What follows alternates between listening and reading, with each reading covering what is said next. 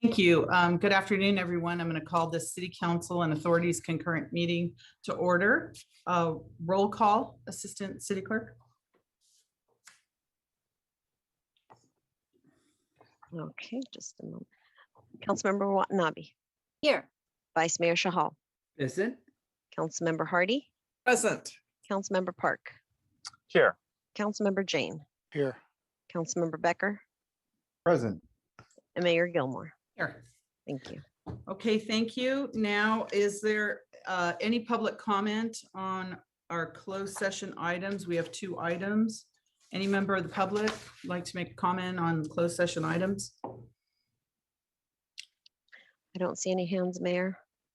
No written comments?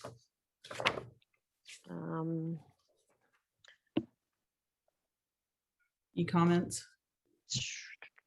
I don't see any, but I have a written comment here. I can read it.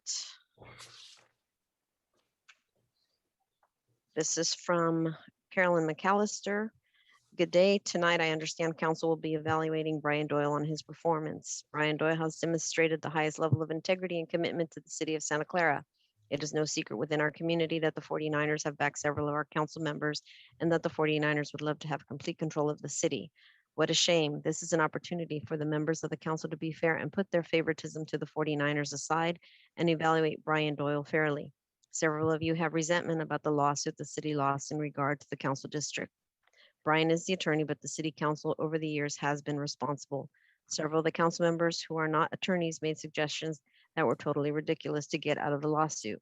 Where were you when this started years ago? Again, if Mahan and Kolstad had done the right thing when Dominic Caserta's council seat was vacant, the lawsuit would never taken place. Many of us frustrated with the lack of support from several of you towards the fire and police departments. I don't need to print your names. We are all well aware of your names. I am sure several of you have hopes to be mayor in the next election. To be mayor, you need to separate yourselves from the 49ers and show a commitment to the core services of the city of Santa Clara. As a resident, my neighbors and I rely on these services. Please step and show the integrity and independence we deserve. The York family does not live in Santa Clara, and the 49ers should not be more important than the residents. Brian Doyle has represented us well and deserves a fair evaluation with the ability to address council with any concerns they may have. Respectfully, Carolyn McAllister. End of comment. thank you. Any other comments? That's all I have right now, Mayor. Okay, we are going to adjourn to closed session. Thank you. We'll be back at 6:30 p.m. Thank you.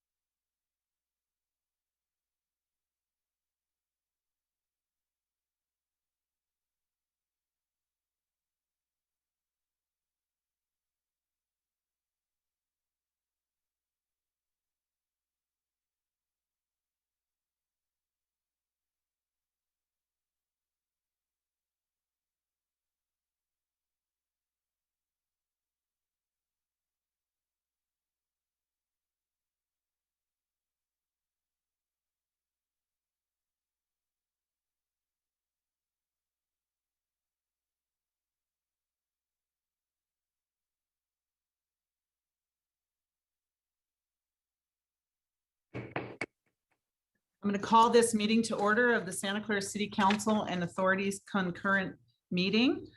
Could you please stand for the Pledge of Allegiance and remain standing for our statement of values? I pledge allegiance to the flag of the United States of America and to the republic for which it stands, one nation, under God, indivisible, with liberty and justice for all. As we gather, we humbly seek blessings upon this meeting. May we act with strength, courage, and will to perform our obligations and duties to our people with justice to all. Let us seek wisdom so we may act in the best interest of our people, our neighbors, and our country. All this we ask so we may serve our community with fairness and respect, putting their needs before all. Thank you. Please be seated. We've done our roll call already, so Madam Mayor. City Clerk, go ahead. You have your statement to read. Statement of behavioral standards. The city of Santa Clara has adopted a code of ethics and values and behavioral standards for public meetings to promote and maintain the highest levels of conduct. This includes mutual respect, robust discussion, and allowing city business to be done in an efficient and consistent manner. Please note that as a presiding officer, the mayor's direction in matters of process and decorum should be followed, and that use of the gavel indicates all conversations must conclude and everyone in attendance should come to order and attention. Welcome and thank you for your participation. Thank you very much, Assistant City Clerk. So good afternoon and welcome everyone. For today's meeting, the city continues to use a Zoom feature to allow public participation from the safety of your home or office. Members of the public can join via the link or call into the Zoom meeting displayed on the screen now. If you would like to speak on an agenda item or during public presentations, please raise your hand on the Zoom application or press *9 on your phone. Please only raise your hand while the item you're seeking to speak on is being presented. Staff will enter your name or the last 4 digits of your phone number, and I will call on you to speak. As a friendly reminder, members of the public have 2 minutes to speak on an agenda item and 3 minutes on public presentations, and those are topics that are not on the agenda. Prior to each agenda item, staff will lower each hand to ensure that members of the public are requesting to speak under the appropriate agenda item. You may also submit your comments on the e-comment feature available on the Santa Clara Legistar page or via public comment at santaclaraca.gov, and the comments will be read into the record. So let's move on to the council agenda. So first we have reports of action taken in closed session. City Attorney, I have no report. Do you have a report of action taken in closed session? Thank you, Mayor. No, council took no reportable action in closed session. Okay, thank you. Next we have continuances, exceptions, reconsiderations. Do I have any member of the council that has a continuance, exception, or reconsideration? Okay, seeing none, any member of the public? Oh, Councilmember Park, you have one? Yeah, I'm looking for it. If you want to go to the public first. All right, any member of the public? Okay, Councilmember Park. We have a hand up, Mayor.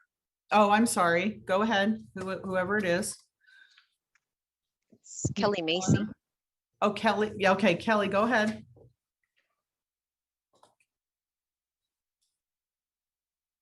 There we go. Good evening. Thank you, Mayor and Council. I am Kelly Macy, Vice President of Development for Republic Metropolitan. Republic Metropolitan has been working diligently on the 500 Benton Street project in good faith with the City of Santa Clara, the VTA, and the community since early 2018. Last July, the ENA was extended until August 5th, 2021, by a unanimous vote by both the City Council and the VTA Board. Since then, a new development is that Republic Metropolitan is willing to comply and offer an indemnity to the city with respect to the Surplus Land Act, as requested by the city attorney. We are proposing a very strong project with many community benefits. In addition to the market rate, the project would provide nearly 30% of the total units dedicated to affordable housing at low and very low income levels. Our simple request to you this evening is a reconsideration that would allow our project to be heard at a future council meeting. Thank you. Okay, thank you. Any other member of the public for reconsideration or continuances or exception? Okay, Councilmember Park? So I'm willing to consider that reconsideration as a person that voted on the prevailing side, which I believe is defined as not the side that voted positive, but the side that On the carried prevailing. the motion. Yes, exactly. But Okay. it's not clear in a city council meeting that that's what it means. Well, in order So, to, yeah, thank you. In order to reconsider an item, there has to be a member of the prevailing side that can make a motion to reconsider. I make a motion to reconsider. Okay, you're making a motion to reconsider. Madam Mayor, there are a few hands that are up. I know, Okay. but I do need to know, for the record, who was on the prevailing side for this particular item at our last meeting. So we can go to the other hands if they pertain to this, but I want to know, just to make sure, who was on the prevailing side? Do we know that at this point? So I believe I those, have the vote, but I would defer to city staff. Thank you, Councilmember Park. so Madam Mayor, the vote for at the last meeting of the 22nd on this item, the 4 that were in favor of no action Mhm. was Councilmember Hardy, Councilmember Park, Councilmember Jane, Councilmember Becker. Jane, And- so Councilmember Park is eligible to make that motion. And is this to future, for a future agenda, not to be heard tonight, correct? That's correct. It's not dismissing it. It's not approving it. It's just to hear it at a future agenda. Future agenda. City attorney, city manager, is it on this item? Yes, I just would like clarification for, just to be clear, it's to bring back the council policy 030 item that the Yes. council, so we will represent it if this is a successful motion. For a future agenda, Yes, not for I just tonight. want, yeah, absolutely. I just want to be very clear. Thank you. Thank you for that clarification. So we have a motion. Is there a second? Anyone can second. Second. Okay. What's A second to Councilmember Park's motion. All right, so let's take this item first. Any member of the public want to speak on the continuance only? Continuing or reconsideration for a future agenda? Nora, I can't see, hold on. We've got Mike Walkie. Yes, go ahead. Go ahead, Mike.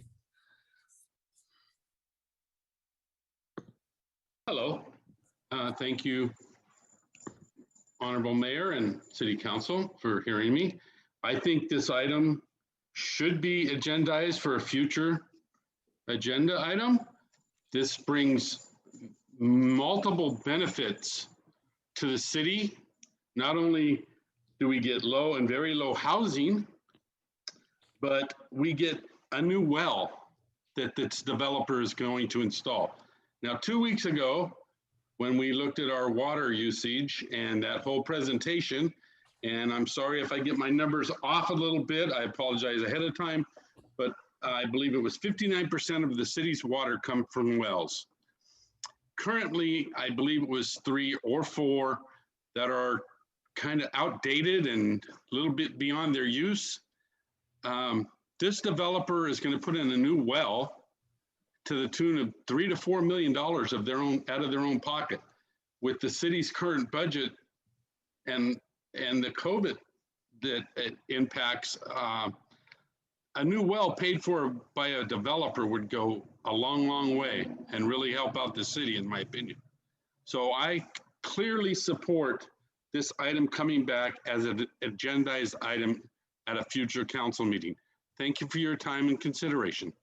Thank you. Again, this is to be a future agenda, whether or not this should be a future agendized in the future. Okay, number 2, I have name not required. You're up, name not required. I would like to see this put back on the agenda and to have the council hear this presentation. I'd also like to have a further explanation of why city staff wanted it not to be heard.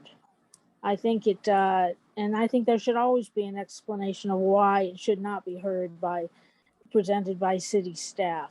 It looks a little interesting why it shouldn't be heard, especially when there's so many economic benefits. Also, I'd like to find out, unlike the related project that offered no money up front for the city, I'd like to also have something proposed that we finally get some kind of an earnest money type situation when we start these projects from developers. Stop giving free lunches to favorites like we did to related. Instead of just letting them say, okay, you can do it, let's make sure that that comes with some kind of a bonus for the city. We're in tremendous financial problems. To have them pay for a $3 to $4 million well is tremendous upside. To have very low and low cost, low income housing is another upside. But I'd also like to see them give us some earnest money up front to start this project. And again, let's make sure we know why the city staff and who on city staff specifically said they didn't want it. Thank you. Thank you. Jerry, go ahead, Jerry.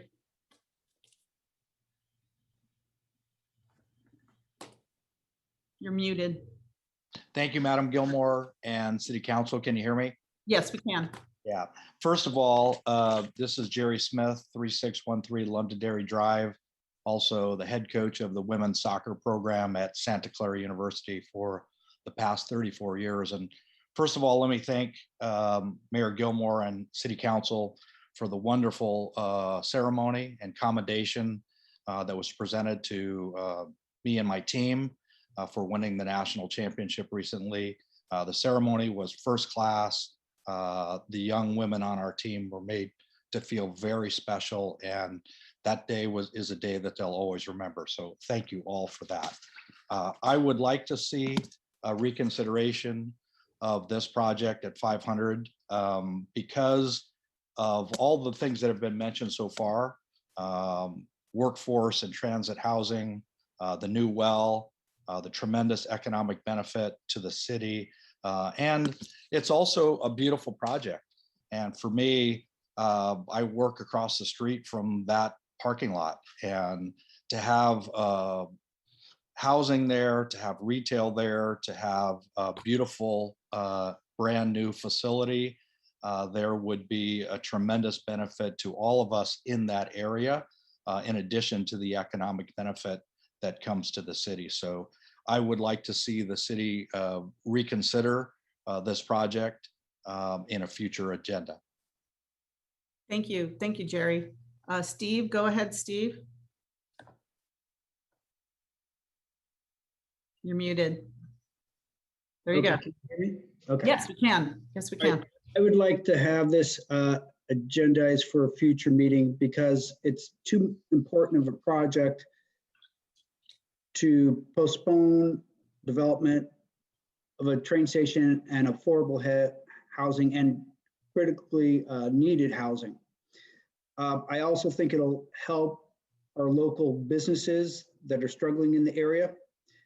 And I like the fact that they're giving us a new well site and the revenue that would be coming to the city on this project. So I think it warrants future debate.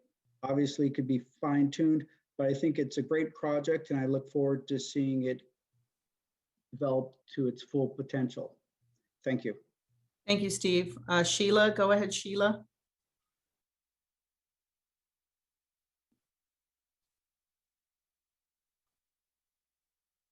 You're muted. There you go. Oh, Sheila, that's my wife's name. Oh. My name is, hello.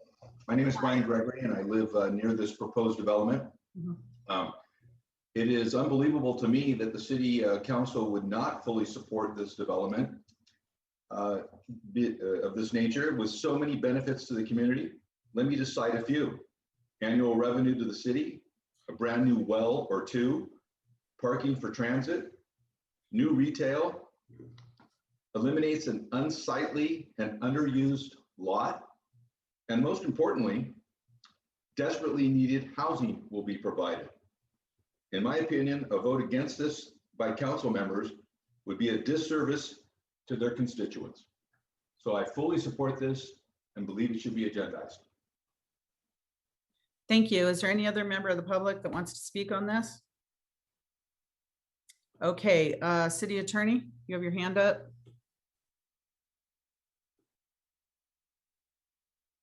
In light of the actual reconsideration policy, so let me just read the policy before council gets started. So basically, it is proper to make a motion for reconsideration at this meeting because it is the next meeting after which the original vote was taken. But it says, and I'll just read it, if an intent to make a motion for reconsideration is communicated to the mayor or city manager by any council member who voted on the prevailing side prior to the state law deadline for posting the city council meeting agenda, then the item shall appear as a possible reconsideration on the posted agenda for the next regular meeting or intervening special meeting. So that did not happen. So here's the otherwise. Otherwise, no city council discussion or action on a possible reconsideration may occur unless the item is appropriately added to the agenda pursuant to Government Code Section 54954.2B, which addresses adding items that are not listed on a posted agenda. So basically what you're really doing tonight is adding the motion to reconsider to the next agenda. Unfortunately, that's what the policy says. So there really shouldn't be any substantive discussion. It should just simply be a vote of whether or not you should add the motion to reconsider to be on a posted agenda for the next meeting. Okay, that's all new to me. So, okay. I'm just reading the council policy. Because normally we can just take it at the regular meeting from an item that was approved before. So if that's the policy, that's the policy. So then the motion is to put the motion to agendize again on a future agenda. So it could go on next week. It could, yes. Yeah. Okay. All right. So maker of the motion? Councilmember Park? Yeah, my hand should be down. I don't. No, You- I'm just saying, is that okay to amend your motion to say you put a motion on next week? Yeah, To put something on a future agenda. that sounds like not like any previous reconsideration I've ever heard. But if that's what's required, again, this is Well, not an that's the approval. policy, that's what it says. So I feel like we've been doing things wrong for years. So if that's what the policy says, I'm willing to follow okay? that policy. Yes. The question is, are you okay with amending your motion? Yes. And the second was Councilmember Hardy, was it Hardy? No. Watanabe, are you okay with that? Councilmember Watanabe, we want to make sure we're all legal. Yes. You okay with that? All right, Councilmember Jane to the motion.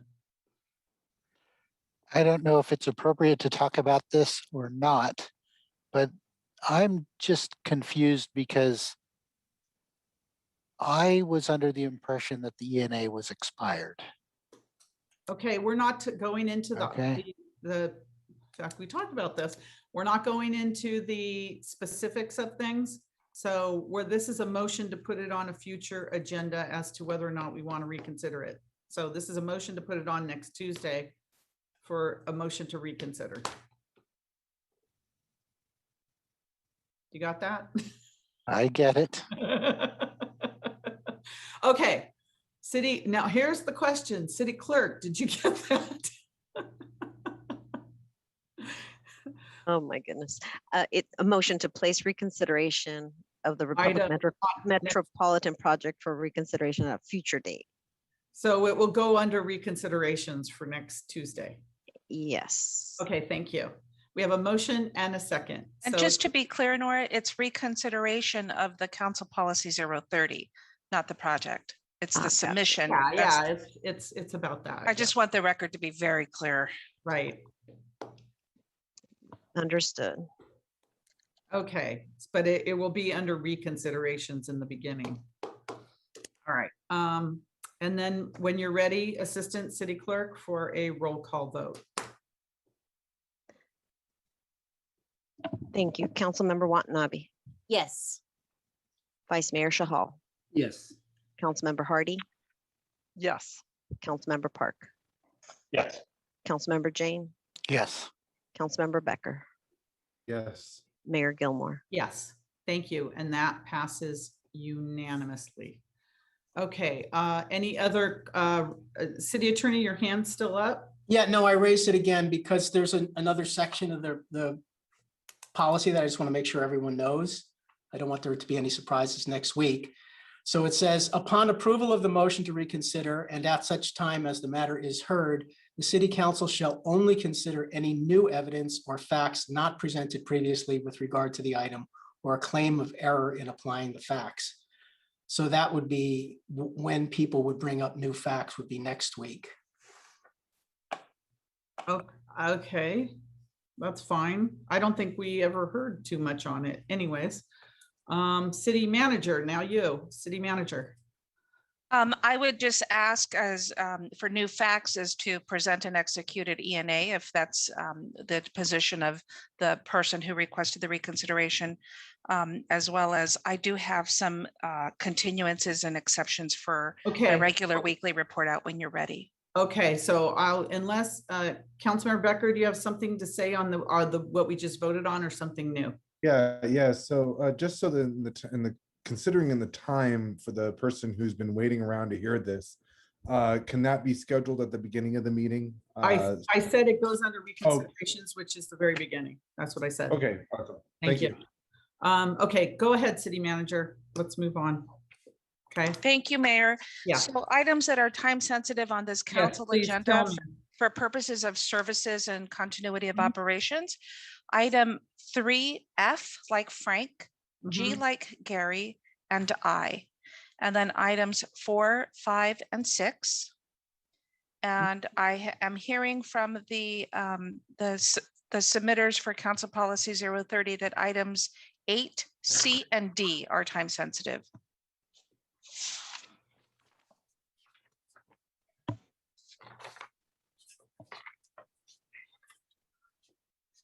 Okay, yeah, all right, very good. Okay, I've got marching orders now. All right. We'll move the agenda so we hear all those items. Make sure those items are heard first before anything else. Okay. Thank you. Anything else? Any other reconsiderations or exceptions? If not, we're going to move right into the agenda. The first, we have a special order of business, which is action on Silicon Valley Power logo temporary redesign in recognition of 125th anniversary. Yay. So is that city manager? Manuel is going to walk us through the temporary logo redesign as well as some history for SVP. Manuel? Thank you, Deanna. Good evening, Mayor, members of the council. Pleasure to be here today. Very exciting time to talk about SVP's 125th anniversary and very excited to be here. We went through a process internally with the staff to develop a logo that we thought would reflect kind of who we are and also celebrating the 125th years of SVP. Also behind me, actually, you can see we have the timeline of SVP and where we started and where we're going and all the exciting things that are going to continue to move forward.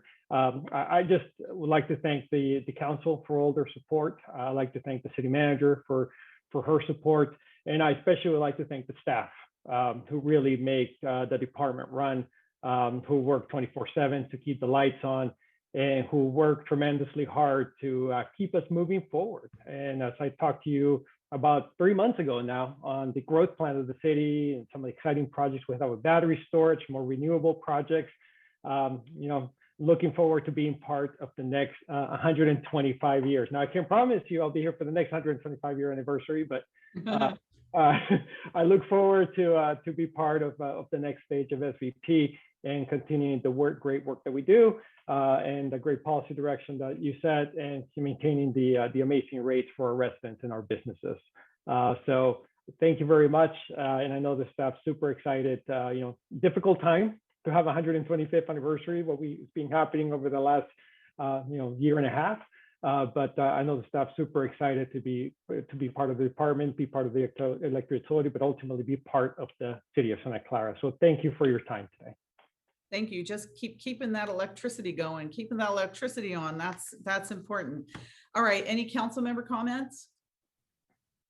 Any member of the public? We have a hand up, Assistant City Clerk.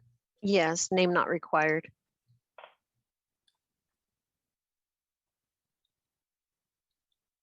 Could you please disclose how much we're paying for this and how much has been expended both in hours and in funds?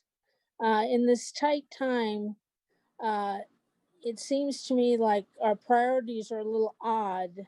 I mean, it's nice we made it to 125 years, but when you're in an economic situation like the city is currently in, and you can't fund things, you're cutting back police, you're in kind of a financial downward spiral, and you're talking about celebrating, how about dropping, utility rates instead of spending it on some pseudo celebration of 125 years? I'd like to see a complete disclosure, and please say when we're going to see that information of how much both time and money has been spent on this. Thank you. Thank you. Is there any other member of the public that would like to speak on this? I don't know. I have no more hands. Okay, thank you. City Manager, did you want to respond? No, we accept her input. Thank you. Thank you. Okay, next we have our next special order of business. As a special order of business this evening, the City Council and I would like to honor local young author, and we have a lot of young authors in our city. I think we're very privileged to have these wonderful young authors. Parth Bansal. Parth is a third grader at Don Calajon School. Parth recently wrote his first book, The Amazing World of Magnets, a nonfiction book targeted to elementary and middle school aged students. The Amazing World of Magnets was published this past May through Kindle Direct Publishing. Parth, we are so proud of you, and it's my honor to present you with this certificate of special mayoral recognition. I hope you can see that, to highlight your amazing achievement. So I believe we have Parth and his parents on Zoom. I'm wondering if Parth would like to say a few words, and then I'm going to turn it over to Councilmember Kathy Watanabe, who brought Parth to our attention. So Parth, are you with us? Yes, thank you for recognizing me as a fellow author, and my book about magnets, and it's targeted to inspire kids about magnets and learning and experimenting with them. Can I ask you, Parth, what made you write about magnets? What was the special connection to your magnets? Magnets have a lot of information that really can inspire kids to try out new things about magnets, how magnets were created, and how people use magnets in their everyday life. That's fabulous. Councilmember Watanabe, did you want to say a few words about Parth? Yes, thank you, Mayor, and thank you, Parth, for writing this great book. I can see a lot of science fair projects. You're probably giving a lot of inspiration for future science fair projects. So I hope to see some of these when we're able to go to the science fairs again. But also I want to thank your teacher, Miss Williams, for reaching out and also letting us know about this wonderful achievement and this book that you've written. I mean, you didn't just sit by and, during the pandemic and twiddle your thumbs, Parth. I mean, you used your time wisely. So thank you so much. Thank you, Miss Williams. And thank you to your parents for inspiring you as well and supporting you, because without our parents, without our teachers, we really wouldn't, we don't have the support that we need to encourage us. So that's wonderful that you've got a good support network behind you. So congratulations, Parth, and thank you for being here tonight. I'm glad we were finally able to get you on the agenda and have you here. Thank you so much, Parth. And let me just double check. You're in third grade? Yes, right now. Yeah, right now I'm in third grade, and I'm going to go to fourth grade in next year.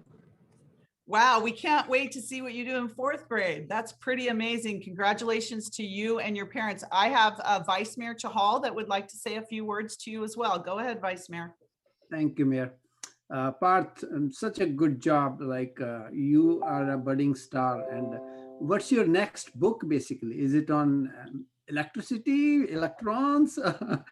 What's the next topic? I'm But not sure. I really. I'm not sure. I think it's probably going to be another ebook, and it's probably this time going to be about fiction. This time, fiction Nice. Great. book. Thank you. And thank everyone who supported this thing and encouraged you to do this thing. Keep it up. Thank you. Thank you. Yes, thank you. Thank you. Thank you, Vice Mayor. Thank you to Parth and his family. We'll make sure that you get this, and we're going to be following your career very closely. City Manager. Mayor, when you're ready, I need to go back to item 2A. My apologies, but I think I got excited with the ceremonial for 2B. I forgot about one action item for 2A when you're ready. Okay. All right. All right. Thank you. All right. Well, thank you, Parth, and thank you for joining us this evening. We appreciate it. Have a good rest of your evening, and we'll make sure Councilmember Watanabe will make sure you get this. Thank you. Okay, City Manager, back to 2A. Yes, as part of my comments, I mentioned that we were going to be showing the temporary logo for SVP's 125th anniversary. And while it is part of Manuel's quarterly report presentation, it is not likely that we will get to that item until late. And so we did schedule it so that the council could approve our temporary usage of the logo. So I'm going to ask Manuel just to bring it up. It will look familiar, but this is the logo that we plan on using for our 125th year.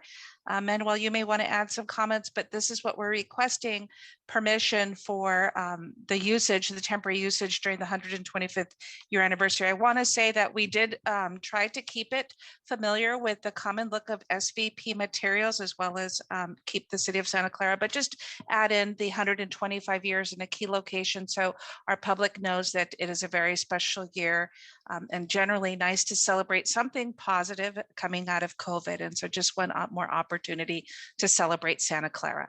Yeah, So, I think it's a beautiful logo. And how do you say that, cross quincentennial? How do you say that, Director of Electric Utility? yes, Manuel. Manuel, go ahead. You Tell know, us. I appreciate you testing me because I did tell the group this was going to be a struggle for me, but I think you did a great job. Quasquicentennial sounds perfect to me, and very excited. Yeah, so Deanna spoke about the logo, and we looked at a number of them, but we're all very happy with this one. And Quasquicentennial sounds perfect. I think it's really nice, and it's really simple, but nice, but it's something we're very, very proud of. Very proud of. So we need a motion to approve this. Is that what you want? That's correct. That's All what right. my hand's up for. I'd like to make a motion to approve the Silicon Valley Power new logo. All right. Motion by Councilmember Hardy. Is there a second? I can second that. Okay, second by Vice Mayor Chahal, and then I have a Vice Mayor. Go ahead. I have a comment, Mayor. Thank you. Yes, go ahead. Coming back to the resident comments about, is this mostly digital we are using? We are not changing any stationery? Like we are not making any huge expenses on that? Like if you can throw some light on that? No, we're not. It's we basically had staff spend some time kind of developing some possible options, and then we went through an internal, just simple voting process to figure out which one worked the best. And it's just electronic that's going to be used temporarily. And because of what's going on, we're not having a big event or anything like that. So kind of being here today is the biggest thing we'll be doing. So we're very excited that the council is taking the opportunity, and thank Deanna for bringing it back so we can show you the logo in case we don't get to it later tonight. So yeah, it's pretty minimal. Right. We're not changing letterhead or things of that sort. You'll likely see it as part of SVP in their address on their email, where we generally share the logos of what agency we're representing. Yeah. And just a reminder, it's only for temporary use. After a period of time, we'll go back to our regular logo. So we would not, so it's only for a period of time. Mostly electronic, digital, basically. Right. Councilmember Park. Councilmember Park. Yeah, that was my question, my concern as well, which is given the amount of money and amount of time, staff time that we're using this year and last year, like it would be interesting if it cost us a lot of money to have 126 years and have Manuel pronounce the name for 126 years instead of 125, which I feel is a little bit easier. But if it's not going to cost us too much, not going to do anything, it's going to be a temporary thing, I don't see a problem with it. Councilmember Watanabe. Thank you, Mayor. Yes, I just wanted to just acknowledge Councilmember Jane and myself. I serve on the NCPA committee and along with Silicon Valley Power. And I just want to thank the Silicon Valley Power. They also created backdrops for Councilmember Jane and myself. I serve as the alternate. Councilmember Jane is the member, but they were very nice to create backdrops. And I have to say, the other NCPA board members, which represent cities from all over the state of California, we're very impressed. I should say Northern California. We're very impressed with the backdrops. So thank you very much, Silicon Valley Power, for putting that together for our service on the committee. Okay, thank you. So we have a motion and a second. Any member of the public want to speak on this? Okay, I don't see any. I don't see any hands, Mayor. Okay, so Assistant City Clerk, roll call vote, please. Councilmember Watanabe, Yes. Vice Mayor Shahal, Yes. Councilmember Hardy, Yes. Councilmember Park, Yes. Councilmember Jane, Yes. Councilmember Becker, Yes. Mayor Gilmore. Yes. And that passes unanimously. Thank you. We're moving to the consent calendar. All items are approved with one motion unless items are pulled for discussion. Councilmember Jane. Yes, I would like to pull items 3E, 3F, 3H, and 3I for questions. E, F, H, and I. Oh, okay. Anyone else? Any member of the public want to pull any item? Okay, seeing none, is there a motion to approve the balance of the consent calendar? Motion So to moved. approve. Second. Motion second for the balance of the consent calendar. Assistant City Clerk? Councilmember Watanabe, Yes. Vice Mayor Shahal, Yes. Councilmember Hardy, Yes. Councilmember Park, Yes. Councilmember Jane, Yes. Councilmember Becker, Yes. Mayor Gilmore. Yes, thank you. I'm going to move ahead with the items that need to be approved tonight and then move the items from the consent calendar that aren't as time sensitive towards the end of the meeting so that we can get through the items we need to get through this evening. So next we have, I believe, public presentations, if I'm correct. Yeah, public presentations. Do we have any member of the public that would like to speak on any item that's not on the agenda?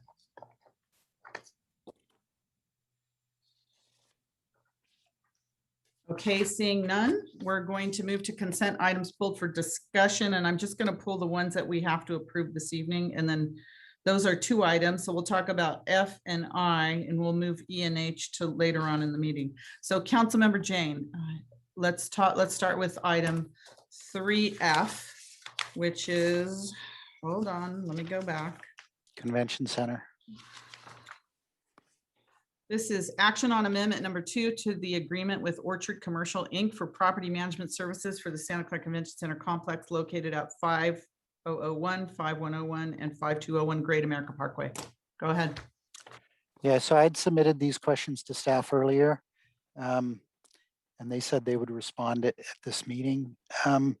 So my understanding of this item is that we're paying $77,000 to maintain the common areas of the convention center, but this is really just sort of the management to oversee contractors.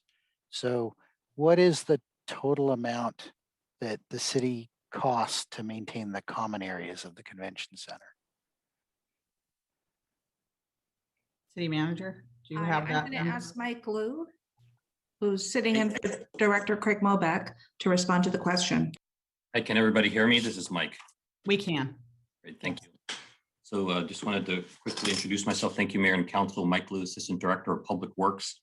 So the item before you tonight is a one-year extension of the city's property management services agreement with Orchard Commercial Incorporated for the Convention Center.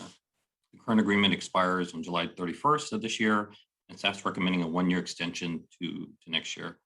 The cost of the amendment, as mentioned by Councilmember Jane, is $77,000 roughly.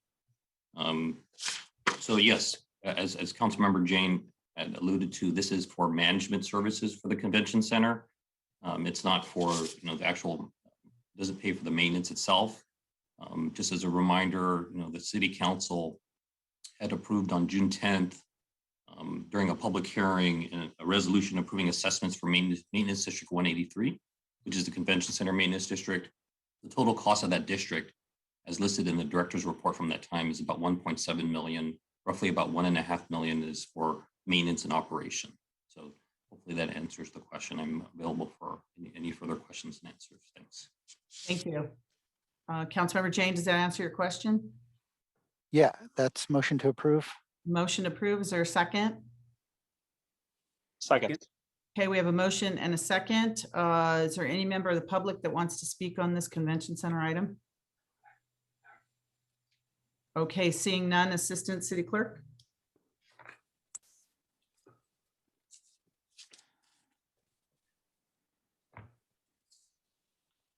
Just typing that up real quickly here.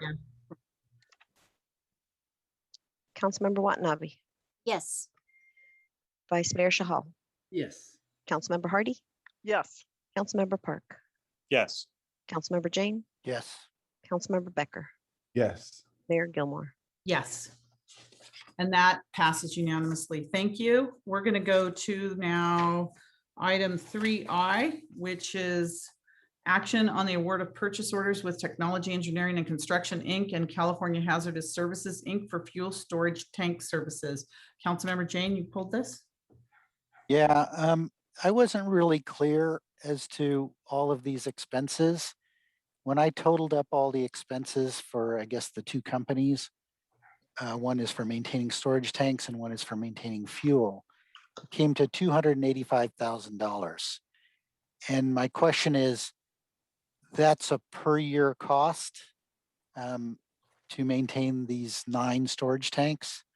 And then, like, it wasn't clear to me how much total fuel is in the 9 storage tanks, and whether it made sense to try to consolidate tanks to save expenses in the future. Once again, this is Mike. Go ahead, Mike.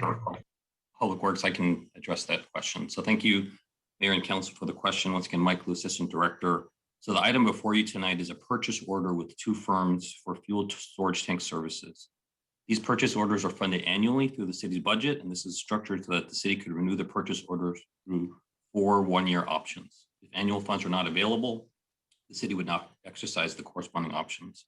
Annual expenses for these 2 purchase orders is $86,400, which includes $72,000 for Technology Engineering and Construction Incorporated to provide fuel storage tank compliance services, as well as $14,400 for California Hazardous Services to provide fuel maintenance services. Both of these budgets for these 2 vendors includes a 20% contingency. Regarding Councilmember Jane's question about how many gallons are in the storage tanks. So the maintenance here is for 9 underground storage tanks, 72,000 gallons, with an individual tank capacity ranging from 2,000 gallons to 12,000 gallons. And then in addition to 3 above ground tanks holding about 1,000 gallons each of unleaded and diesel, for a total of 3,000 gallons. So the purpose of this is really for the maintenance, and really isn't a project to consolidate any of these tanks into larger tanks. Thank you. Okay, I guess my question is, I saw a number of things, and now you're going to ask me to go pull up the packet for this. But I saw expenses for 41,000, 63,000, 88,000, 10,000, 17,000, 18,000, and 48,000, which I summed up to be 285,000. But you're saying it's actually only like 80 some thousand. Is that correct? We're 86,400. Yeah, 86,000. Yeah. So I guess maybe we'll have a discussion later about that. I don't want to take up time now. So motion to approve? We have a motion. Is there a second? Second. Okay, we have a motion and a second to approve. I think we have a member of the public. City Clerk. Yes, we have a name not required. I'd like a clarification on why we're doing this at all. When we're flush with money, it's nice to have your own tanks, but there's other ways to solve problems to have diesel and unleaded fuel available that's equally convenient, if not far less expensive. I think we're being too big for our britches, again, for a small city that's in tremendous financial problems. We need to relook at, and I would suggest we do not do this contract, and instead we go out and get commercial accounts just like any other business does, and like many, many cities do, and abandon and shut down these tanks altogether. It'll save us a lot of money in the future. End of life on these tanks might be soon. That's not disclosed in anything I saw or read. But I think it's about time we stop doing these kind of nice to have things and start focusing on need to have and must have things for the city and what benefits the people that you work for, which are the citizens. So I think we're spending money frivolously. And on the last item, thank you to Vice Mayor for extending the courtesy of answering a valid, very valid question of why we were doing things and how much it was costing on the logo. Ignoring a member of the public, Miss City Manager, is very disrespectful, and you should be answering those kinds of questions automatically and not even have to be asked. So on this regard, please do not approve this, and we need to look at alternate ways of doing fuel storage and getting fuel for cars. We don't need to be spending this money, especially when we're in such deep financial problems. Thank you. Thank you. So we have a motion and a second to approve. Assistant City Clerk, roll call vote, please. May I ask who was the seconder of the motion? That was me, Oh, thank you. Hardy. Thank you, Councilmember Hardy. Councilmember Watanabe, Yes. Vice Mayor Shahal, Yes. Councilmember Hardy, Yes. Councilmember Park, Yes. Councilmember Jane, Yes. Councilmember Becker, Yes. Mayor Gilmore. Yes. Thank you. So we're going to come back to those other two consent items later. We're going to move on with our agenda. Item number 4, public hearing. Adopt a resolution establishing an independent redistricting commission to conduct public engagement and adoption of city council district election map as a result of the 2020 US Census. I don't know who's taking this one. This is City Clerk Hossam Hagag. He's going to make the City presentation. Clerk, go ahead, City Hey, Clerk. everybody. Hi. Quite impressive. We're only 1 hour in. I get to Well, speak. don't keep us late. We're trying to run an efficient meeting. I will not Yes. jinx it. Please Okay. don't. Can we please bring up the slides if that's okay? So for the benefit to remind the council, oh, my screen went full screen. Okay, for the benefit of the public and to remind the council, this is a continuation of the discussion around the redistricting committee. To remind folks, next slide please. To remind folks of where we're at the last meeting on June 15th, the city council directed myself and our city attorney and staff that the council desired an independent redistricting commission. Ideally comprised of 7 members, 1 from each district and 1 at large. But if we were unable to recruit enough members or applicants, eligible applicants from the public to meet that, then we would fill a 7 member commission, not necessarily 1 from each district. If we didn't have enough applicants, then 5, then 3. And in any case, we would select 1 alternate member in the case of a resignation. And the council directed that they desired to have the committee members selected by a random draw from the eligible applicants. So that's where we're at. So we drafted a resolution with that direction. There are some additional bits of direction that we would like the council to finalize on the next slide, please. And we drafted the resolution based on some assumptions of what, we just made some assumptions, but of course, whatever the direction from the council is tonight, we can approve the resolution with amendments or modifications to whatever we have drafted so that we can walk away tonight with an approval on a resolution. So for the additional items that we wanted to discuss today, would be what are the qualifications or eligibility requirements for applicants for the Independent Redistricting Commission? If there are any additional restrictions beyond what is stated in the statute that the council would choose or like to impose upon the commission members, and then to also approve the selection process, which I'll walk you through an example, a proposed example based on the input that was given on the June 15th meeting.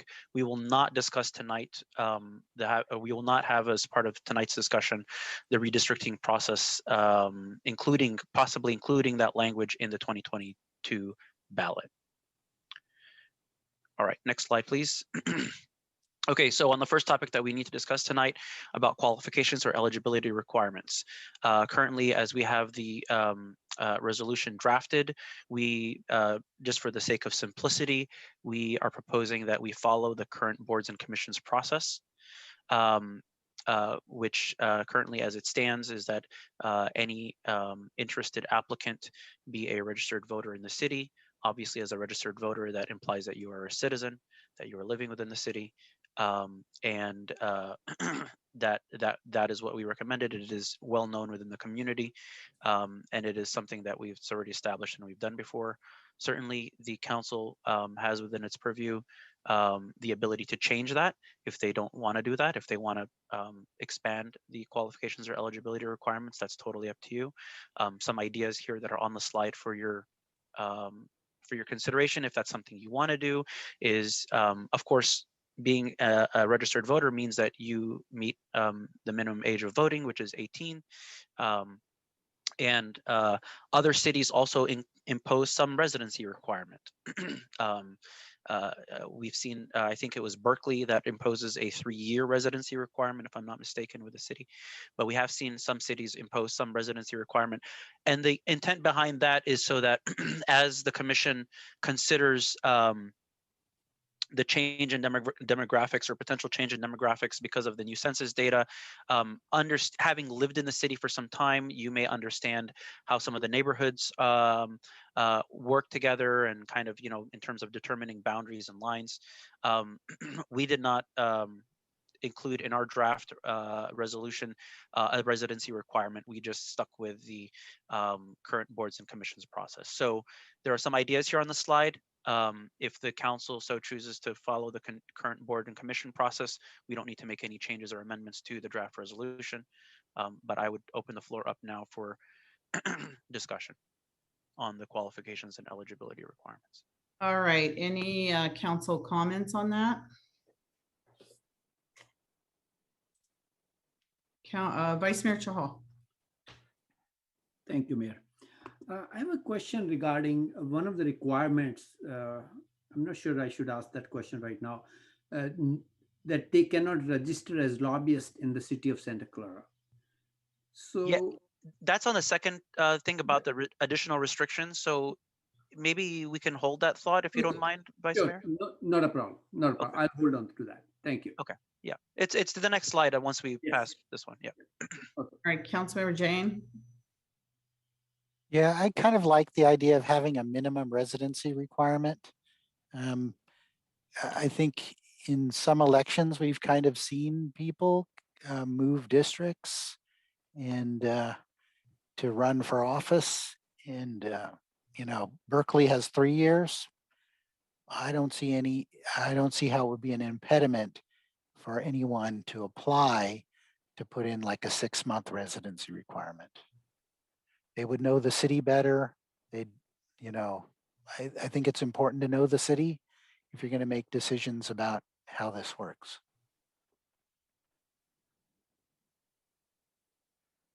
Okay.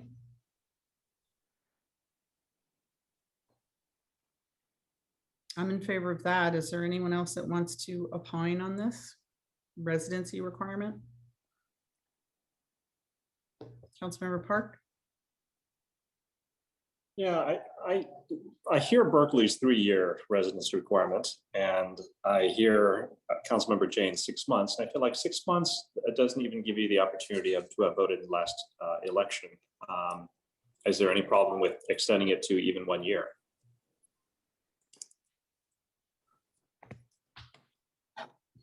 Vice Mayor Chahal. Thank you, Mayor. I am on the other side. Like when we, as a council member, we only need 30 days residency, whereas we are imposing a much higher residency condition on this commission position. So it's a little bit odd, like why we are imposing harder residency requirements on this position versus a mayor or a city council can be a 30-day resident and he can be an elected official. Just to compare. Thank you. Councilmember Park? Yeah, I mean, I actually thought about that as well, which is our restrictions for being on a commission to determine districts is actually higher than our restrictions for running for office. I'm not saying that I like the restrictions for running for office. Maybe that should be moved as well, but that's not part of this discussion. I'm thinking moving forward for this particular item, giving the people an opportunity to have voted in the last election is also, I think, would be useful. Thank you. Okay, anyone else on this? So we have a difference of opinions now. So City Clerk, you want us to? Well, so let me offer one thought here. And it's just something to keep in mind, because whether you pick no residency requirement, 30 days, 6 months, or a year, one of the things that obviously we've experienced in the last districting committee is that we had not a very large pool of applicants. So I think just in general, not just for this topic, but for all the topics to come, is to think about potentially the overburdening applicants with requirements, qualifications, disqualifications, which is the next topic, right? Overburdening it too much that you may discourage applicants from, or interested residents from applying, and then you end up with not enough commission members at all. So that's just a thought. I have no idea. None of us can probably predict how many people are going to apply, but so that's just something to keep in mind for the discussion throughout the night or the evening. Okay, thank you. Can we move on to other things and maybe we do a consensus at the end, or sure. do you want us to sure. do these one by one? Why don't you move on? Let's move on. Let's move on. So we take it holistically at the end. That's fine. Yes. Okay. All right. Let's move on to the next slide. The next slide, we'll talk about additional restrictions.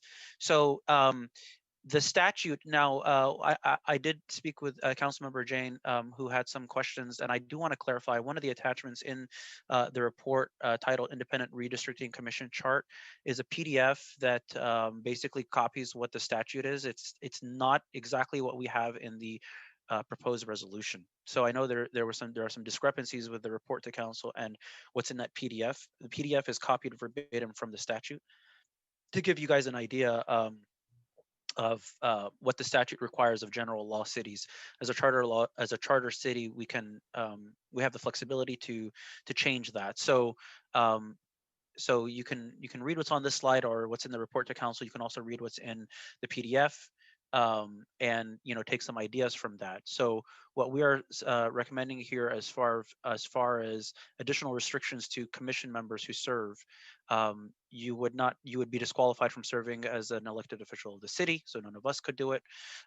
A family member, staff member, or paid campaign staff of a city council member, a person or the person's, I won't read the whole thing, you have it in front of you. And then we can move on to the next slide, which are prohibitions during and after service, which again are on the slide. And these again are copied from the statute. So in the report to council, what we had, or in the proposed resolution, what we have outlined for you is there in the report to council. You'll see some discrepancy or some difference here between item number 4 on the slide, which is for 2 years commencing with the appointment of the commission. A commission member may not accept an appointment to an office of the city. For the sake of simplicity, we have made it basically, we've combined number 3 and 4 so that it's 4 years for both of them. But of course, there may be some concerns about that from the council, and obviously we can open that up for discussion right now.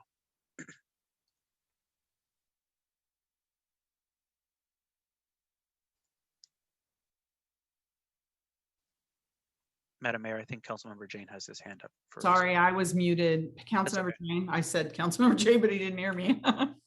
Go ahead. So I have an issue with number 4. As City Clerk Hagag had mentioned, we may have some trouble recruiting enough people to fill this committee.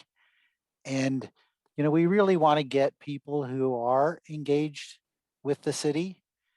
And so I believe that after you serve on this commission, this redistricting commission, you should be allowed to apply for Parks and Rec. I don't see why there should be any prohibition after you've served on this to apply to another commission. I want to strike number 4.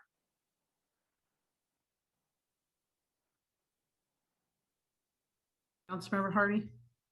I had the same reaction because we do want people to want to do this. And it seems that we have kind of a saying around here that 7% of us talk about everything and 93% of the city doesn't know what's going on or care. And that worries me, but I want to open this up to people that are concerned. And so I would too like to strike 4. So just for clarification, what's on the slide is not necessarily what's in the report to council, but point taken, we have on, if you look at the report to council, the following restrictions are imposed on members of the Independent Redistricting Commission under C, the first bullet under C, which says for 4 years commencing with the date of his or her appointment to the commission, except an appointment to a City of Santa Clara Board or Commission. So this is the item that we would strike if the council so chose. Okay, Vice Mayor. Thank you. And under the same heading, City Clerk Hagag, we had that register as a lobbyist in Santa Clara, which is not on your PowerPoint. Is that still? No, it's there. So it's there on item number 3C. It's there on the slide 3C. Oh, 3C. Okay, I see that. Okay, thank you. So why is that? Like, if somebody is doing a lobbyist activity, we are not restrict. Either we should be clear enough to say no lobbying activity for next whatever 4 years. That's okay. But if somebody is doing lobbyist activity and then we are telling him, hey, you cannot register for a lobbyist as a lobbyist. So I want to make it very clear. Either we should be clear that there should be no lobbyist activity to be done. Then he cannot register anyway. So wait, sorry, are you, just to clarify what your point is, are you suggesting that you're okay with disqualifying a current registered lobbyist from serving, but after they serve, it would be okay for them to register as a lobbyist? Is that what you're suggesting? That's one thing. Like, if there is a current lobbyist, he want to apply, he cannot apply because he is not eligible, because any other person who applies, he will not be eligible to do a lobbyist activity. That's right, right? The reason we are saying that he cannot be lobbyist in City of Santa Clara is to deny them lobbying activity. Is that correct? Yeah, so I mean, this is part of the statute for general law cities. I think the intent behind this, of course, I'm not in the brains of the people who wrote the law, but I think the intent behind this is that folks who serve on the commission are defining what the boundary lines are going to be for the next 10 years for the city, right? Which is a big deal, right? And then after that, for a period of time, which they've decided to be 4 years, it might be perceived as a conflict of interest that they set boundaries that could influence who could run for council, who could, there's a lot of things that are operationally done in the city, or governance things that are done based on the boundary lines of the council districts. And so to kind of put a firewall or a barrier between their influence as a member of the commission and any potential lobbying activities, they've kind of put this 4-year gap. So I think there's some good logic behind it. Of course, the council is free to decide whether or not this is something they want to impose. But I think that's really the explanation behind that. I don't know if our city attorney has additional commentary to give on this topic, but that's my understanding. All right, Councilmember Watanabe. So, Madam Mayor, can I interject? Go ahead. I thought you were done. Sorry. No, thank you. So what I'm saying is if we want that thing over here, we should be restricting all lobbyist activities, not just the registered lobbyists. If somebody, the main purpose is they do not do the lobbying activity. That's my question. Like, Yeah, so yeah, I think I hear what you're saying. So if you look at the report to council, if you look at the first section about disqualifying even those who are eligible, not even after service, you'll see point E, which has been registered to lobby the city of Santa Clara. So in the draft resolution, we are disqualifying a sitting lobbyist or a current registered lobbyist, as well as imposing a restriction on any commission member who is not a current registered lobbyist for becoming a registered lobbyist within 4 years of the date of his or her appointment. Okay, thank you. Mhm. Thank you, Councilmember Watanabe. Thank you, Mayor. So, City Clerk, I have 2 questions. Regarding number 4, because there's questions about it, do you know why this was outlined as part of the statute? And also it says, the asterisk says that items can only be added, not removed. So, I mean, are we not bound by that? That's for general law cities, correct? That's general, Yeah. okay. But do you know why, or have an idea, thoughts on why it says for 2 years commencing with appointment, a commission member may not accept an appointment to an office of the city? Of course, I didn't ask the folks who wrote this. I think there may be, because we're talking here about appointments by a council, right? So the council appoints commissions, right? So if there is any perception of a quid pro quo, or basically, a commission member that drew a district boundary favorably for a certain potential council member or council candidate in the future, and then as a quid pro quo, or in layman's term, like as a payback or a thank you, that they would be appointed to a commission. So that would be my assumption as to why that's there. Obviously, it's the statute shows 2 years, so it's not as lengthy as the 4 years for the other issue, for the other restrictions. But that's kind of my reading of the situation. Yeah. But of course, the council, like I said, can choose to do something differently if they want to. Yeah, no, I agree with you. That was my thinking as well. So I just wanted just some confirmation. No, so I mean, I totally understand, and all of these actually items, I mean, they're for transparency and openness, and especially when talking about redistricting, and so I mean, I totally agree with all of these, and understand why they've been added and why they shouldn't be removed, frankly. So I would actually want to keep them in there. And then I have one other question. I'm sorry. So regarding the volunteer part of working for a candidate, and I wanted to know, would that apply to a volunteer who has worked for any candidate who has run for office, or just elected candidates?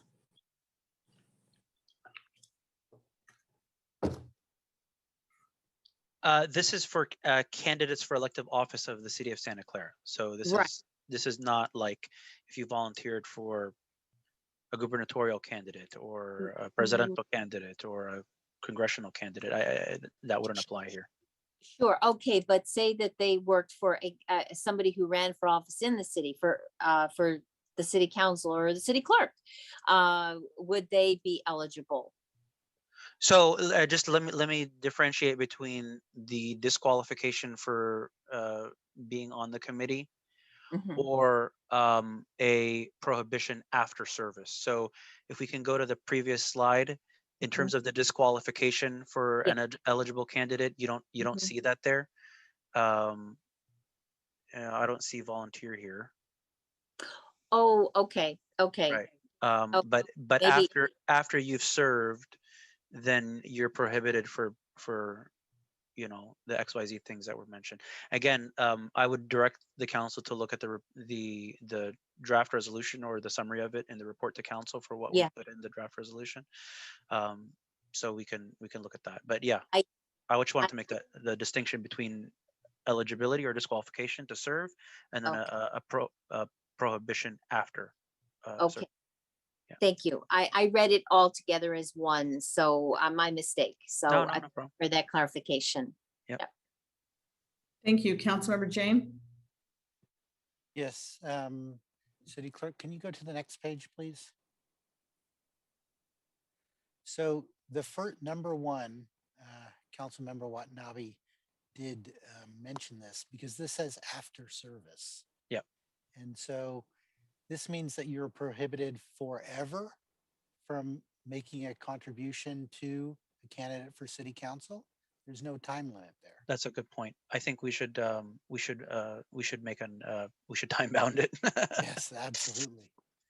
Well, sorry, let me I'm looking here at the report. So the slide, again, there's differences between what's on the slide and what's in the report. Yeah, I understand. You can look at the report and it says while serving on the commission. That makes more sense. Endorse, work for, volunteer for, or make a campaign contribution to a candidate for an elective office of the city of Santa Clara. Correct.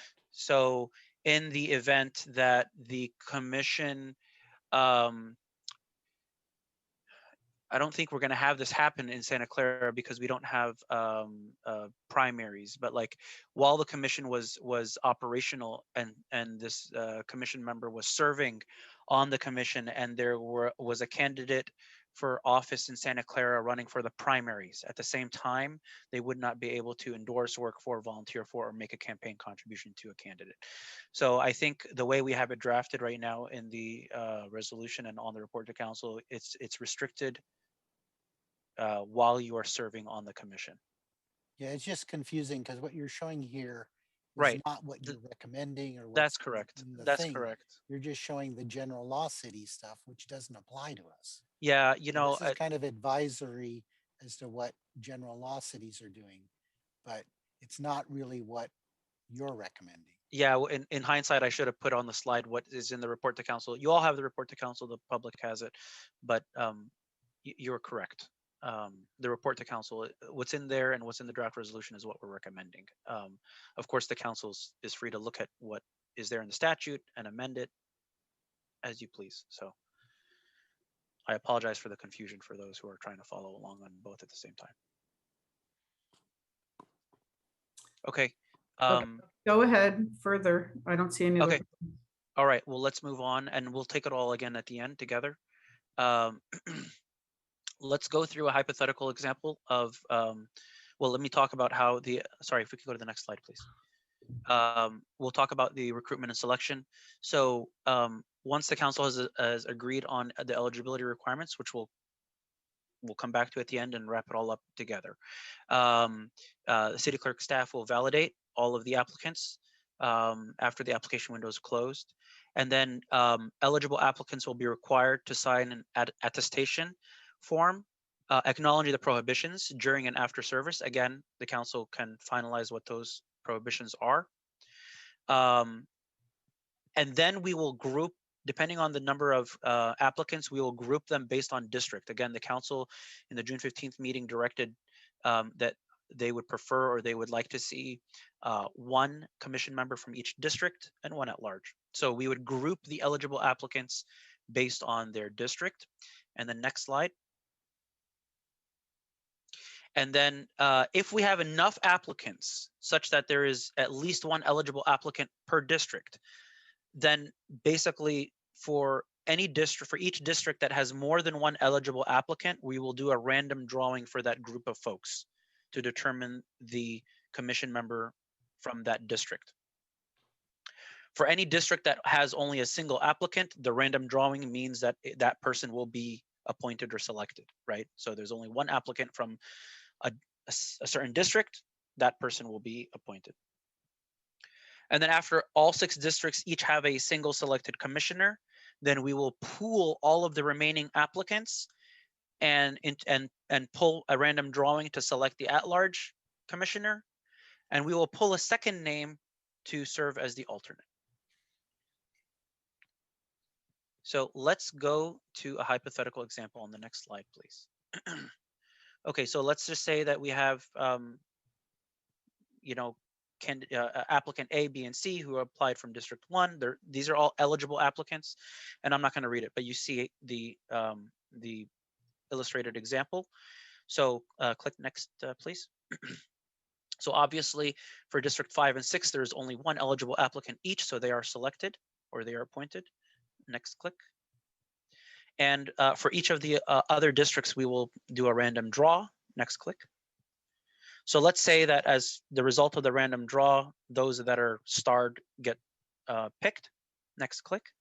We will pool the remainder, B, C, D, G, and J all together. Next click. And we'll do a random draw for them. Next click. The first person who is selected will serve as the 7th commissioner. Next click. And then the next person selected will serve as the alternate. Okay, next slide, please.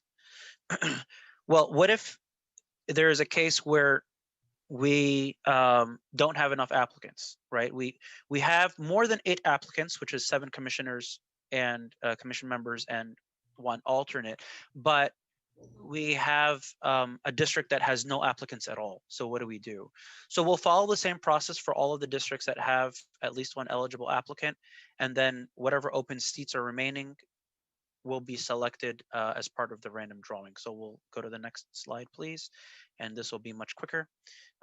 Similar situation to the prior one. We still have more than 8 applicants total, if you count the letters there. But in this case, in this hypothetical example, District 4 has no applicants. So click, please. We'll do this one quickly. So obviously 5 and 6 are selected. Next click. We'll do a random draw for districts 1, 2, and 3. Next click. Those in stars are picked as part of the random draw. Next click. So now we have, if you count the number of stars, we have 5 commission members selected. We need to select 2 more plus 1 alternate. Next click, please. We'll do a random draw. Another click. Okay, so candidate C is picked as the 6th commission member. Next click. Candidate D is picked as the 7th commission member. Next click. And candidate J is picked as the alternate. So in this case, there were no applicants from District 4, so you don't have a representative from District 4, but that's because there were no applicants from District 4. But now you still have 7 commission members and an alternate. Next slide, please. In the case that we don't have 8 eligible applicants, then we're going to fall back on a 5-member commission, all pooled together in one big pool and selected at random. And a 6 will be selected at random as an alternate. And of course, if we have fewer than 6 eligible applicants, so in that case, the commission member, the size of the commission will be 5 commissioners and 1 alternate. If we have fewer than 6 eligible applicants, then 3 committee members or commission members will be selected by a random drawing, and then a 4th will be selected as an alternate. And then the question, next question, logical question is, what if we have fewer than 4 applicants? I will defer to the council to direct us what to do, whether to extend the application period or whether or not you want a commission that is smaller than 3 commission members, which I'm not sure the council would be accepting of that. All right. I'm going to stop here for questions because I just went through a lot of slides. I just want to make sure that the proposed process is clear, and if the council wants to make changes to that.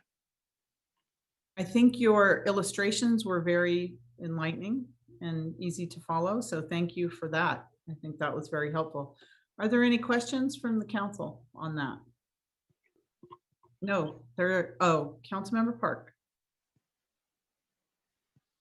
Hello. So I hear what you're saying about when there's no candidate for District 4, then District 4 would not have a commission member. And I think for the same reason, if District 5 and District 6 only have one person, I don't like the determinant nature of that, meaning that if they are the only people that apply, they are automatically on board. I don't like that from a fairness perspective. That means that you can game the system so that I'm the only person that's running, and therefore I'm the only person that I'm guaranteed to be approved. I don't like the guaranteed approval aspect of having only one person per district. I also feel that for the same reason that if a district has no members at all, that they wouldn't have they wouldn't have a commission member from that district. If that's fair, then I think it's equally fair that if there's only one person from the district, they would also get put into a pool and it would be randomized. And if they don't get picked, then it would be as if nobody from that district wanted to be a commission member. And again, I'm trying to break the deterministic aspect of having one person in a district apply for a commission and that person is guaranteed to be elected. I feel that if there's one or fewer, then if there's one, then they get put into a pool and they have a chance of being selected just like everyone else, but they are not automatically put onto the commission. Yeah, I hear what you're saying. I mean, the only reason this is proposed is because the council directed that they would like to see, if possible, one representative from each district. So if the council doesn't want to do that and you want to just throw everybody in a pool or do what you're suggesting, Kevin, which is in the case of one or none, then draw from the greater pool. I mean, that's up to you. That's up to you guys. I mean, you guys can pick what you'd like. I did this based on your direction of one representative from each district. So if you guys want to change it, that's fine. It's up to you. Understood. And I think that, again, having one member from each district would be great if we had multiple people from each district, applying. But in the case where it's determinate, I just don't like that case. And I would say that I would do what I could to avoid that.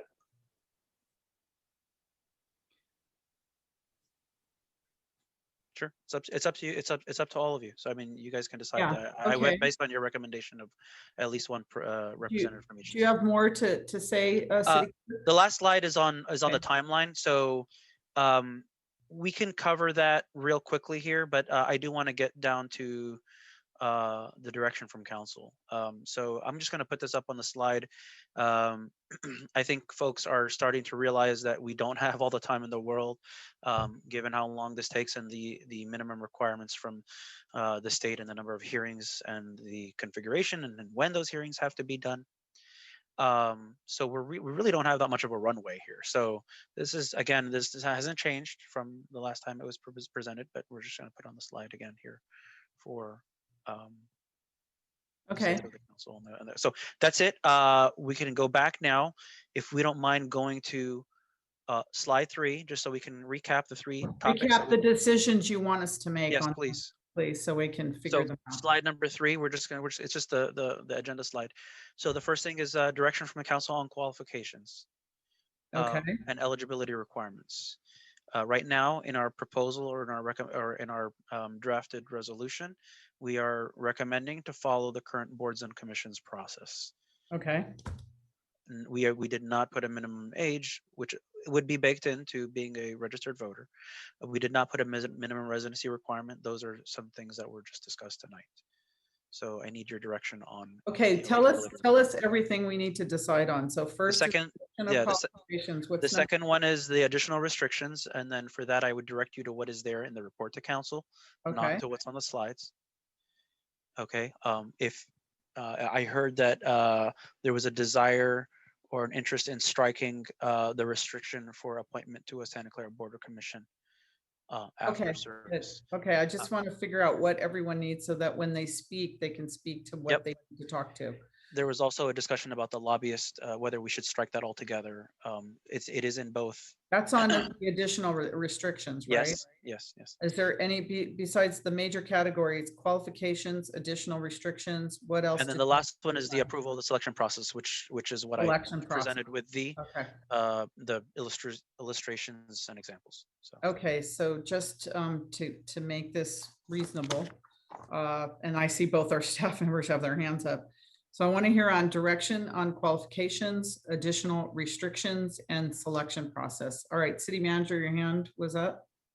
I just wanted to encourage the council on the selection process to complete its work this evening. I know there was the suggestion that we could always come back to the council for further information, but as you look at the schedule, the applications are due on August 13th. The end of August is the scheduled meeting.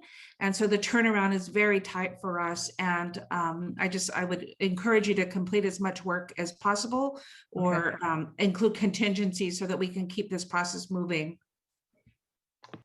Okay, so I thought all of these things had to be done tonight, but you're saying for sure the selection process has to be completed. Well, they all have to be completed, but there was left open where if we, a contingency of coming back to council after the deadline for applications. And there's only one meeting on the 24th. There's the 17th, which is the check and priority setting session. So time is very tight between August 13th and the scheduled meeting and the end of August milestones. Okay, thank you. If I may, Madam Mayor, I would like to see everything decided tonight. I think even as an applicant, knowing the full process and knowing what they're signing up for and knowing that it's fair and the rules aren't changing on them midway is a fair way to do it. So I would like to see everything just done tonight. So when we reach out and solicit applications, people know exactly what they're signing up for. Thank you. I agree. City Attorney? Yes, I just wanted to say, I've been marking up a copy of the resolution as we move along. It might help the discussion if I just share my screen and you can see exactly what the language would be, if depending on how you want to have this discussion. Well, that would be fine, but I'd like to hear from the council what the direction is on qualifications, additional restrictions, and selection. So I don't know if you were listening to individual council members, or I'd like to hear what the consensus is. So Councilmember Jane, can you start us with the direction in the 3 areas? Actually, I had a different topic. Oh, okay. So I had a discussion with City Clerk Hagag and City Attorney Brian Doyle. And I would like to offer a stipend for people that serve.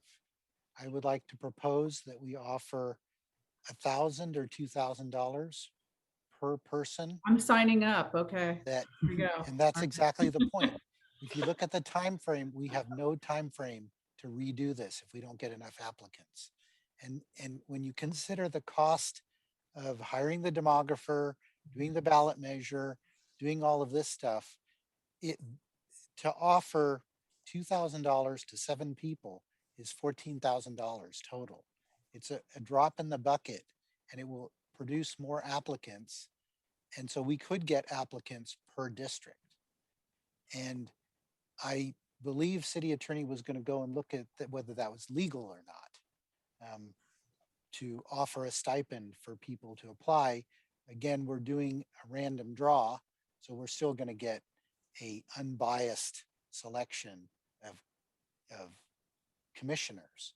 But I really think that given that we have no time to redo this, if we don't get 4 applicants, we really need to give people a little carrot to apply.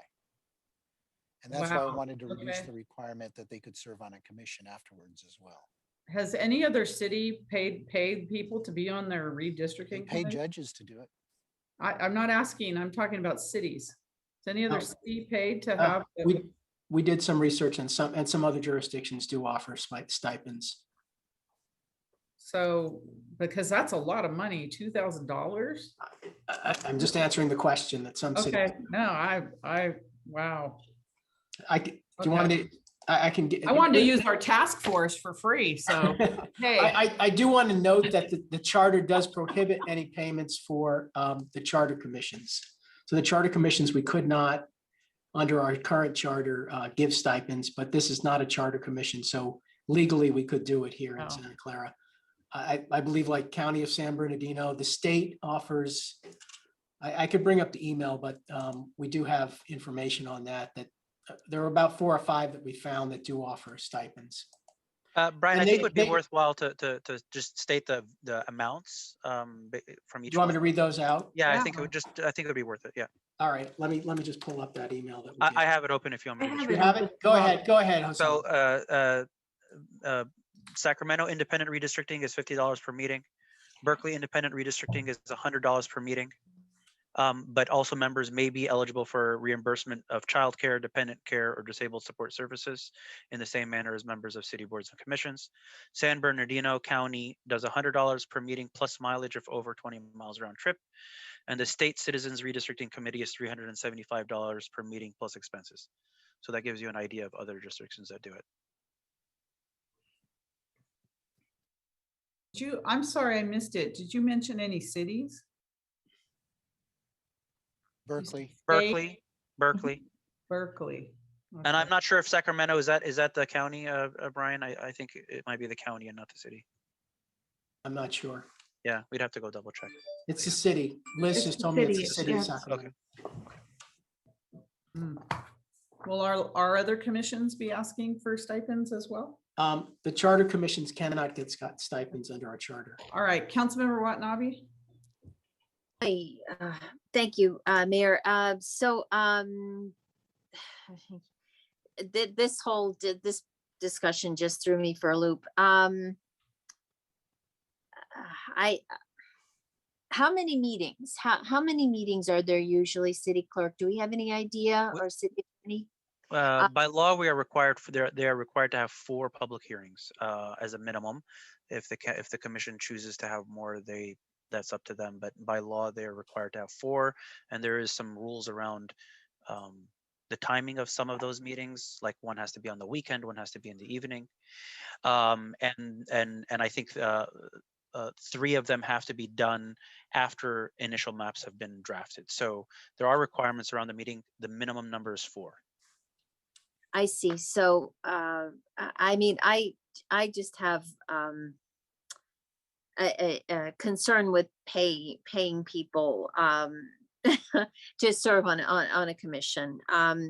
But before that all came up, I was actually just going to say that with regarding the eligibility requirements, I think 1 year residency is acceptable, but moving forward, just to move the discussion in terms of additional restrictions and the approval of the selection process, I actually like everything that you have shared and put together, and I think that they're perfect for the resolution that we're trying to put together and pass tonight. So, but regarding the qualifications and eligibility, I think 1 year residency is a good requirement. And that's all I have. Thank you, Mayor. Thank you, Councilmember Becker. Yeah, can you go to the slide about the selection process again, and how we're going to do that? You want the picture one or the text based one? Text one will work. Okay, so if we can go to slide 8, please. There are 3 scenarios. We'll start with the first one, which is we have enough applicants. There's a scenario where you don't have enough applicants for one district, but have enough total. And then the third scenario is you don't have enough applicants to fill a 7-member commission. So which one do you want to talk about? So I'm just really curious where Councilmember Jane was saying about offering money or something. I mean, you think you would get more people's input to apply, and then from there you would pick 3, and then those 3 would confirm that they're all eligible to be on that commission. And then from those 3, then we make that selection from the random drawing. So then that one, so basically it will be at random. Then you have 3 people that you select from your district that would be interested in this because of $2,000 a month, or sorry, not 2,000. What was your saying again, Councilmember Jane? I misspoke that, I think. But that's just a thought. That's just a thought. I'm not sure I follow, but let me restate what I think you said. I think you said if there was an offered stipend, you would have enough applicants where you would have probably at least 3 applicants per district, and then it would be a completely random drawing. Is that what you're saying? Yeah. So it'd be a completely, because I know that there's some people that have piqued some interest in it in my district, saying that they're interested. And I said, I don't know what the process is. I don't know how it's going to go. That's in the future. And that's something you should be discussing here at the city council meeting, if what you want to see as a resident.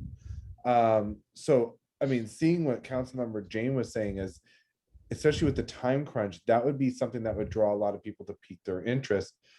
But you would have to put all those specific eligibility requirements, like probably in bold, to let those people know that, oh, you can't do these certain things if you want to get this stipend, if you want to serve on this commission. Yeah, once we get all applicants, we will screen them for eligibility based on what you direct us towards for eligibility requirements. And we would require them to sign a document that says that they would agree to the prohibitions after service, during and after service. So yes. Okay. And if they've served before on any of our prior commissions, are they eligible? Yeah, I don't think there's a disqualification for that now. Okay. All right, cool. Thanks, City Clerk. Councilmember Park? Yeah, so I don't like a one-shot stipend. I do like a per meeting stipend, which allows for people to quit and alternates to step in. Maybe, like, I'm just going to throw a number out there, like commissioners that are serving get $50 and alternates get 25, they get half.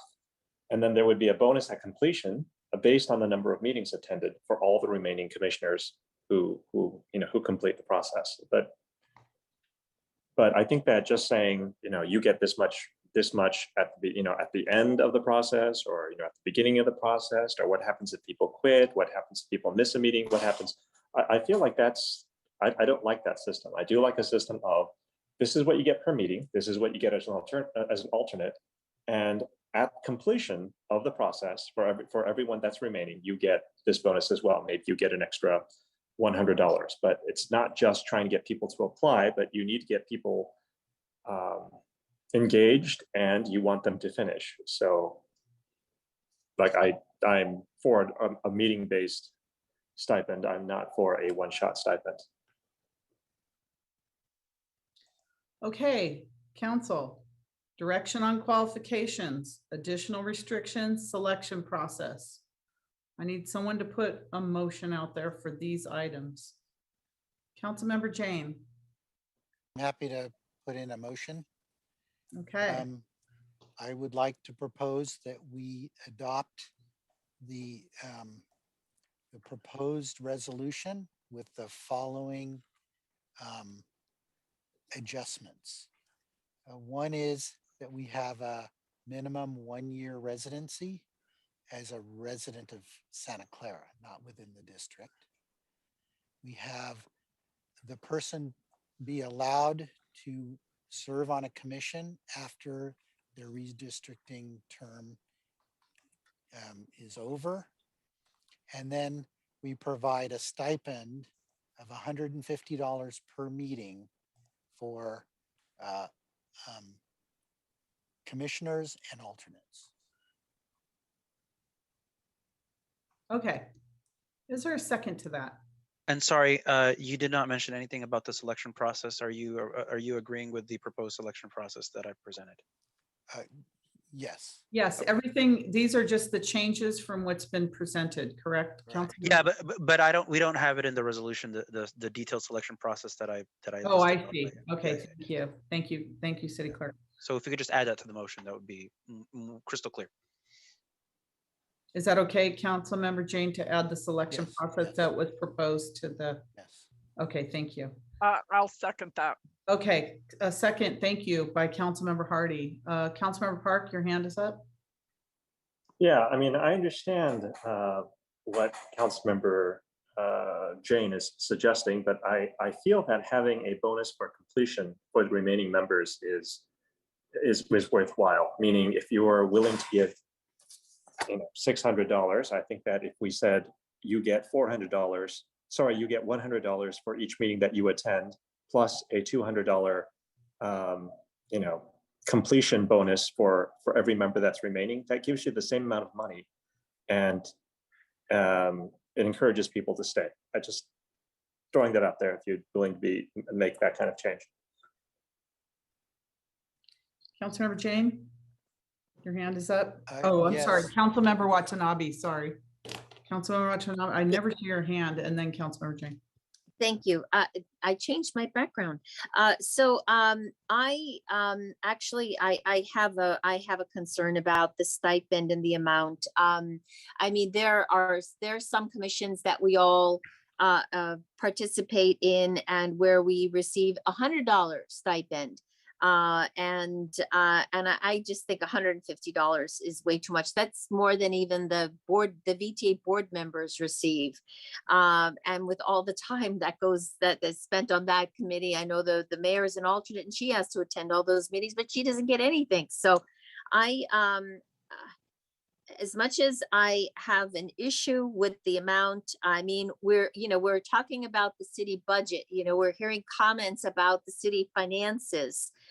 If you want to talk about an amount, if you want to talk about $25, if there's 4 meetings, 4 public hearings, $25 per public hearing is $100. And that's what any council member receives for attending a commission meeting on certain commission meetings that we attend.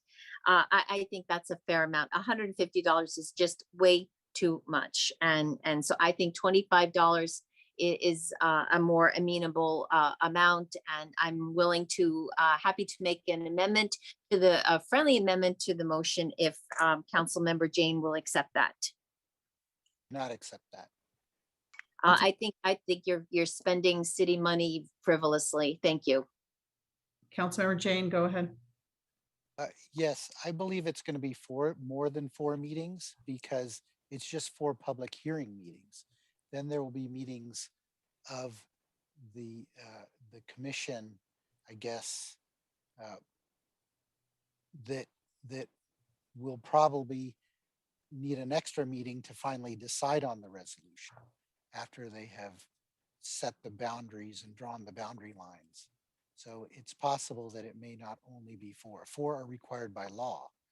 But to Councilmember Watanabe's point is the reason why we're providing this carrot is, let's say we have Parks and Rec and we don't fill the Parks and Rec with an appointment. That's not a problem. Here we are bound by law to get this redistricting done. We don't have a redo. It has to be done. And that's why the carrot has to be so big. That is my point. I wish we didn't have to pay anything, but we need to get applicants. Thank you. Councilmember Park. Yeah, so what are the tax implications for the commissioners who make more than a certain amount of money? Is there, like, I know there's a reporting. What do we know what the cutoff is for tax reporting?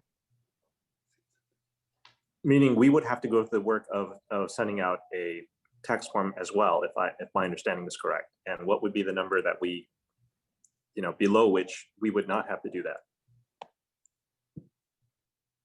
I don't know, city manager. Yeah, I don't know. And everyone would have to confer with their own tax person to determine tax consequences. We're not able to provide that advice to future or potential applicants. No, but my understanding is, like, for example, in the gig economy, if you make more than a certain amount of money, you must file taxes, and the paying entity must give you a tax statement. Mm-hmm.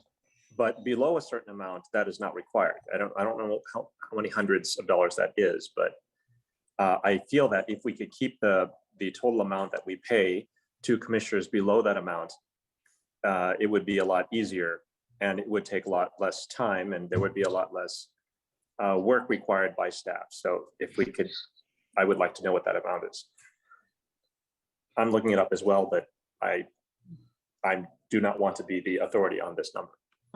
I have a question for your Councilmember Park. You just talked about giving a bonus at the end, but now you want to limit it to underneath that amount. So I'm just trying to follow. your? Yeah, so initially there was no thought about taxes at all. But then after hearing the talking, I thought, well, there are actually some tax implications here. And there's some work that the city would have to do if people made more than a certain amount of money. And, you know, there was some work that we could avoid if we gave below a certain amount of money. And it would be nice to know what that amount of money is. All right, I hear from the city manager, we may not be getting that information. Councilmember James, do you have a comment on that? I believe that I read that commissioners will have to file Form 700s. Is that correct? Yep. Yes, that is So correct. there's a lot of paperwork the city's going to do already to validate the commissioners for this redistricting commission. Thank you. City attorney, your hand is up. Yeah, according to Google, you don't have to send out a 1099 unless it's $600, but that has nothing to do with whether or not you have to pay taxes on it. Yeah, that's what I just confirmed by Google. Thank you, Commissioner. Councilmember Becker. I think the city attorney and city manager kind of answered what I was going for on that. Was I remember I had like a 1099 and my tax person said that I didn't make enough money to report it through one of my last years with Uber. So I think that is kind of the same thing too in this regard. But then again, I think $150 will go per meeting will go over that amount probably. Okay. All right, we have a motion and a second on the floor. I'm going to go to the public now, moving this along. Mary, go ahead, Mary.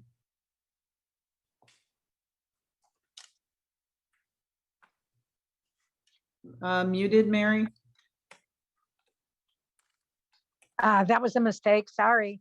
No, that's all right. Betsy, go ahead, Betsy.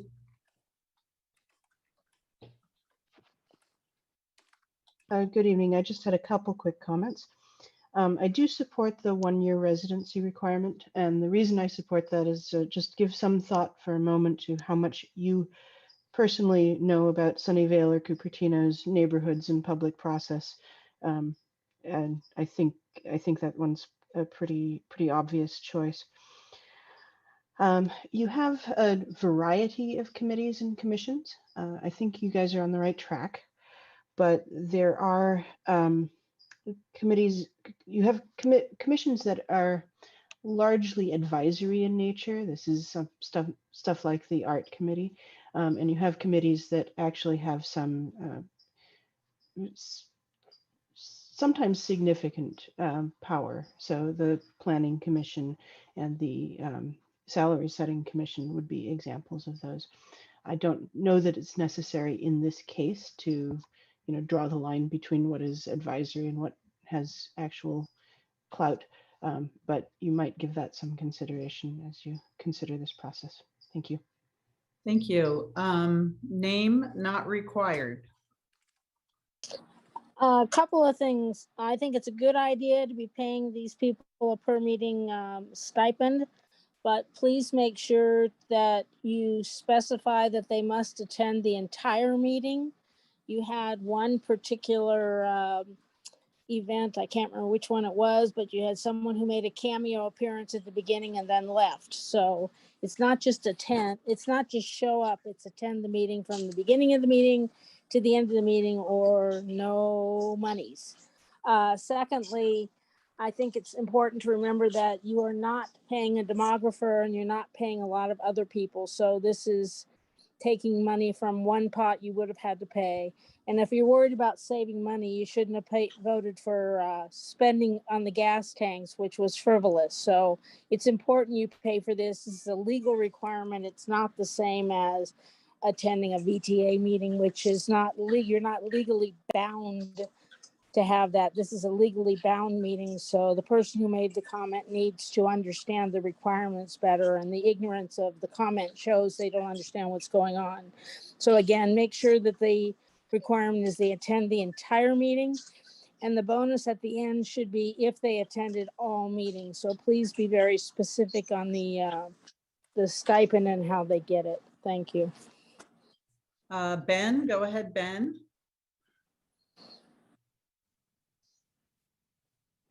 You're muted, Ben. Sorry, can you hear me now? Yes, we can. Go Oh, ahead. thank you. Hey, I thought it was a great discussion. I just had a comment about the amount of the stipend. I think a lot of people do this not for the money.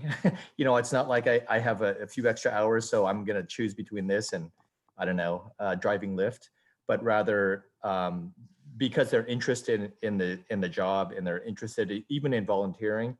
I suggest that, a $50, what this really is just appreciation, right? Just something that's a $50 or $150 hopefully won't make a difference in the people you get. And if it does, maybe they're doing it for potentially not the right reason completely. I'd suggest that we could even use some of that end of year or something else, and just an appreciation certificate to say, hey, thanks for volunteering. We really appreciate it. That's all it really is, right? It's just saying, hey, we thank you for spending the time on behalf of the city. Not so that you can afford another, I don't know, night out for dinner. Thank you. Chadwick, go ahead, Chadwick. Hi, this is his mom. This is Deanne Martin. I'm just a citizen and a mom, and I know what it's like to try and get volunteers because I ran a lot of volunteer activities for Scouts and for the high school. And I feel like having a stipend is the way to go because the time frame is so short, and trying to get people involved in a short time frame, especially after COVID, I think it's necessary. One of the things though I would personally love to see is some language in there that says something to do with they can't have meetings just to have meetings to make more money. Do you know what I mean? Like you can't say, hey, let's go down to Bill's coffee shop and have a meeting, speak for a couple minutes and then get $50. So I think there should be some language in there about that. But other than that, I think it's a great discussion, and thank you for letting me voice my opinion. Thank you. Steve, go ahead, Steve. Okay. Having served 8 years on the Planning Commission, it's a real big commitment. And for a lot of people, that means time away from working. So I don't think it's unreasonable, especially if the meetings are 2 or 3 hours each time you have a meeting for $100 or $150 stipend. If some of the commissions or meetings are shorter, like an hour, hour and a half, maybe you adjust the stipend based on the time commitment. That's my thought on that. And I'll leave it up to you to decide, but I think the bigger the time commitment, more reasonable the amount would be. And obviously I would love to see a diversity on the commissions of young people, 30 something, 40 something, not people that are at or close to retirement that have more time, because I think the diversity would help the commission. Thank you. Thank you. Is there any other member of the public like to speak on this? City Clerk, do we have any comments on this at all? I do not, Mayor. Okay, so going back to the council, we have a motion and a second. Madam Mayor, if we may, I think the city attorney has the resolution with the markup based on the motion from Councilmember Jane. There's also an additional markup, I think, as a clarification. If you can take a look at it, because it's not part of the motion, but I think it may be a worthwhile clarification around the lobbyist discussion. We can look at it, but it's hard for us to see a resolution markup right now. I mean, Sure. Is this coming back to us? I don't believe so. We can take your motion with the changes that you've right recommended and not have to come back. So we can No, do that. okay, that's fine. I just, if you're gonna take a whole resolution No, and no, mark no, it up, that's not productive for us right now. So why don't you, I wanna say the motion on the floor was the recommendation for selection with the change of the minimum 1-year residency allowed to serve on a commission after the fact. And I think the stipend, I think it was proposed at $150 a meeting. That's with the selection process recommended by the city council. Is that right, Assistant City Clerk? Is that the motion? I was going to ask the maker of the motion. I was going to read it back to him and ask for Yeah, clarification. go ahead and read it But back. I also wanted to mention, I believe that slide that was up pertained to the Planning Commission, if I'm not mistaken. Sorry, which slide? It It is was one of the public information slides is showing for Planning Commission. And if our technical staff could just switch it out for the city council participation. Not your slides, Hossam. Sorry, I'm not following. Okay, I think it's been taken down. So to the maker of the motion, Councilmember Jane, what I heard was adopt the proposed resolution with the following adjustments: that each applicant be required to live in their district for a minimum of 1 year, allow the redistricting commissioner to serve on a city commission upon completion of service, and apply a stipend of was that 150 or 125 for each public hearing meeting attended by commissioner? And did you add approve the selection process as presented? Yeah, I would like to modify it a little bit. Okay. It'd be $150 per publicly noticed meeting. Would they have anything that isn't publicly noticed? No, they shouldn't, but somebody had made a comment about meeting at the coffee shop. Well, if it was publicly noticed, could they meet at a coffee shop? So that's why I put in there for Yeah. each public hearing meeting attended, which would be the public meeting. Okay. Yeah, that's fine. Yeah. Okay, and did you also include approving the selection process as presented this evening? Yes. But I had originally proposed that they didn't have to live for 1 year in the district. They could live anywhere in Santa Clara, but I'm fine to use district. Yeah, I'm fine either way. Who was the And second? the second concurs. Myself, Karen, district and or no I district? concur. Is it district or no district? I will just say district. Okay. Okay. Yes. Okay. To the motion, Councilmember Park.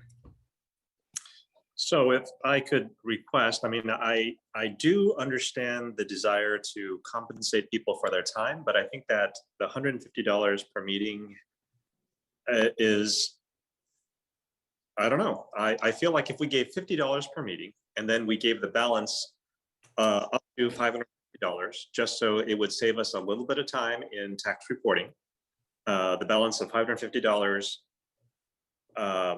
to each commissioner that completed, the maps or the district maps. I just think that would be a better, it would be a little bit of a cost savings. It would give people a little bit of money. It wouldn't be nothing, and they would get a bonus for completing the task. Can you repeat that, Councilmember Park? What are you proposing again? That we I lost it. I'm sorry. we reduce the per meeting stipend to $50 per meeting. Okay. And then at the completion of the districting process, that they would get the balance up to, let's say, $550, so that we would avoid the 1099 reporting on our side as well. So they get $50 a meeting plus $550 at the end? No, and then and 550 minus the number of, the amount of money that they received in the previous meetings. Like if they had 10, if they took 10 meetings, that would be $500. I don't think they'll be having 10 meetings, but they'll have, 5 meetings, they'll get $250, and then they'll get at the end of the districting process, they would get the balance that takes them to 550. They would get $300. I don't accept that. lost. I just want I'm to make sorry. it simple. No, I'm not that- going to accept that, Kevin. Wow. Okay. I just don't understand it because that added up to like lots, like $1,000 or something. So the way I understood it. Ooh, okay. I just want to make it simple. The city issues many, many tax forms for all of our temp workers, all of our contractors. I just think it's just, I'd like to keep it simple.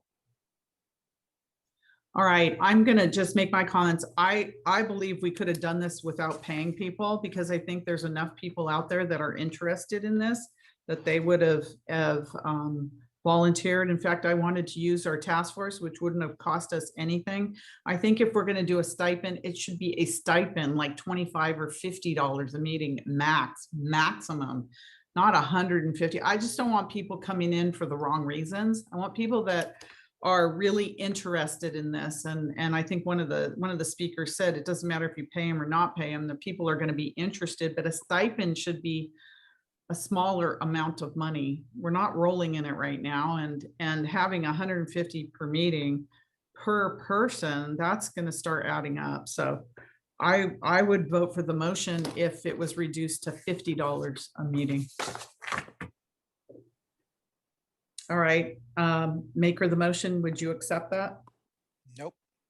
Okay, Councilmember Watanabe.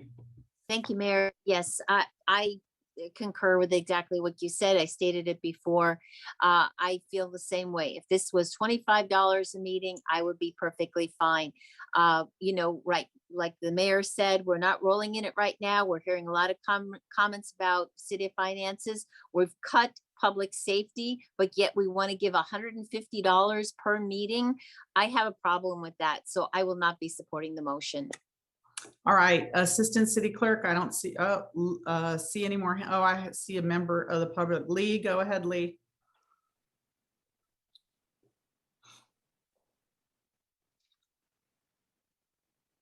Lee? I don't know if it's on this item or not. I have been on 3 commissions. I have never been reimbursed. I do it because I love my city. This is a very important commission and it says Planning Commission. That's what confused me. But it is for the redistricting.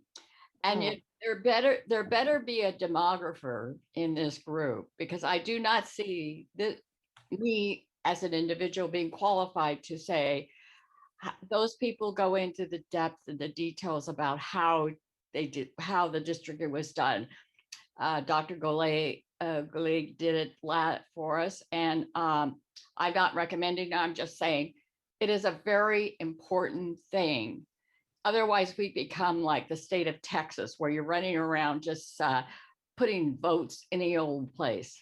I really think it should be a stipend and not some sort of, and you know what, Kevin, you have to declare your income. They can give you 1099s, but you still have to take that money and put it as income.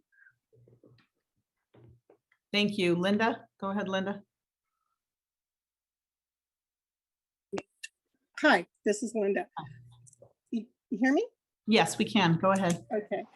I'm really concerned about paying for what I think of. It's an opportunity. I would like to know how many times have we had a lack of applicants? Every time I'm looking at something on the city and people are applying and we actually have to choose people because we have so many applicants. What about current volunteers? How are they going to feel? And are we setting a precedent? I mean, this is an opportunity. I mean, I'll volunteer. I'm just concerned about paying for what I think of as an opportunity. Thank you for listening. Thank you, Linda. All right, Councilmember Park, and then we're going to vote. Yeah, I hear that. And it's not about the money that the commissioners make. It's about the work that staff would have to put in to do the reporting to the IRS. And I agree as well, which is I feel that we should have a number which puts them, make it easy, come up with a stipend that puts them well below that number, not above it. And, make it easy for staff, which is staff does a lot of things. If we can just remove one thing or not add one more thing to the things they already do, I feel that would be beneficial to everyone. Thank you. Thank you. Okay, Assistant City Clerk, are you ready to do our Yes. roll call vote? Councilmember Watanabe, No. Vice Mayor Shahal, Yes. Councilmember Hardy, Yes. Councilmember Park, No. Councilmember Jane. Councilmember Jane, Sorry, yes. Councilmember Becker, No. Councilmember Gilmore, No. motion fails. I'd like the stipend revisited, so I don't know if that's the issue. I'm hoping that's the issue. I like the stipend reduced.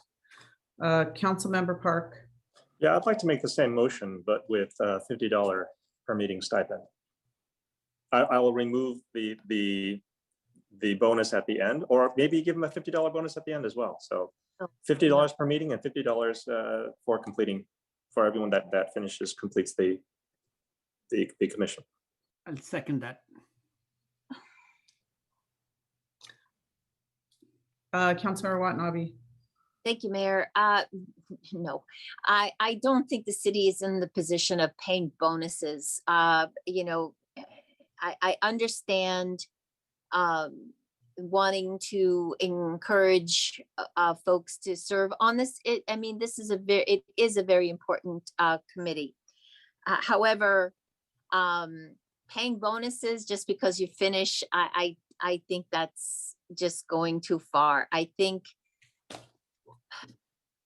$25 is a fair amount, and again, it will be a prestigious opportunity, and I don't know how many meetings there will be, but I think $25 is a fair amount. Again, a lot of comments being made about the city finances, and we've cut our city public services. So I think $25 is a fair amount, and I won't support anything more than that. Thank you.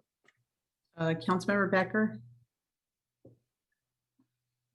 Thank you, Mayor. So we're going from $150 down to $50. I really would rather see $100 with no bonus. So I won't be supporting this. Thank you. I'm okay with the 50, but I don't want the bonus because when we appoint people, we assume they're going to finish, and they should finish. It's very rare that they don't, but I would support the motion without a bonus. Councilmember Park. I'm willing to take out the bonus. Okay. But I would keep the stipend at $50. I would support that motion without the bonus, just so we can move ahead and get this going. I'll second that. Okay, are you okay with that? Okay. All right, Assistant City Clerk, let's try this one. And sorry, just for the clarification of the maker of the motion, the other items that Councilmember Jane suggested would be the same. Is that correct? Only change is stipend $50, no bonus. That's correct. Thank you. All right, Assistant City Clerk. Just a moment, let me populate this.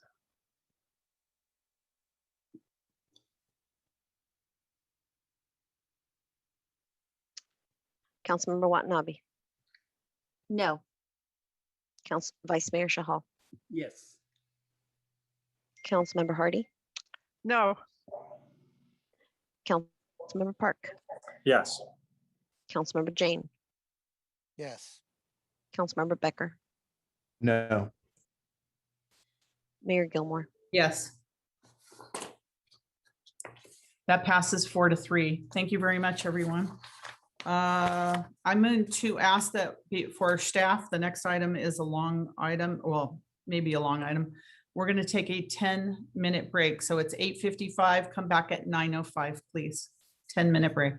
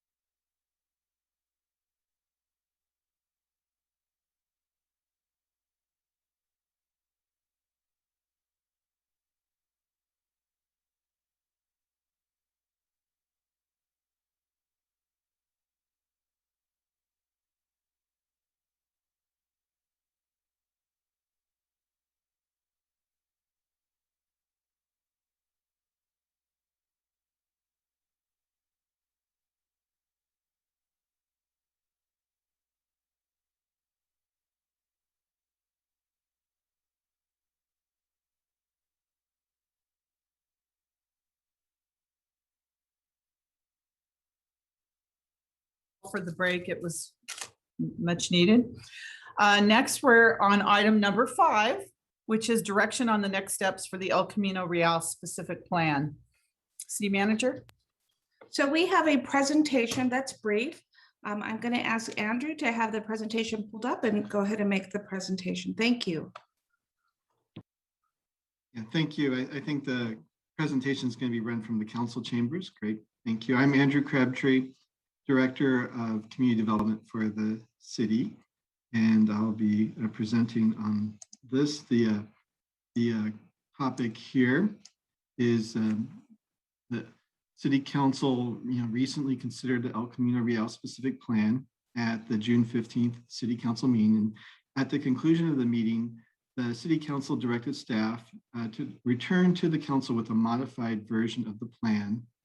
After being able to do some analysis of the implications of the City Council's direction, our purpose for tonight's meeting is to provide some additional information to the City Council. And based upon that new information, either affirm the prior direction, which would include a budget appropriation, or pursue an alternative approach. Next slide, please. So on June 15th, staff was presenting the El Camino Real specific plan for adoption after about a 3.5-year process. And key elements of the plan, including the land use diagram, had been developed through a community process with guidance from a community advisory committee, and had been reviewed by the City Council on prior occasions. However, at the June 15th meeting, the City Council concluded by directing staff to make some significant changes to the allowed building heights within the specific plan area. And preparation of the specific plan, I would note, had been funded by a grant from MTC, which was expended and expired on June 30th. And next slide, please. So the proposed specific plan included 3 land use designations. Generally, the El Camino Real corridor now has 2 residential mixed-use land use designations, and through the specific plan that would get modified to have 3. The Community Advisory Committee that guided the process proposed those 3 land use designations to give more specific guidance and sort of better define different densities along the corridor based on where they thought higher or lower densities were more appropriate than what was currently in the general plan. So in some cases it would raise, and in some cases it would lower the density from our current general plan. The specific direction given by the City Council on June 15th was to return to the council with a revised plan in which the maximum height limits for each of those 3 land use designations would be reduced basically by 2 stories, so that the corridor residential would have a maximum height of 2 stories instead of 4. The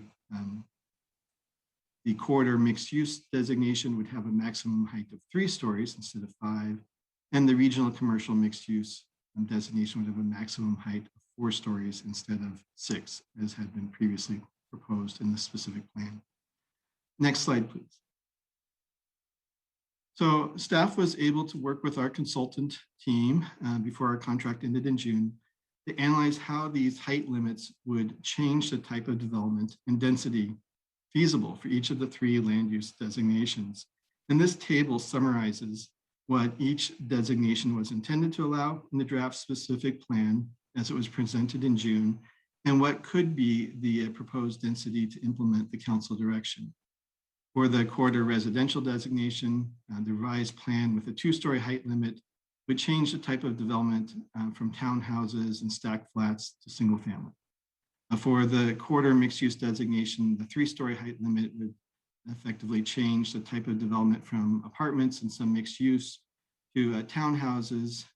And for the regional mixed use designation, the 4-story height limit would result in a change in the type of development from mixed-use podium buildings and some standalone commercial, which was envisioned in the regional mixed-use areas, to residential apartment buildings that could also be developed alongside some standalone commercial. Next slide, please. The consultant then provided an analysis of the overall plan capacity based upon the revised densities. This table shows the change in capacity or projected build out for the original draft plan and the plan is revised based upon the new development types. For example, redevelopment of sites with the corridor residential designation would now be expected to yield 225 units based on a single family type development density, rather than the 500 units based on townhouses and stacked flats that would have fit under the higher height limit. Similarly, redevelopment of all available corridor mixed use sites would now be projected to produce 790 townhouse units instead of 2,050 apartment units at build out of the specific plan. Whereas the corridor mixed use designation allowed up to 5 stories and was projected to include some mixed use commercial development, and the townhouse projects under the 3-story height limit are not projected to include commercial uses. The capacity of the regional mixed use designated sites is reduced here from 3,650 units and 430,000 square feet of commercial to 1,275 units and 210,000 square feet of commercial, as podium mixed use is not considered feasible with a 4-story height limit. And a new development would take the form of standalone single-story commercial and 4-story apartments, most likely. In total, the planned capacity is reduced from 6,200 units to 2,290 units. And new commercial development is reduced from 910,000 square feet to 210,000 square feet with these lower height limits. And the average density across the corridor is reduced from 77 units to acre to about 28 dwelling units per acre. Next slide, please. So the drop in density has several implications that the City Council may want to consider or should consider. First, with an average density of 28 units per acre, the plan is no longer exempt from a vehicle miles traveled or VMT analysis under the rules of CEQA traffic analysis. Second, after consulting with our CEQA consultant and a land use attorney, it is clear that the environmental impact report or EIR that was prepared for the specific plan will need to be updated to address the significant changes to the project and then recirculated before the City Council can act on the plan. Also, I would note that many of the objective design standards that are included in the draft specific plan were really targeted towards these taller buildings and would need to be updated if desired to focus on lower density types of development.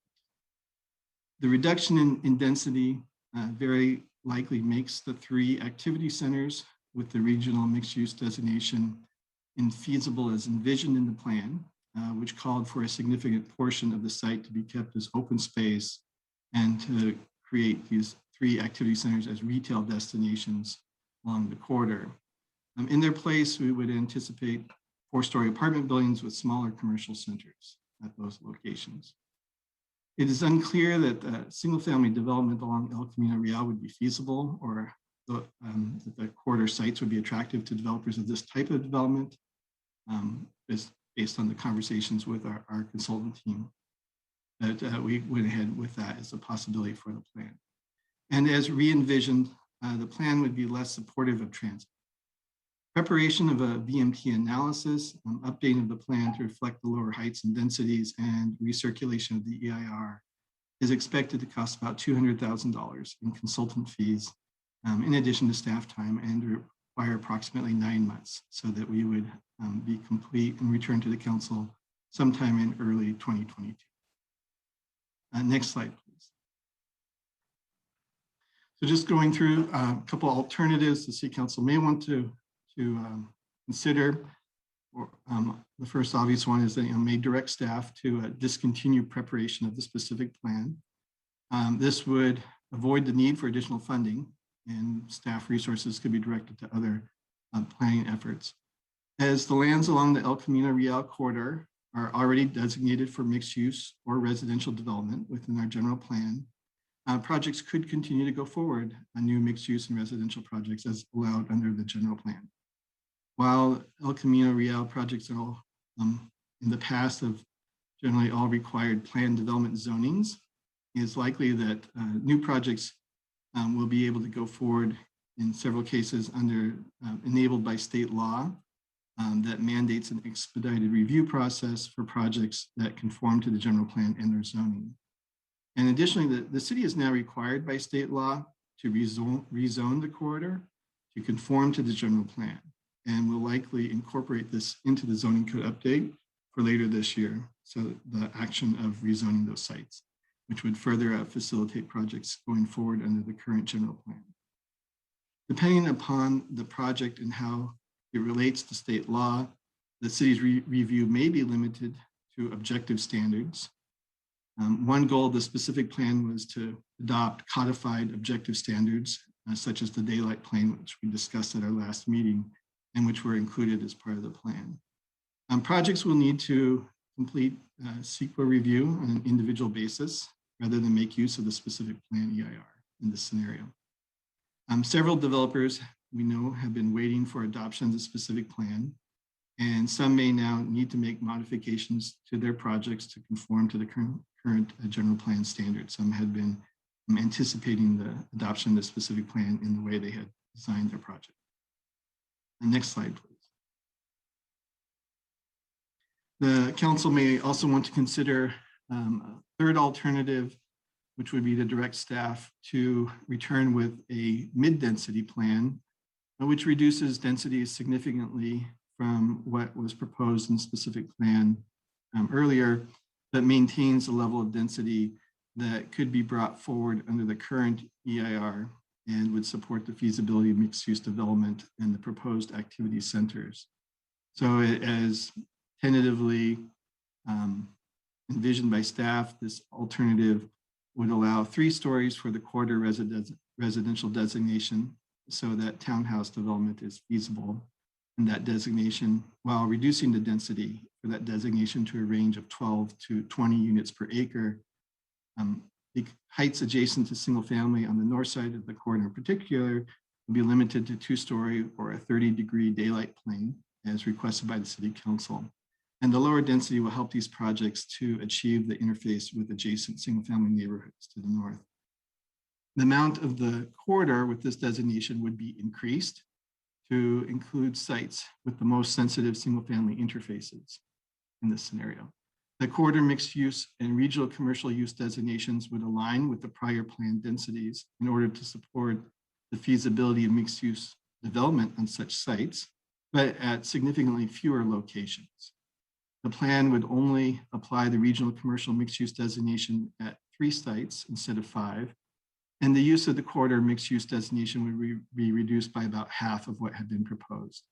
So with the bulk of that, the remainder of that being then changed to the lower density corridor residential designation. The overall outcome of this mid-density approach would be to reduce the planned capacity by about 30% and provide better interfaces with adjacent single-family uses, while also preserving opportunities on a more limited basis for vertical mixed-use development in the creation of the 3 activity centers. Next slide, please.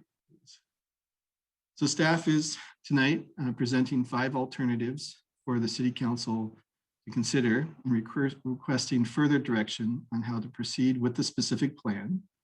Alternative 1 is to proceed with revisions to the specific plan as directed on June 15th with an appropriation of $200,000 to fund additional consultant work and a projected completion in early 2022.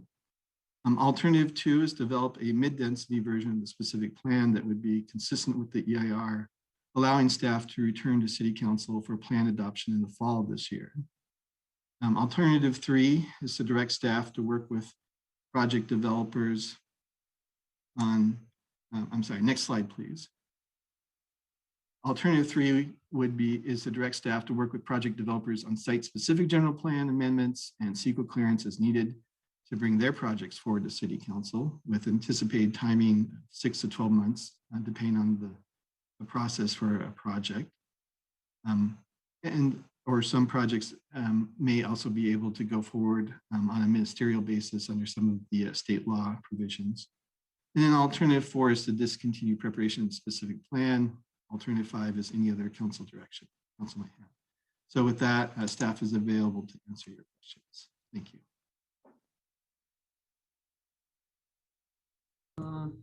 Councilmember Hardy. Thank you, Mayor. The question has been raised, and I don't remember if we had an answer that I understood. What about projects that are in the pipeline already? How far would they go before they were required to adhere to whatever we may do? And I had a discussion with someone.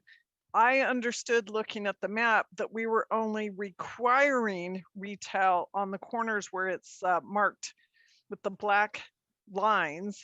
And I was told, no, that wasn't true, that we were requiring it in the mid. And my understanding, it was only allowed there, not required. And I wanted to make certain that was clarified.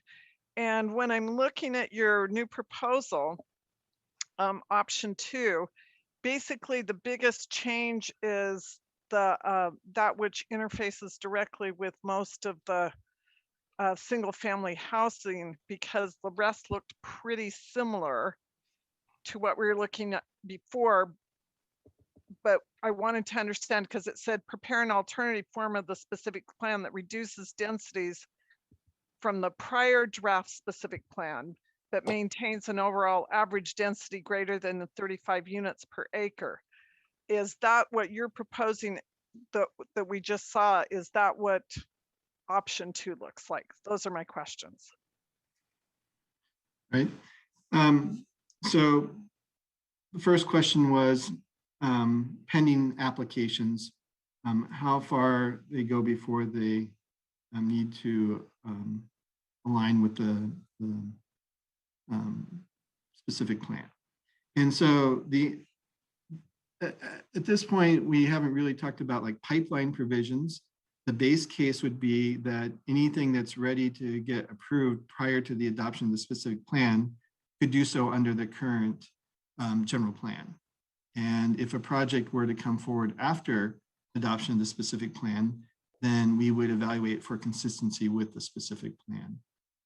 We really have a variety of projects in different cases, some of which are entirely dependent upon the adoption of the specific plan to go forward, some of which may not need it to go, the specific plan in order to go forward. So it's kind of on a case-by-case basis what will happen with them. And in many cases, though, they were depending upon the environmental clearance that the specific plan would have provided if it's adopted. And so just to go through a CEQA review process can easily take 6 to 9 months if you're starting now with nothing. So that's a consideration. So yeah, yes, on the retail, the plan does not require it except in that okay, so the one designation that's the regional commercial mixed use does require retail. The activity centers designation. I believe you're mostly though referring to the corridor mixed use, and that designation is permissive except where there was that line. And I think there was a little confusion in the way the testimony from the chamber came across at the last hearing, but basically the things that they were saying were important to have in the plan are in the plan. The retail was really just focused on a few key intersections and not required up and down the corridor. And then, let's see, I'm sorry, could you remind me of your third question? The third question was making certain what you just showed us as the alternative. Is that the option number 2 you're talking about? And so you know, the intent tonight was not to come in with a definitive, here is option 2, but if that's the will of the council to go work on something, we would come back with something that, and the biggest change I would say was that we would significantly reduce the number of sites that are currently on the draft plan as corridor mixed use to instead be corridor residential and really designate for townhouses instead of apartments. So that would be the, particularly where, you know, we know that there's sensitive interfaces. We talked about the north side of the corridor, sort of the middle of the district where there are adjacencies to single family. You know, we could target those areas and really reducing them there. but the mid-range plan, the goals would be to keep the overall density above 35, so we could avoid the need for additional traffic analysis and work with the EIR, and also to kind of maintain opportunities for mixed use development, which I think through the process we had was something that was important to the community to still have as much commercial as we could get. And so they really tried to make it feasible for that to happen at the activity centers. I also emphasize that the 3 activity centers that we see redeveloping do not have single family residential interface for the most part, very limited. So that, that's something we think, I mean, that was part of why they were selected for that. But that's something we could definitely make sure that they don't have an impact on single family residences with the taller heights that are proposed there, but would, we think, be necessary to really achieve the vision for them. Thank you. I appreciate that.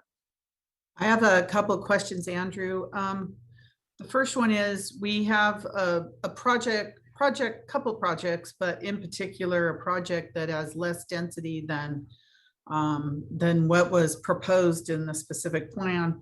And I know that they waited for the specific plan to go forward, but without seeing an end in sight, they want to get their project, they want to proceed with their project. So I just want to make it clear that if anyone has a project that's in the pipeline, they could proceed under the existing general plan and zoning without having to wait. There's no moratorium on development because of the specific plan not being approved yet. Is that correct? That's correct. There's never really been a moratorium. We have brought projects forward during the preparation of the specific plan. The council has acted on them and approved them. Really, I think folks that were waiting were either waiting because they needed the change in general plan or something for their project, or they wanted to make use of the environmental review that we were preparing. Okay, so those can proceed ahead. For those that need the general plan change, or that need that the environmental document approved, do they have to wait for the specific plan now? Can they be exempted from the specific plan? Can we approve an EIR without approving the rest of it? But you said that the EIR has to be changed if we lower the densities, but that would be less of an impact than what you have proposed on the existing EIR with those 6,000 units. So if you have a project, especially an affordable housing project, I'm not going to say specifically, but you probably know what I'm talking about.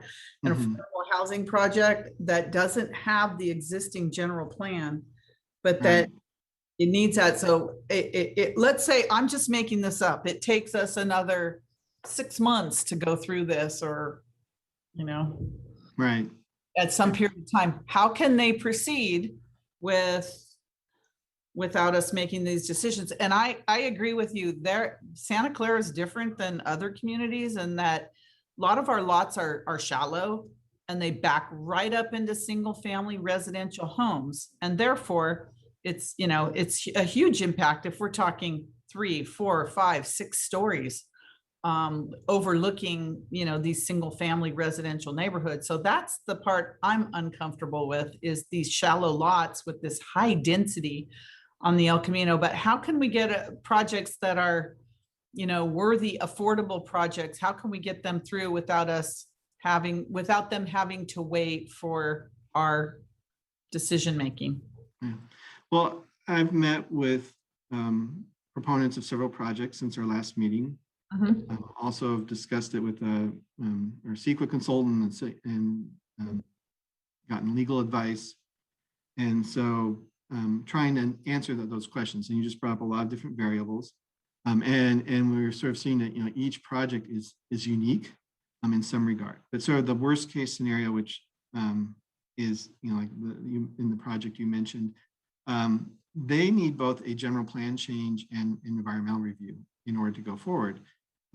They could certainly initiate both, but the time frame to complete those processes is probably 9 to 12 months, best case scenario, right? I mean, just at this point to even, to hire a CEQA consultant, it may take you several months to find one, and so forth.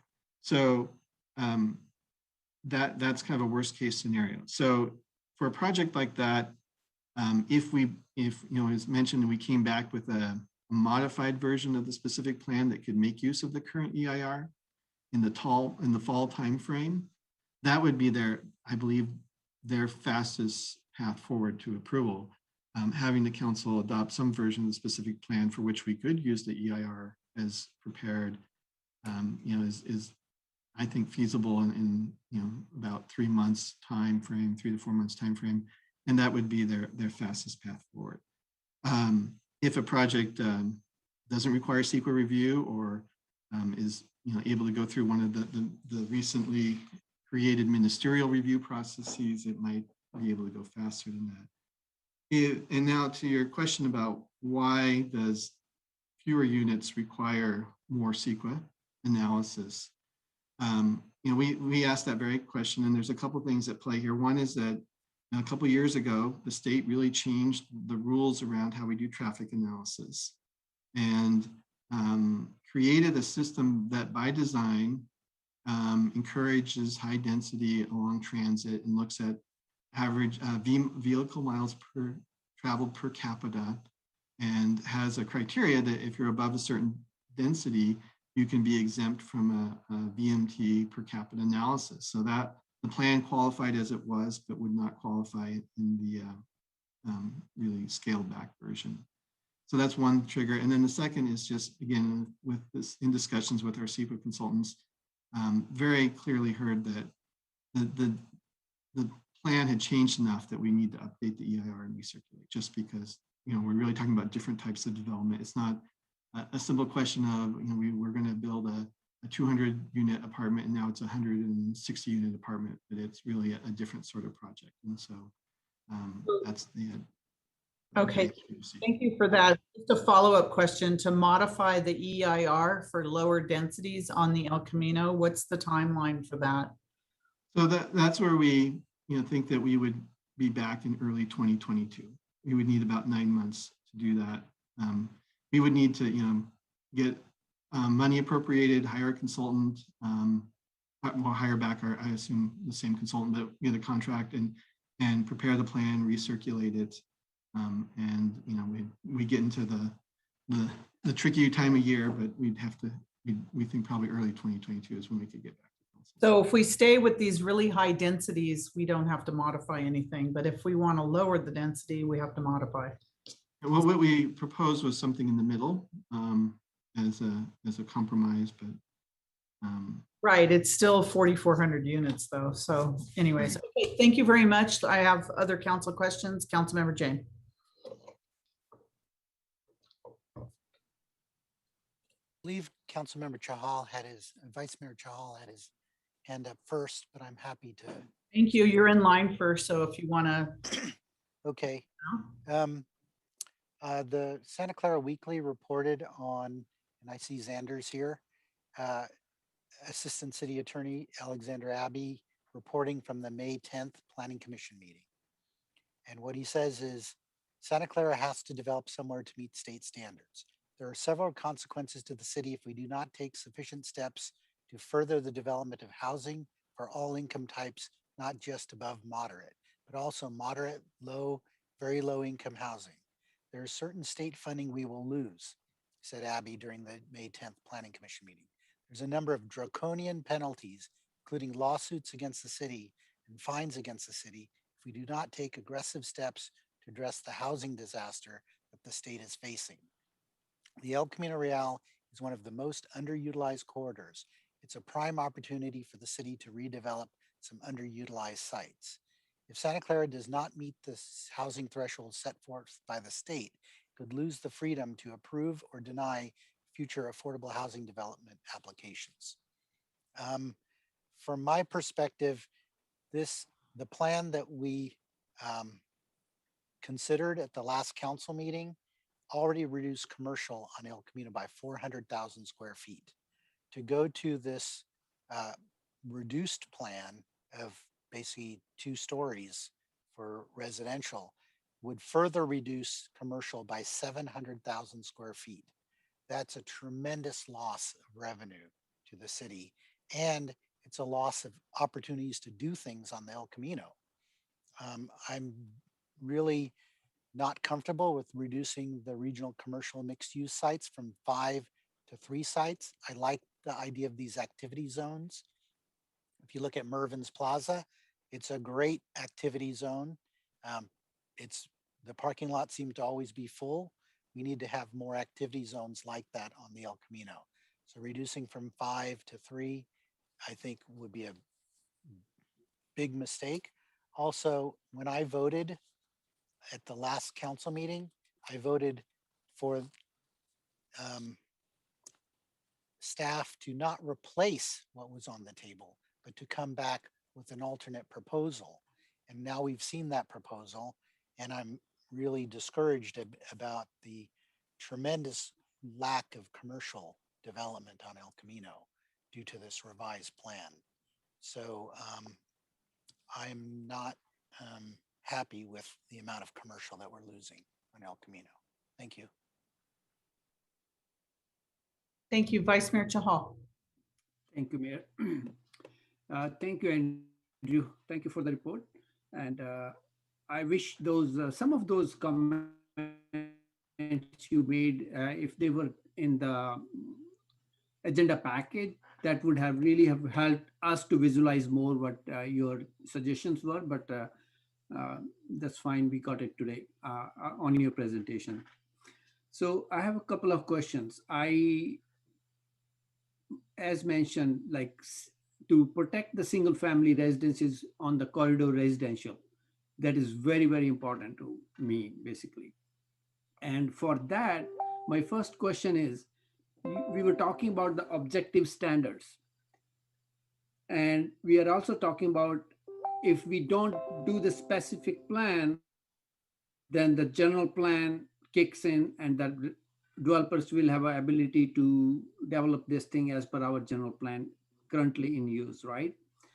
So can we fast track the objective standards, like especially the 30-degree daylight plan we had, so that we can, while we are working either way, whichever way we go, we can protect some of these residences which are right next to, which are very shallow lots, and we need to protect them.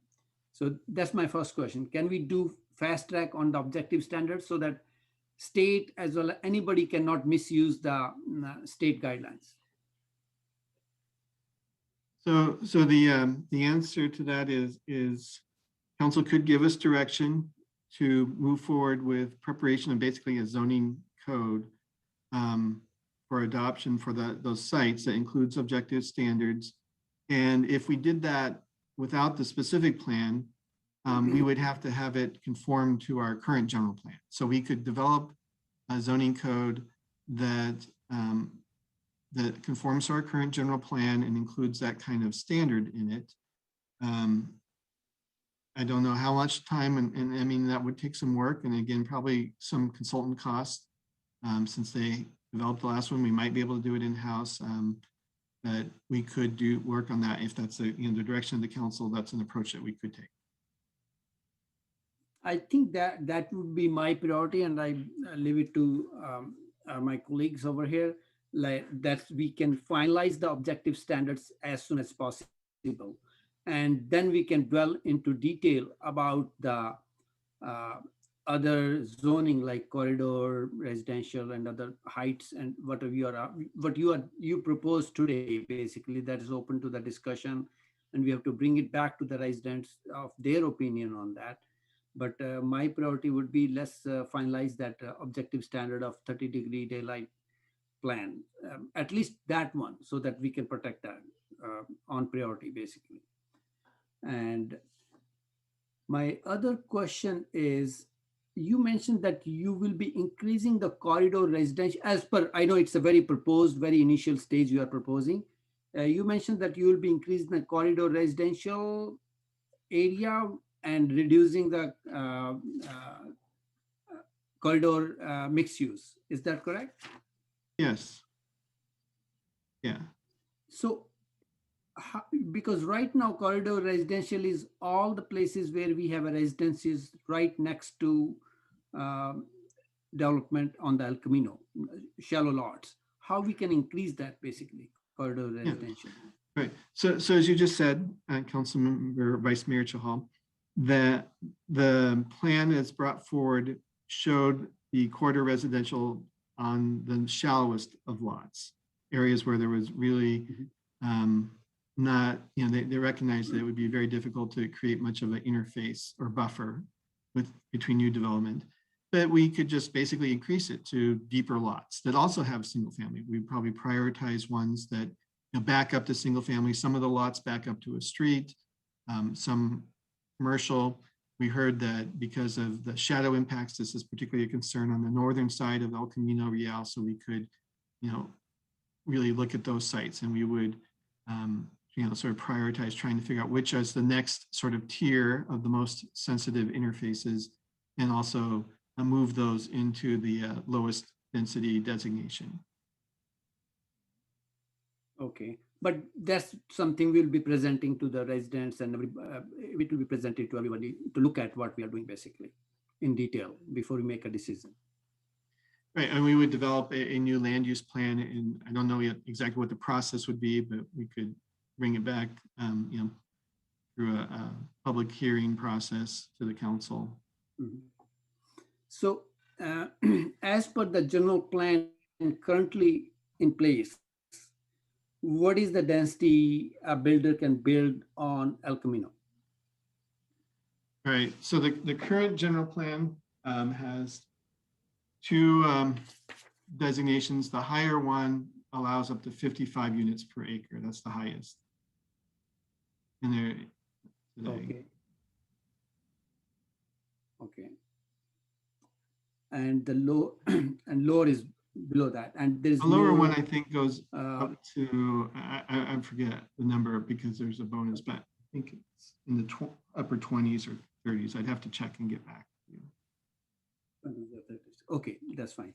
So I would suggest that let's come up with an objective standard plan to safeguard right now, and then work on the plan, specific plan, as per whatever suggestion you bring forward to us down the line. That's my suggestion. Thank you. Sorry, I can answer that question now. The lower designation allows up to 36. So today's general plan, the upper designation allows up to 55, the lower one up to 36. We were proposing a lower designation as well as a higher one in the draft plan. Right. Okay. And there are some commercial requirements in those designations too. And one last question. We were talking about the average density should not be below 35 dwelling units if we don't want to do the VMT studies, right? So what if we say the corridor residential with the shallow lots may be kept as commercial, so that commercial footprint also doesn't reduce, and that way our average density will not be less than 35 dwelling units. Is that, am I correct in saying that? Because you will have a commercial zoning and then your average will be only on the residential part of it? Well, the issue is that the designations are already residential, allowing residential along the corridor. So even though the use that may be out there is commercial, the city's general plan already says you can develop as residential. So to take away that residential and just convert them back to a commercial use would raise some new issues that we haven't studied. We'd have to look at offsetting, increasing residential under state law again, because there are requirements around reducing. If you take away residential somewhere, you have to add it somewhere else. There would be some challenges around doing that at this point. And when we say we have to add it somewhere else, so that can be added in the north side where we are doing the Patrick Henry project on other sites. Can that be an option for the state compliance? It could be. It's something we'd have to look at and see if we want to pair the two together. Okay. So from that perspective, I think I would also like to see that option also, that if we convert the current corridor residential into the commercial, and then what can be our options basically.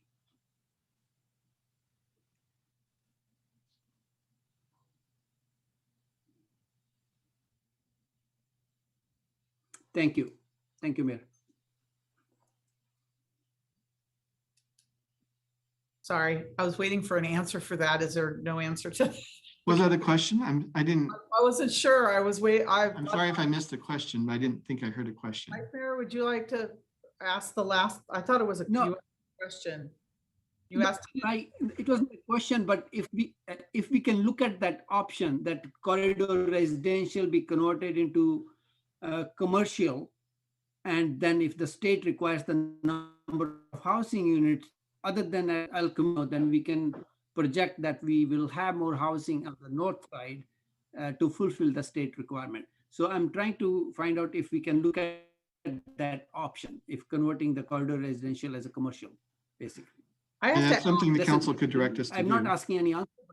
Yeah, I just want to ask a follow-up question to that. So when you look at housing units in Santa Clara, it doesn't matter where they are in Santa Clara. When the state looks at us, they look at the number of housing units regardless of where they are. Isn't that correct, Director Crabtree? Yeah, so two things. When we talk about our housing element, that's, it's just a total number, right? Regardless of where they are.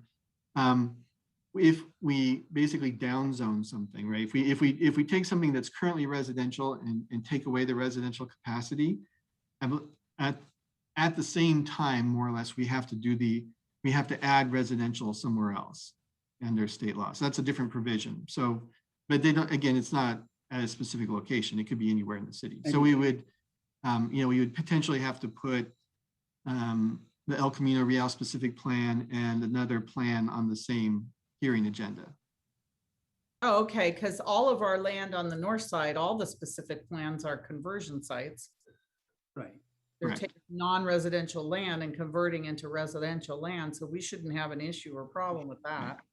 So, okay, all right, I It just just want to comes into the play with the timing of when we could come back. Sure, I see that. City Attorney, your hand is up. I just wanted to, make that very clear, that it would have to be done the same night, basically.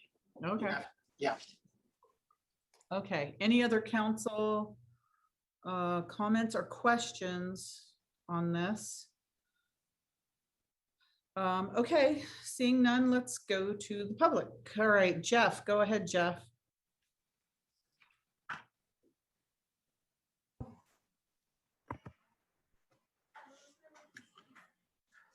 Thank you. Can you hear me? Yes, we can. Go ahead. Thank you for your time, Mayor, Vice Mayor, and council members. I'm Jeff Houston, Chair of Santa Clara Community Advocates, a growing group of Santa Clara residents working towards a long-term solution to create a more sustainable and equitable community for our neighbors. The group is supported by nonprofit coalition members, including Greenbelt Alliance, Silicon Valley Bicycle Coalition, SV at Home, and Silicon Valley Leadership Group.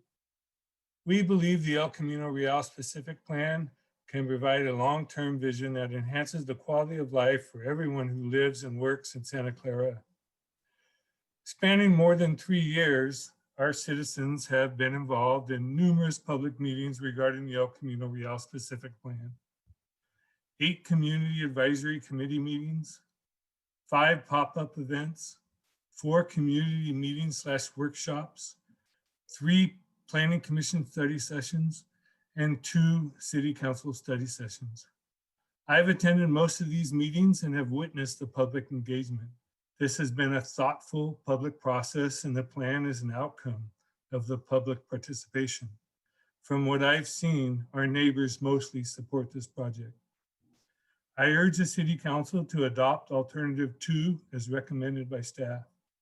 This will allow staff to return with modifications that keep the integrity of the proposed plan and address the concerns that about appropriate transitions to surrounding neighborhoods. Thank you, that is all. Thank you. Tom, go ahead, Tom. Thank you very much. Good evening, Mayor, council members, Vice Mayor. I'm Tom Qualia. We are the applicants at 3141 El Camino Real, the quote pipeline project. We've been participating in the specific plan for 4 years. And we have our pending application that's been on file since late 2018 or early 2019. We would like to request, for lack of a better description, pipeline process so that we can keep going. We comply with the current general plan that's in place now.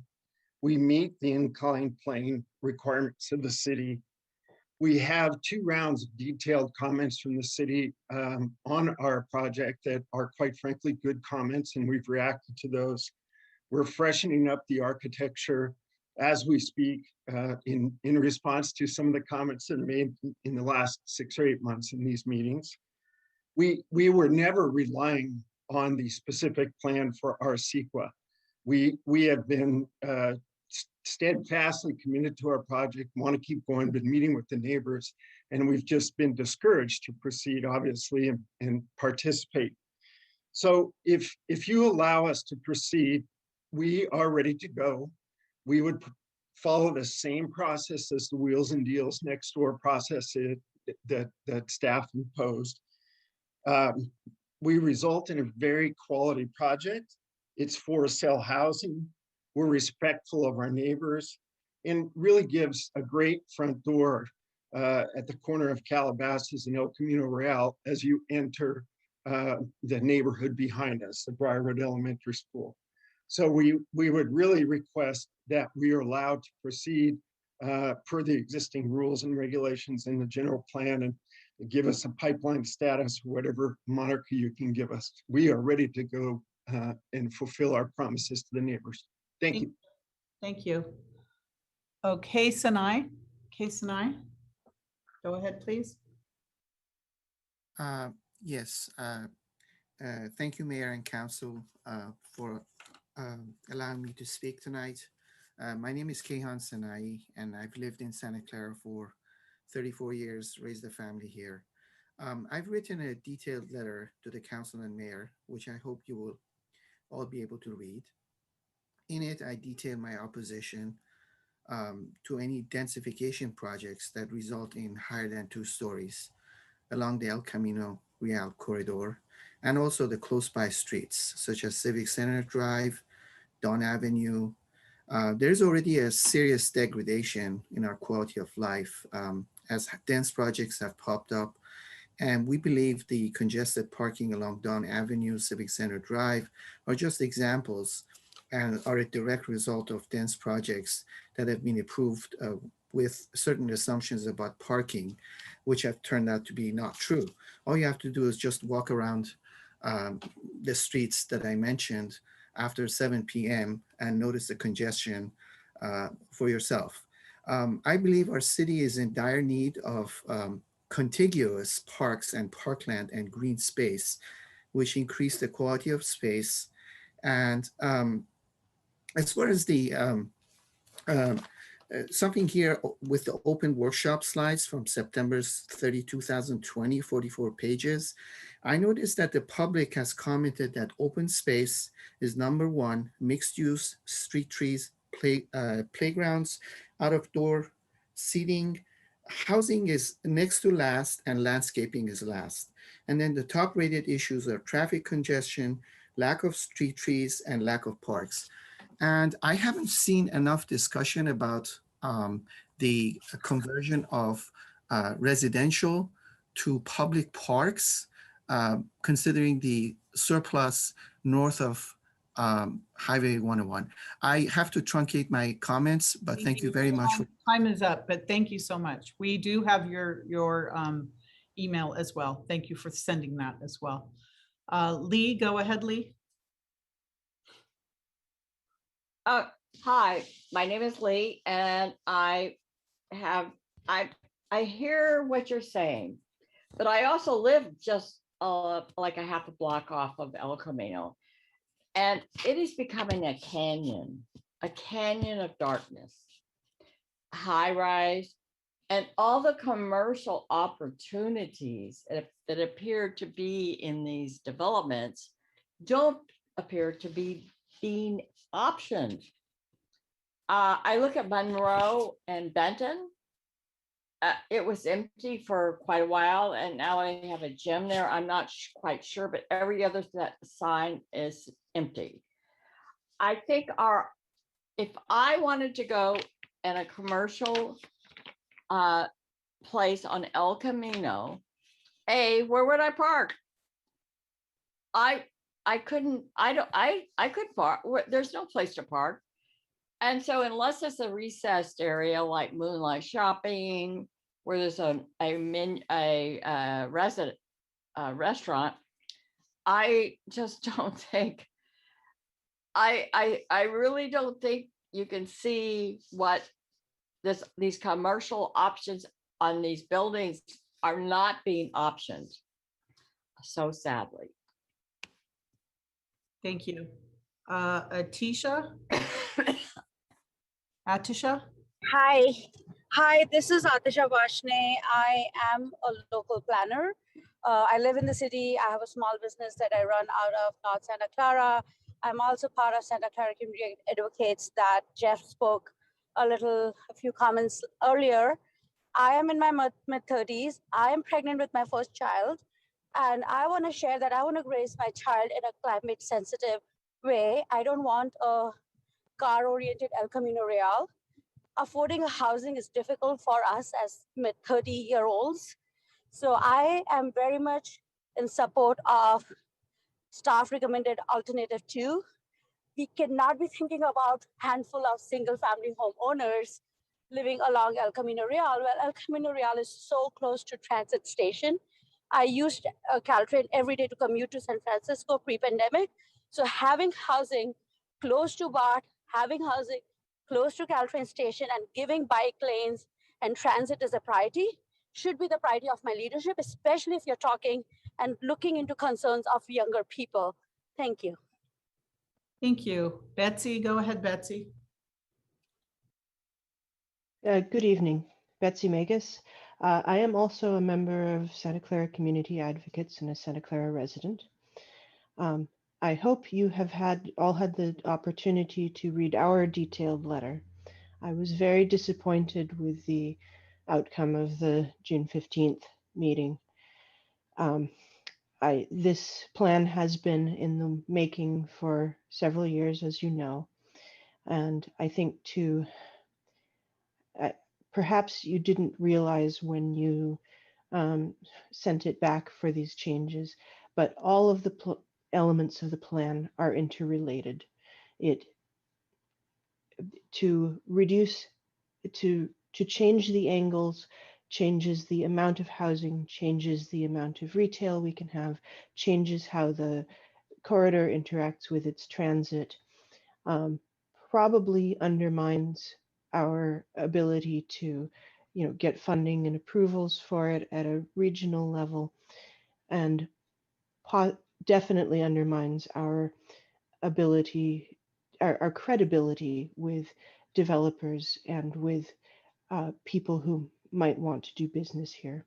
So strongly urge, I would urge alternative 2. Thank you. Thank you. Joey, go ahead, Joey.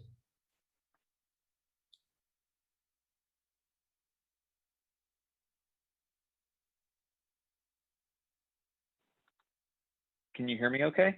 Yes, we can. Go ahead. Oh, great. Okay. Yeah. So my name is Joey Penniman. I'm a homeowner in the neighborhood adjacent to the lot that Tom spoke about earlier. I'm happy that the council is revisiting this.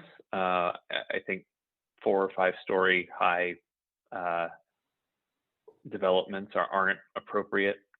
It sounds like you guys, the council is making headway to be a little more strategic about how to approach this, which I'm very happy to hear. I think the way that Tom and his team have reached out to the neighborhood has been a really great example of how I would expect developers to operate. And I'm happy that him and his team have taken the path that they have. I generally just agree with his team. One thing I would like to mention, I was on the June 15th call as well, and one thing that stuck out was a comment that was made. I think it was by the mayor of is El Camino the right place for high density? And you know, when I take a jog down Bowers and I see data centers being built, and you know, during the pandemic, one of my favorite tap rooms, Golden State Brewing, got shut down, and they're going to build a data center there. I wonder, you know, what is the right, you know, use of this land? You know, data center is just basically a big cube, and we could be putting some housing in more strategic places besides El Camino. So thanks for the opportunity to speak. Thank you. Kathy, go ahead, Kathy.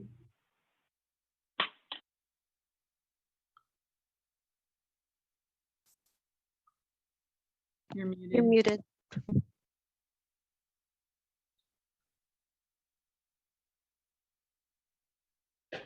There you Can go. now? Yes, we can. Go ahead, Kathy. Thank you. Good evening, Mayor and City Council. I'm Kathy Robinson. I work for Charities Housing, and we are one of the pipeline projects that was discussed a little bit earlier, where we are unfortunately in this position with without having the specific plan adopted. We are unable to move our affordable housing development forward. We're looking to the specific plan or some process that the city has adopted to provide us with a framework or a methodology for creating a development that's in conformance with the city's priorities and design standards.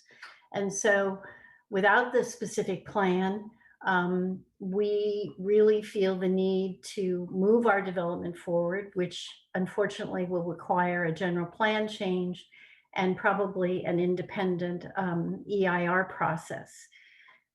This is all, you know, very unfortunate, because obviously as time goes by, we're not able to help address the housing crisis that we are all facing in our community, and costs escalate and funding sources dry up. So the feasibility of these types of developments diminish. So we would really like to urge the council to support option number 2, which brings forth some guidance for developers like us as quickly as possible. Thank you very much. Thank you. Justin, go ahead, Justin. Hi, can you hear me? Yes, we can. Well, thank you so much. I really want to echo the thanks to, you know, the mayor, vice mayor, city council members, and city staff for all your work on this and the excellent presentation that preceded.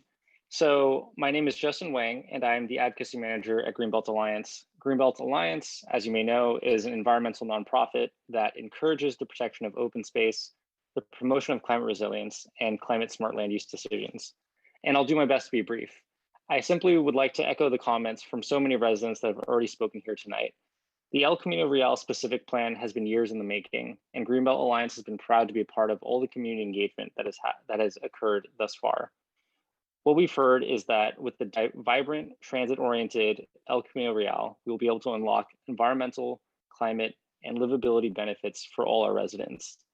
To reiterate, in order to meet our statewide emissions goals, VMT, and housing goals, it is imperative that we build housing in the right places, which a bustling corridor like the ECR is. I hope that the City Council will be forward-thinking and move forward with alternative number 2, the alternative that will bring us closer to an ECR that will be the best at moving us towards a better, more climate resilient future. Thank you so much for your time. Thank you. Shinyu, I don't hope I'm saying that correctly. Shinyu, go ahead, please. Yeah, that's me. Thank you. So my name is Shinyu. I'm a new homeowner on the Santa Clara by cars is directly facing the El Camino. So I joined a June 15 meeting. I heard I was making my comments. At the first, Vice Mayor Rush knocked on my front door and let me know this news. I appreciate that. That's how I expect from my community leaders to let me know the news and then hear my thoughts. So after that meeting, I talked to my neighbors. I knocked on a few doors, introduced myself, and talked to the neighbors. My neighbor's Joe, who's living in the Wade, and Donovan, he told me that he is over 80s, over his 80s, and he's been living in this house in Santa Clara for over 50 years. He told me that he has been fighting all these residential buildings on El Camino since probably 1970s. That's 20 years before I was born. And he will fight this one. He is strongly against because the privacy laws of the sunset laws. I was supposed to set up the technology for him. We were supposed to listen and talk together tonight, but I guess just 10 p.m. just too late for him. So as I said, I have three concerns on this building. First is dust and the noise during the construction, and how our construction codes can protect the homeowners. And the second one is, the parking will be flushed into the local street, not just my home, not just my street, will be all this shallow, residential area in the Bowers area, because, our Camino parking, they have no way to park. They will park into local street.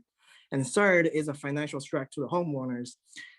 Over 30% of that on the Donovan is a house is purchased in 5 years, and then probably over half is in 10 years. If you listen to the market, the stakes are high for us. And this will greatly reduce the home value, and it will be a financial crisis some way. That's my comments. Thank you. Thank you. Thank you. Name not required. Hi, the El Camino specific plan has been controversial and a mess for years, and it's going to continue to be a mess and controversial. The mayor, the vice mayor, the council, and the city attorney, they need to come up with some chutzpah and put a stake in the ground and live with it. You can't keep making specific accommodations for specific buddies, for specific projects, for specific needs, for specific, people. You're going to have to come up with a plan, a comprehensive plan, and stick with it and live with the decisions. You can't end up with another hodgepodge like you've done in other places in Santa Clara. It looks like hell. It's the mess we have now on the El Camino because there isn't a comprehensive plan. So whether it's Rev 2 or another Rev, or you piss off some neighbors and you make other neighbors happy, or you get the bicycle people upset, or you get somebody's not going to be happy. You guys are going to have to stick a stake in your ground and live with it, because you're not going to make everybody happy. So it's a mess. It's going to be a mess. The people who live behind El Camino, I'm sorry, but you didn't buy the whole place. You bought your piece of property, not all the way to the El Camino. You don't own the shadow that casts on your house. The people that are there, it's just, you're going to have to stick a stick in the ground. And why the planning department hasn't still not come up with a comprehensive plan that takes into account all the state requirements, those people need to be fired. They're incompetent. They need to come up with and be able to present you with total plans when you need them, not say, oh, I don't know. Thank you very much. They don't know. Get them the hell out of there. Thank but you need to come up with a plan. And you. Thank you. Samalua? You're muted. Yeah. Samalua, I'm sorry if I. No, I can. Hello. We're hearing a kind of an echo. Hi. Thank you. Yes, go ahead. My name is Samila, and I'm owner of Taj Mahal Imports. We are serving Santa Clara City from more than 20 years. My father is running this business, and we have just essential items. We know that city has some plans for El Camino. They want to reshape the city and they want to start VTA, and they have some better plans. But the thing is, if we're gonna move out from this plaza, then we need another space. Also, if I have noticed, like on the corner of Lawrence and El Camino, there was one Indian grocery store, and few years back it was demolished, and now there are new apartments. Same same thing is going to happen with the Powers and Calabazas Plaza. And the question is, being a Santa Clara resident, if this is going to happen with all of the grocery stores, then all the customers from or all the residents of Santa Clara has to go for grocery to either Sunnyvale or Palo Alto or Milpitas, nearby cities. If this is going to happen, because I know there are many grocery stores on El Camino, and day by day each one is closing down. So it's just a request, kind request to city mayor that they want. I know they want to develop, but they should look at this matter also. Thank you. Thank you very much. Thank you for that, those comments. Mitten?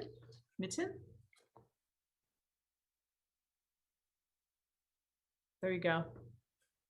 Yes, hi. Hello. So, yeah, thank you, Mayor and council members. So we have been living in Santa Clara over 30 years.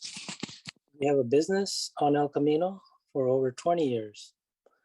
And so the developers want to come and kick us out because they want to make house, and so they want to make the housing so they could make more money. They already have a lot of money and they want to take away our livelihood. So we have voted for many of the council members so they can make the right choices for the members of Santa Clara, and they can look for our prosperity at the same time. So we hope you guys make the right decision. Thank you. Thank you, Mitten. Thank you. Steve, go ahead, Steve.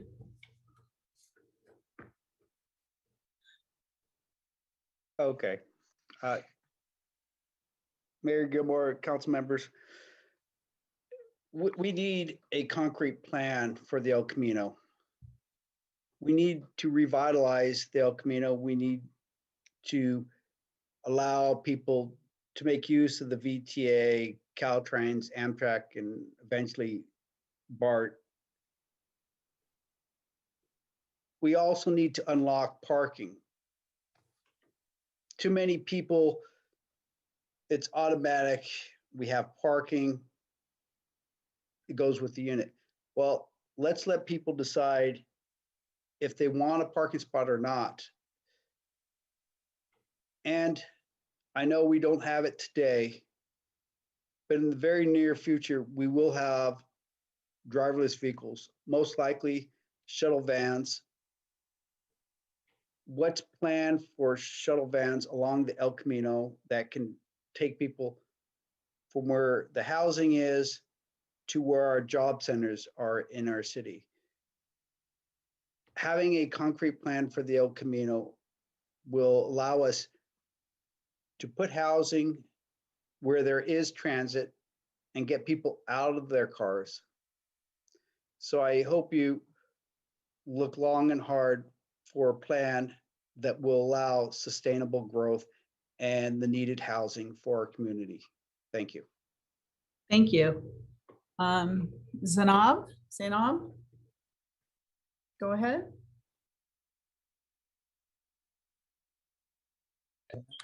Hi, my name is Zainab Maiman. I'm currently a resident in Santa Clara, and I've been noticing that First of all, just thank you to the mayor for having this opportunity for us to speak and to share our ideas and opinions. I've been noticing, similar to what other people have mentioned, that there's a lot of areas on El Camino which are now being filled with apartments, and it's been really difficult just for a local resident to find a decent place to get essential items. We need to travel really far to go just to get milk or eggs, or even just to shop for like clothes. We need to go to like San Jose or Palo Alto or even farther just to go shopping for clothes. And I just feel that that's really of an inconvenience for us, because we need it. If you just wanted to go somewhere with family, or like if you have kids, it's hard to travel a long distance and to keep them maintained like in a shopping mall. But to have just a small shopping center or shopping plaza that's open with limited stores can also be helped. Also, we've noticed that during COVID, it was really difficult for many small business owners to continue with their business, because a lot of people were doing online shopping. But now we've seen that COVID restrictions aren't so restricted anymore. So if we decide to, if the city of Santa Clara decides to close these businesses, that will be really like a negative impact on them as well. So I just think to create that positive, fair environment, those businesses should still be running. Thank you for your time. Thank you for those comments. Thank you. Any other member of the public? Would any other member like to speak on this issue? Now's the time. Madam Mayor, I do have a public comment email that's come in. Okay, please read. Thank you. This is from Linda Zazara. Staff was directed to come back with reduced density numbers, corridor residential at 2 stories, mixed use at 3 stories, and regional mixed use at 4 stories. I was happy. How does reducing density and maintaining density work? Do some neighborhoods get massive density and some less? The new proposal does nothing for community mixed use and regional density and height. I live in a single family home and community mixed use, so this does not reduce density and height in my neighborhood. How many times in the past did council hear from residents that projects were too tall and too dense? This was a major reason the ERC plan was to be reviewed by a committee. However, tall and dense seemed to be what some baked into the plan, while residents near the ECR who participated on the committee were not listened to. I would like each council member to stop for a moment and think about how they would like a huge high density building right next to their own home. Take your time to really think about this. The developer that wants to build next to Wheels and Deals has his plan in for quite a while. He has the support of the neighbors and has waited long enough. Let him proceed. It is the same plan with heightened density considerations. This is a developer that listens to the Santa Clara residents. We could only wish for this type of developer at the Mariani site. Tall and dense has been the Mariani way. That philosophy will create issues with parking and traffic through my tree-lined streets. Hotels, like the proposed Mariani Hotel, are not included when calculating density numbers. So does this latest staff recommendation put my community at more risk for even taller and more dense building? Again, the review of the ECR plan was mainly address residents' issues of too tall and too dense, not to crush our voice. Please listen to your ECR community and promote a plan ECR residents will support. End of comment. Thank you. Is that it?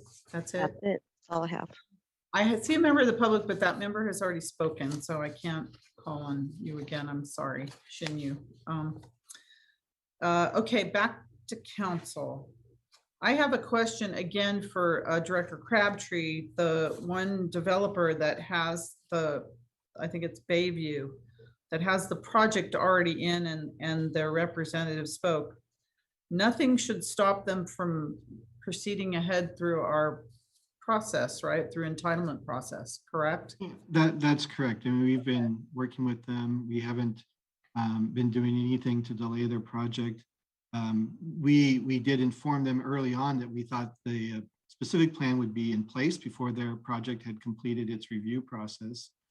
That can change as we figure out what the specific plan process is. That might change, but we've been processing their application just as we did Wheels and Deals site, for example. Right, so I just want to make sure because they said they were discouraged. I want to make sure that they're free to move forward through the regular entitlement process.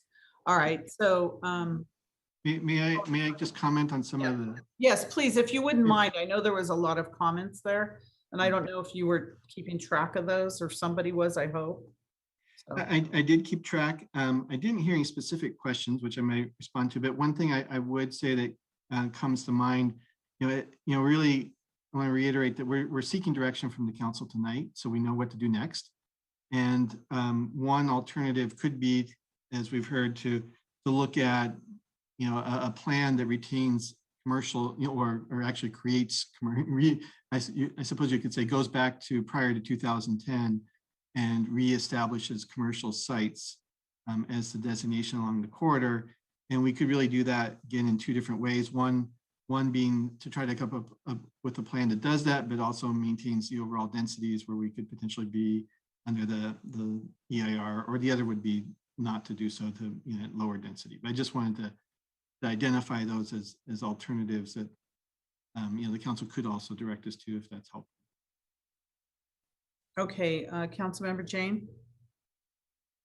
I think we are treading very dangerously if we take away residential per state law, because you have to coordinate another project at the same council meeting and approve both at the same time.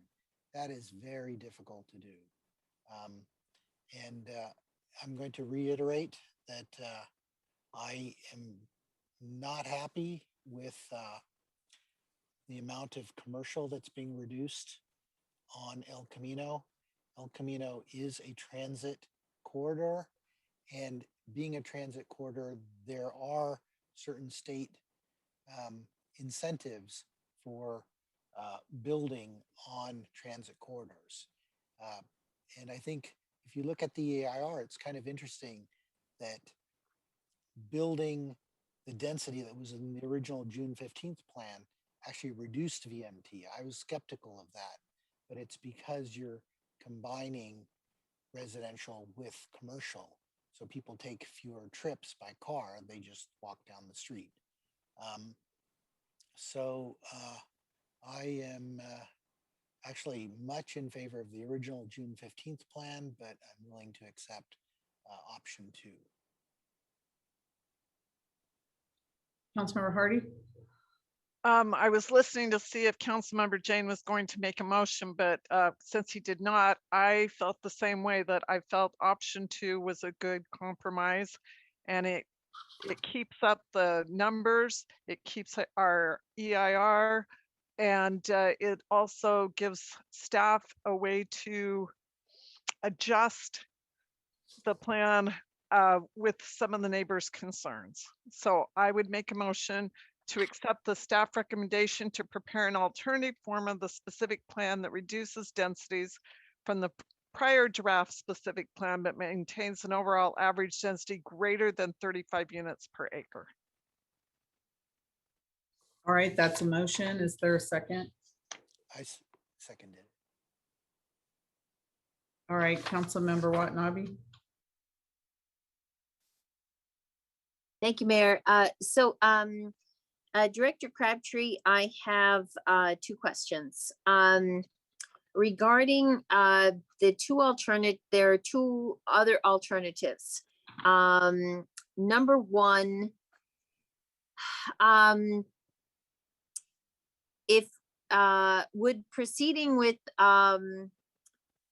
per prior direction with 2, 3, and 4-story height limits, would that still allow Bayview to move forward? And also, would it impact other projects like the Charities Housing Project? Would it still allow that project to move forward?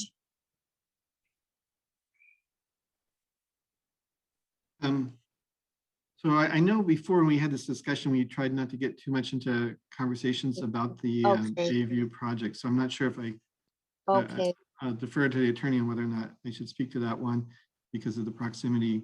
On the, I do believe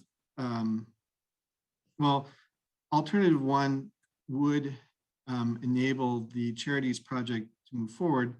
The issue being that the council would be acting sometime in 2022. So they would be delayed until after that. I see. Okay. Okay. Okay. Thank you. Councilmember Park. Yeah, so I like the motion, which is alternative 2. I like the idea that we come up with a plan that allows us to proceed with the existing EAR. Otherwise, we have to find a CEQA consultant, and it's not just to preserve much of the work that has already been done, but also to get the housing we need to support the area, right? And to deal with the myriad small requests that people have been making. There's just so much more detail that staff needs to make people happy. And I have to commend the planning department because they have an impossible and thankless task. I have been on many sides of this debate, and I think that people are kind of surprised.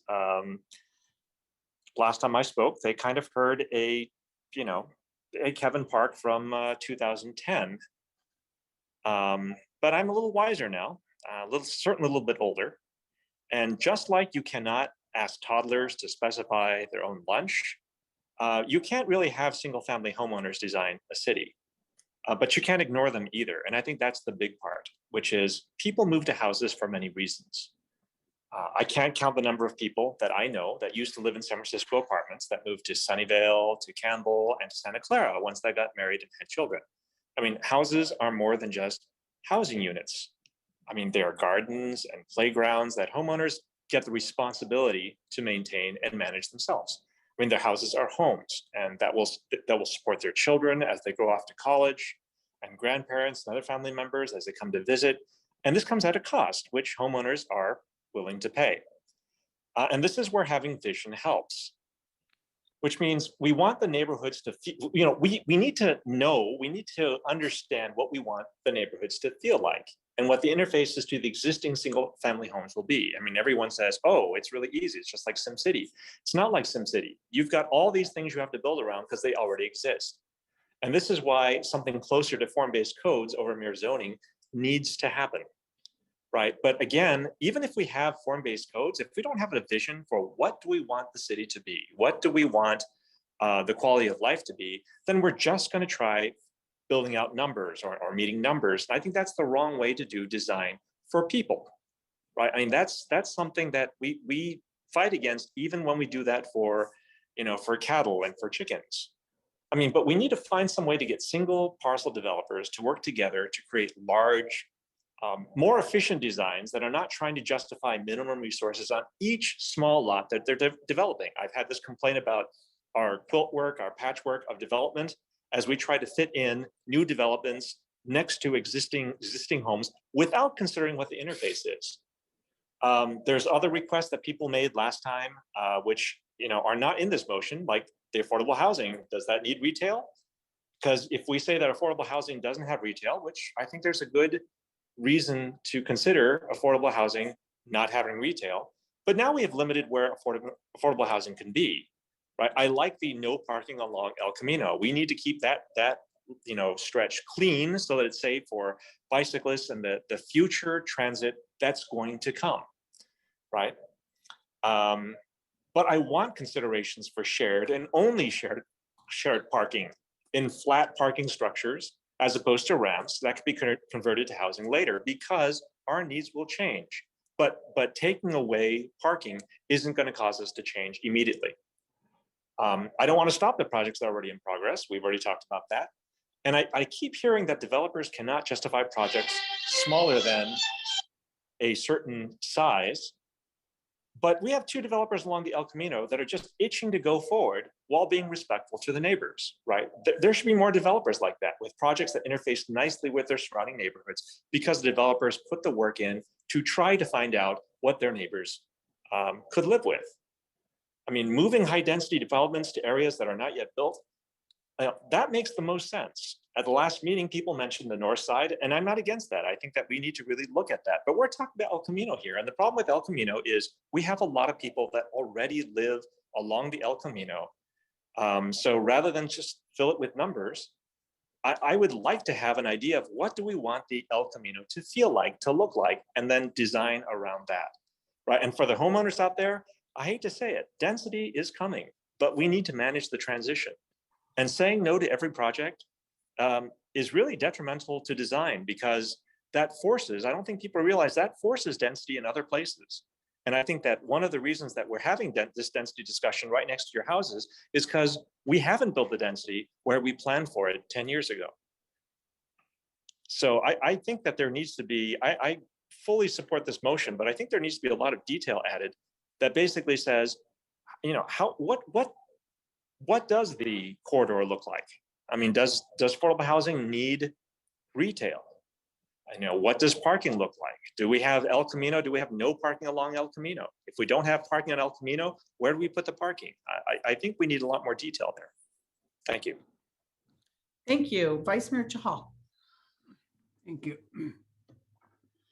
I fully agree with Councilmember Kevin Park, like numbers and design. It's a competition between that. And sometimes we should have some numbers flexibility so that we design according to the situation we are in, basically. And I can support the motion as long as we are adhering to some of the objective standard which we discussed last meeting, basically. If we adhere to 30-degree daylight plan, that would be good process to go. And a lot of us have talked about the single family houses with a shallow lot. That corridor is just 500 units. And even if we make a density on those to be limit them to 2-story, we are only losing 275 houses on that, basically. So it's not a very big number, which we can probably accommodate and make this whole corridor development a little bit better, much better, basically, if we take into account. And as Councilmember Park added, we need to look at a lot of the details, like parking, like traffic and affordable housing. And there were pretty good suggestions from the chamber that if we are talking about affordable, we can ignore the commercial out of it. So all those considerations, whatever have been in play, should be considered, basically. So I would be, and I just want to ask Director Crabtree, so those other objective standard will still be the part of what the council recommended last time, will be the part of this new preparation when we do 35 dwelling units per acre plan, basically, on average. Thank you, Vice Mayor Chahal. There was a note in the report, I didn't include in my presentation, I should have, but those details about, such as the, removing the requirement for retail and affordable housing projects and adding the 30-degree plan are absolutely things we can incorporate in to the plan when we come back. The bigger question was what's the density that we need to plan for? So that's why we were focusing on that tonight. But we can, those other items are relatively straightforward for us, and understood the input we received, so I can address it. Perfect. That makes sense. Thank you very much for confirming that. I appreciate that. Thank you. So I want to ask Director Crabtree, I think the motion on the floor is for the mid-density alternative. Is that the motion on the floor? The motion on the floor was specifically the recommendation to prepare an alternative form of the specific plan. That was my question when I was asking Director Crabtree before, is this your proposal? And he backed off and said that no, basically it was, their recommendation was to prepare an alternative that made certain that we have 35 units per acre or better. So is your motion, Councilmember Hardy, the mid-density alternative? I think you said number 2. Is that your motion? It's option number 2 for staff to come back up with that. Yes, it could be part of what he showed us tonight, but that was not specifically part of our report. In the report, the mid-density alternative is spelled out. Yes. Is that the motion? I'm just trying to understand. It could be, but the point was I wanted to give staff options and the ability to just make certain that we got those 35 units with all the concerns that they've heard. So staff, the mid-density alternative number 2 that was mentioned in the motion is 4,400 units. Is that what is on the table? 4,400 units? I just want to know what I'm supposed to be voting on. So I understand that the council member's motion is more open-ended than that, and that it's just to come back with something that achieves at least 35 units to the acre. Which is we how many units? Because she said in her motion number 2. So that's Right. So it could be less than 4,400. The 4,400 units 400 units, and the is majority a little bit over 35. The majority are from 4 to 6 stories. That's what that number 2 is. Right. Number 2, and it was unspecified as to how much of the corridor residential we would get. I was really working towards trying to create something to help us get point in the right direction to where the council wants us to go.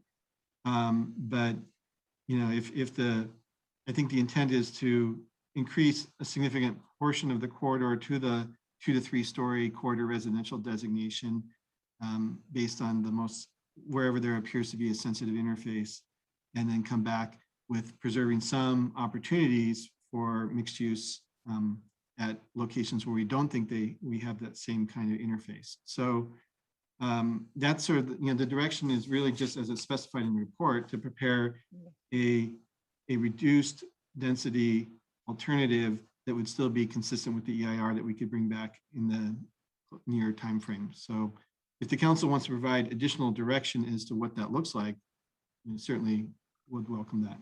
Well, your alternative, your mid-density alternative keeps the existing EIR going forward, which is still, to me, a high density alternative at 4,400 units. So I know that the motion that was made last time was for 2,300 roughly units. And the original proposal was for, I'm just making this really simple, over 6,000 units, 6,600 units, I think. So it was 6,600 originally. We lowered to 2,300, and now it's back up to 4,400, and that's what I hear is the motion on the floor. I'm just trying to be clear, because I can't vote on something that's open-ended if I don't know exactly what I'm voting on.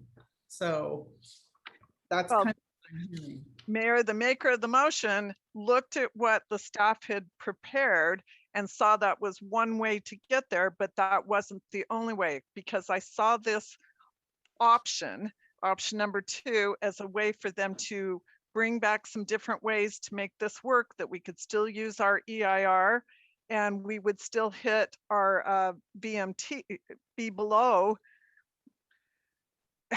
that we would be above the density, so we would not have to do the VMT analysis. That's right. my concern. So you're staying within the higher density than what we decided on, what, 2 weeks ago, or whenever that was. Yes. But to me, it's still, I'm trying, in order to do all that and keep all that, we're still at a high density at at least 4,400 units. So that's why I cannot support the motion, because it's a majority of these are between 4 and 6 stories on the El Camino in order to keep that EIR. I just want to make it clear, in order to keep that EIR, it still has to be fairly dense. And I don't think, talk about reduced retail. We don't have enough retail to support what we have right now versus, the future adding another 4,400 units of 4 to 6 stories on the El Camino. So I want to see the 2 projects go forward, which I know Bayview will go forward. The Civic Center project I want to see going forward, but I don't think this is what our community wants. I really don't. So I can't support that, your motion on the floor for this minimum of 4,400 units. Vice Mayor Chahal. Thank you, Mayor. So I have the same question, like with 35 dwelling units per acre for the specific plan, what is the minimum number of total housing units will we have to build, basically? Because let me explain something. I was going as per the staff report option number 2, because I did not even get the email. I did. All the council member got the email about the presentation today about what Director Crabtree presented. All I did- can say is anything I get on the day of a meeting, we are inundated with things I don't even have time to read. So if we did, I don't know. I didn't see it. So I did not see that. No, right? So I did not get any idea about Director Crabtree's to visualize and study that, basically, to be very frank. And I was going as per the alternative number 2, which was in the staff report, basically, not confusing with the number of housing or whatever it is. And there's an option to come up back with what they will be bringing back, and then we can decide. But my question at this stage to Director Crabtree would be, with 35 dwelling units per acre for this specific plan, what is the minimum housing units we need? So I just want to clarify too that there's 2 issues. One is the need for a VMT analysis. Another is, have you changed the outcome of the specific plan enough that you need to recirculate the EIR? And so as we change the type of development and we have less mixed use, as you heard, we can actually end up with more traffic than what we had planned. So it's not that simple that I can give you a number tonight, I'm afraid. But if the direction is to be as close to 35 units to the acre as we can be, we'll look into that and try to respond in that way. I agree with the mayor's comments that if we do not have the adherence to our previous directions, like what we decided on June 15th, and now we are coming up with 35 dwelling units per acre, I need to have some rough idea, like what would get us to that level, like how many stories on a different corridors, like can we adhere to our guidelines, what we did? For sure, we cannot adhere to our guidelines, what we did on June 15th, that your spreadsheet shows that. So what would be the delta, basically? So are you looking for a number of units? there's a chart. There's or a a height? There's a chart, Director Crabtree. Yeah, in the plan, there's really many different ways we could do it. So this is one option. And I was trying to achieve multiple goals. One was trying to preserve the activity centers at 3 locations, because I thought that was something that the community expressed a desire to see through the outreach and the plan process.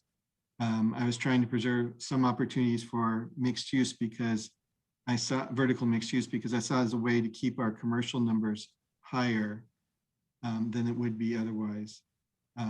So that's why there are, the proposal is still to maintain the height limits of 5 to 6 and 4 to 5 stories for those 2 designations. And then really we could move as much of the remaining corridor as possible into the corridor residential designation and reduce the density. I think that the number that would still get us to 35 units to the acre on the average is somewhere, is probably around 4,000 units, or maybe a little bit lower than that.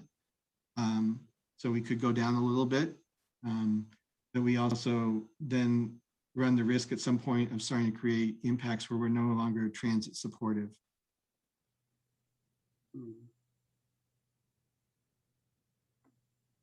Okay. Are you finished, Vice Mayor? Thank you. Yeah. Councilmember Jane. I just want to state that on June 15th, the direction to staff was to prepare an alternative to the June 15th plan. It was not to replace the existing plan. So I voted for it to look at an alternative to see whether it would be economically feasible. And I really wanted to have somebody do an economic analysis to see if things would pencil out, if developers actually wanted to build there. And I'm going to restate that from what Kathy Robinson said, my impression was that if the densities are reduced too much, then they are basically going to go for a general plan update and an EIR to keep the densities that they wanted. So I think a lot of projects will not pencil out, and I'm very concerned about having El Camino Real remain as strip malls. Thank you. Thank you, Councilmember Becker. Thank you, Mayor. I hear a lot of the concerns that Councilmember Jane is bringing up, as well as I think a lot of the concerns that a lot of my colleagues are bringing up, including the mayor. A lot of my community, I hear, my district doesn't border the El Camino Real, but I hear about it. I hear people tell me about it. I really want to see the El Camino transform, but at the same time, the number really has me staggering. At the same time, I think that's not what the community wants, but I think we could really find a really good balance. But I think I do agree also a lot with what Councilmember Jane is saying. We got to be very careful. But then at the same time, I think we got to also be very careful, as what the mayor's saying too, with our residents. So thank you. Okay. All right. We do have a motion on the floor and a second. Assistant City Clerk, can you read the motion, please? Yes, the motion that I heard was from the staff report's recommendation, alternate number 2, prepare an alternative form of the specific plan that reduces densities from the prior draft specific plan, but maintains an overall average density greater than 35 units per acre. Okay. I'm not going to be supporting that. It's 4,400 units and it's too dense. All right. If there's no other comments, roll call vote. Assistant City Clerk. Councilmember Watanabe. No. Vice Mayor Shahal. No. Councilmember Hardy. Yes. Councilmember Park. Yes. Councilmember Jane. Yes. Councilmember Becker. No. Mayor Gilmore. No. So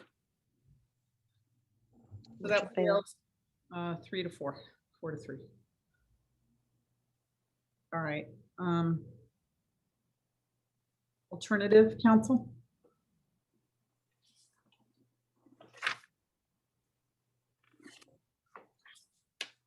Councilmember Watanabe. Thank you, Mayor. I would like to make a motion because I believe that this was the direction based on an alternative based on the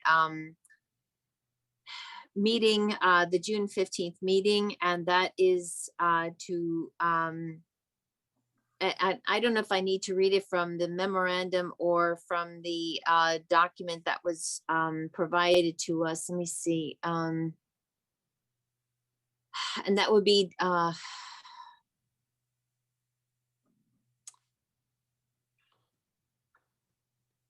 yeah, okay.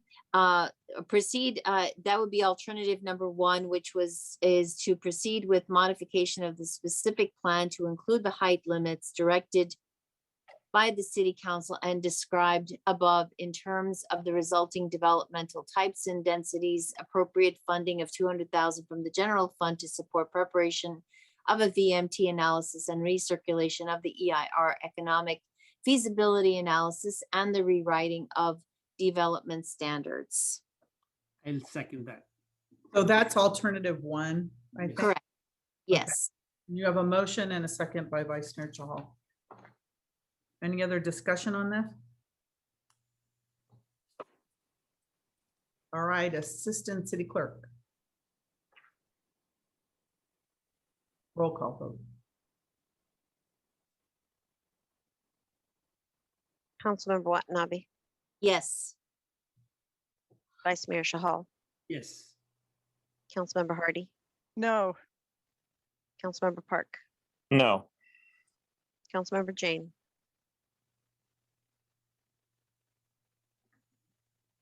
No.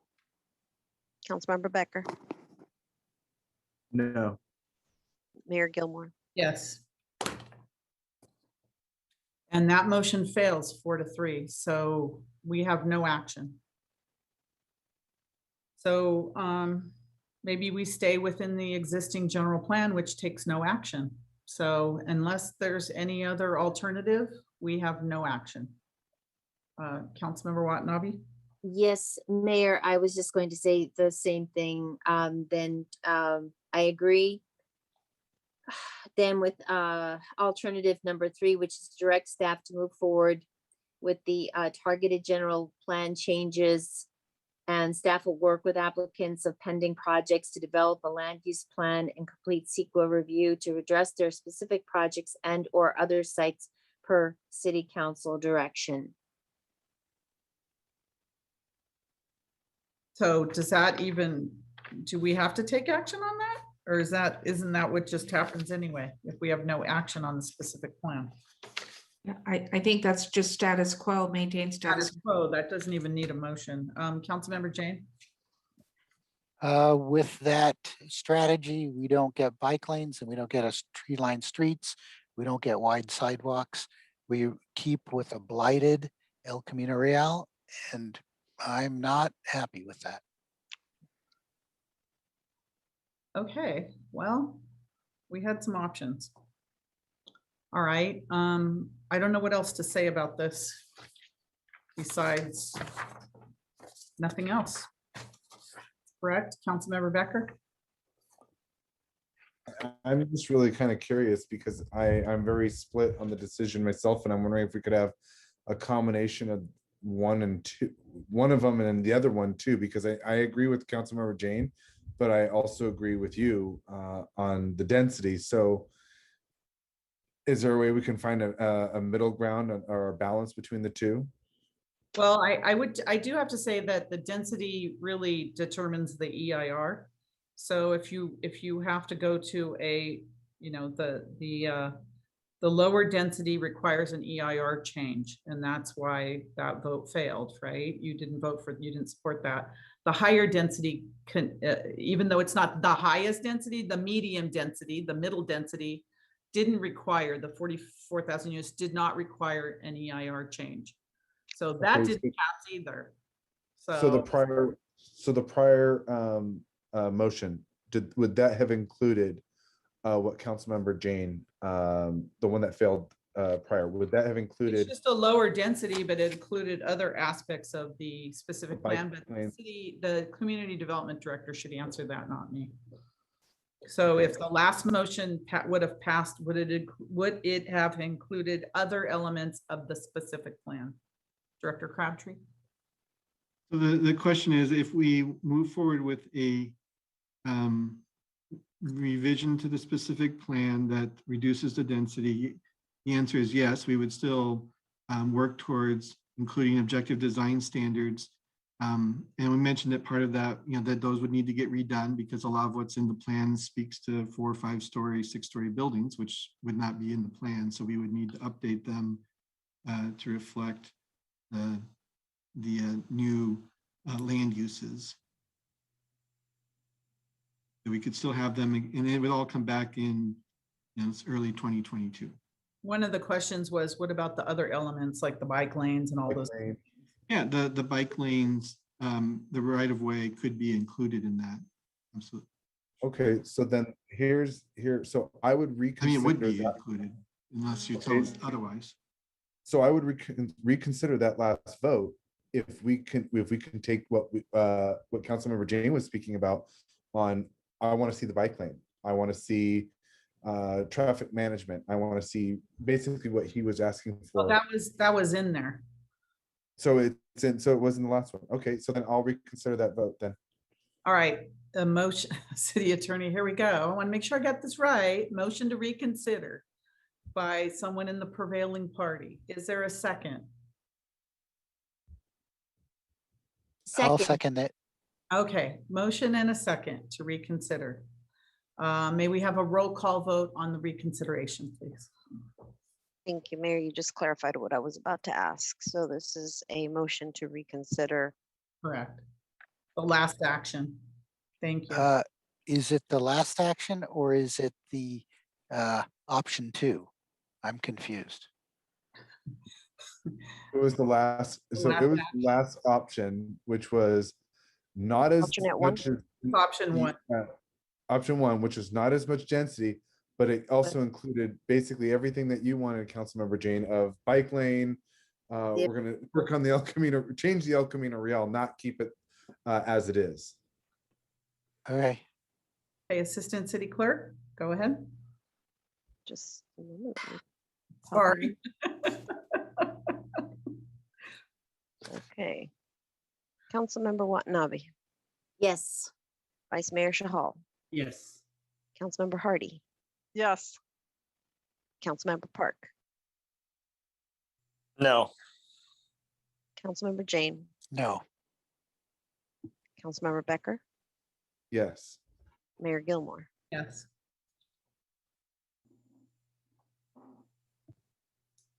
So that passes.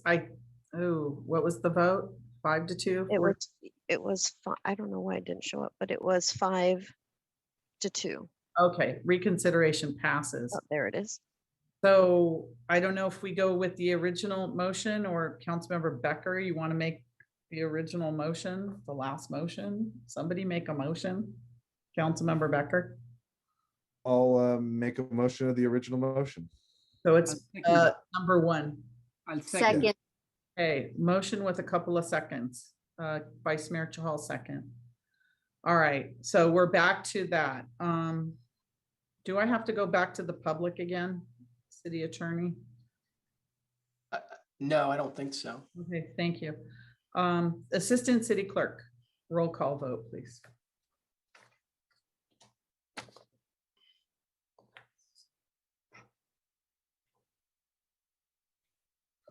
Councilmember Watanabe, Yes. Vice Mayor Shahal, Yes. Councilmember Hardy, No. Councilmember Park, No. Councilmember Jane, No. Councilmember Becker, Yes. Mayor Gilmore. Yes. And that passes 4-3. Thank you. At least we have some direction now for the council. So thank you for that. And okay, we're gonna can we take a 5-minute break? It's 10:58 to 11:05. We're gonna take a 5-minute break before we go on to Tasman East. Thank you.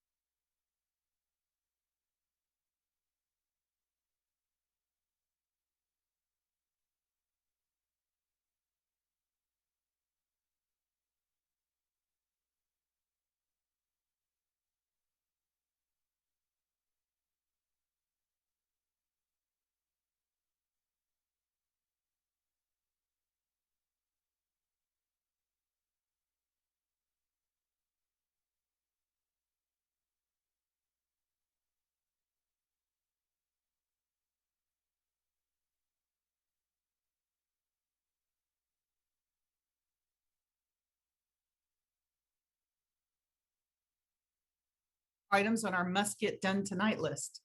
City manager, is that what you were going to remind me of? No, Mayor, I just wanted to put into the record that for the last item, with alternative one, we will come back with the appropriate budget modification based on the action taken. Thank you. Okay, so we will now move forward with item number 6. And that is action on amendment number 4 to the agreement for professional services with Perkins and Will for the Tasman East specific plan and related budget amendment. City manager. Aye. So we are bringing back, as you recall, this item has been deferred since an earlier agenda. And at the time that it was deferred, we recommended that we come back with a presentation on the Tasmania specific plan. The purpose is to provide background information and to connect the background information with how we got to this point of bringing forward this consultant contract. It is not, just so that we're clear in terms of the mission for this item, it is not an exercise of reopening the specific plan. This is just for consideration of a contract only, and for purposes of providing background as what surfaced in the last council meeting when this item was heard. So from here, I'm going to pass it over to Andrew, and we can answer questions as they come up, or at the end of the presentation, excuse me. Andrew? Yes, thank you. Do you have a presentation? I'm Andrew Crabtree, Director of Community Development, and the item before the council tonight is 2 actions that would allow the city to begin working on an amendment to the Tasman East specific plan. The 2 actions are a request for an amendment to the city's contract with the planning consultant, Perkins and Will, and an amendment to the city's budget to accept a grant from the state that would fund the preparation of the specific plan. So the background information here, the specific plan was adopted by City Council in 2018 and has been successful in several ways. The specific plan provided capacity for 4,500 new housing units and has demonstrated market feasibility, and the city has already received applications for 4,484 of those units, which are now moving through the planning and building permit process. We have 1 project, which is a 100% affordable project that's already well under construction. And the applications on file have come in at higher densities than projected, and as a result have only used about 2/3 of the plan area to use essentially all of the available capacity in terms of number of housing units that the plan provided. Notably, the specific plan was selected as the winner of the American Planning Association Northern Section Award of Excellence for a Large Jurisdiction Comprehensive Plan, so it's received a professional recognition in that way. Next slide, please. The city was also able to obtain a grant from the state to fund further work on the Tasman East specific plan with the intent of adding more residential capacity to, from a land use standpoint, to allow full build out of the plan area as envisioned in the specific plan, so that it's a complete neighborhood. The state's objective is that we support additional housing capacity. The awarded grant expires in less than 1 year, so being able to move forward with the contract is important so that we might be able to complete the work while the funding is available. The proposed amendment was discussed by the City Council on March 10th with 4 votes to approve the contract, but it was not approved as a result because 5 votes are required for the associated budget amendment to accept the grant money. The City Council then in March directed staff to return to the City Council with a full presentation, which is our intent tonight. The next slide, please. During the City Council's discussion on March 10th, the council discussed concerns associated with the creation of a new complete neighborhood of 4,500 units and the possible addition of up to 1,500 additional units, how to serve those units in terms of parkland, open space, amenities, retail, and services. So the following presentation will provide an overview of the projects in process and how the plan addresses these concerns. Next slide, please. Next slide. So this map illustrates the location and status of projects on file within the plan area. Properties colored purple are sites with an approved planning permit, and sites colored yellow are sites with a pending planning permit application. We are not aware of any other proposals beyond the ones shown on this map on their main sites, which is what you would expect, given that the plan as it is now doesn't have any additional capacity for new projects. So the developer, thinking about developing in Tasman East would find out that there's no capacity available and probably not pursue a project. As you can see, the projects that have come in are generally occupy the outer 2 blocks of the sort of 3-block area, with a couple exceptions, but almost all of those outer blocks are included in some application. Most of the land not included in the application, some files located within the center block.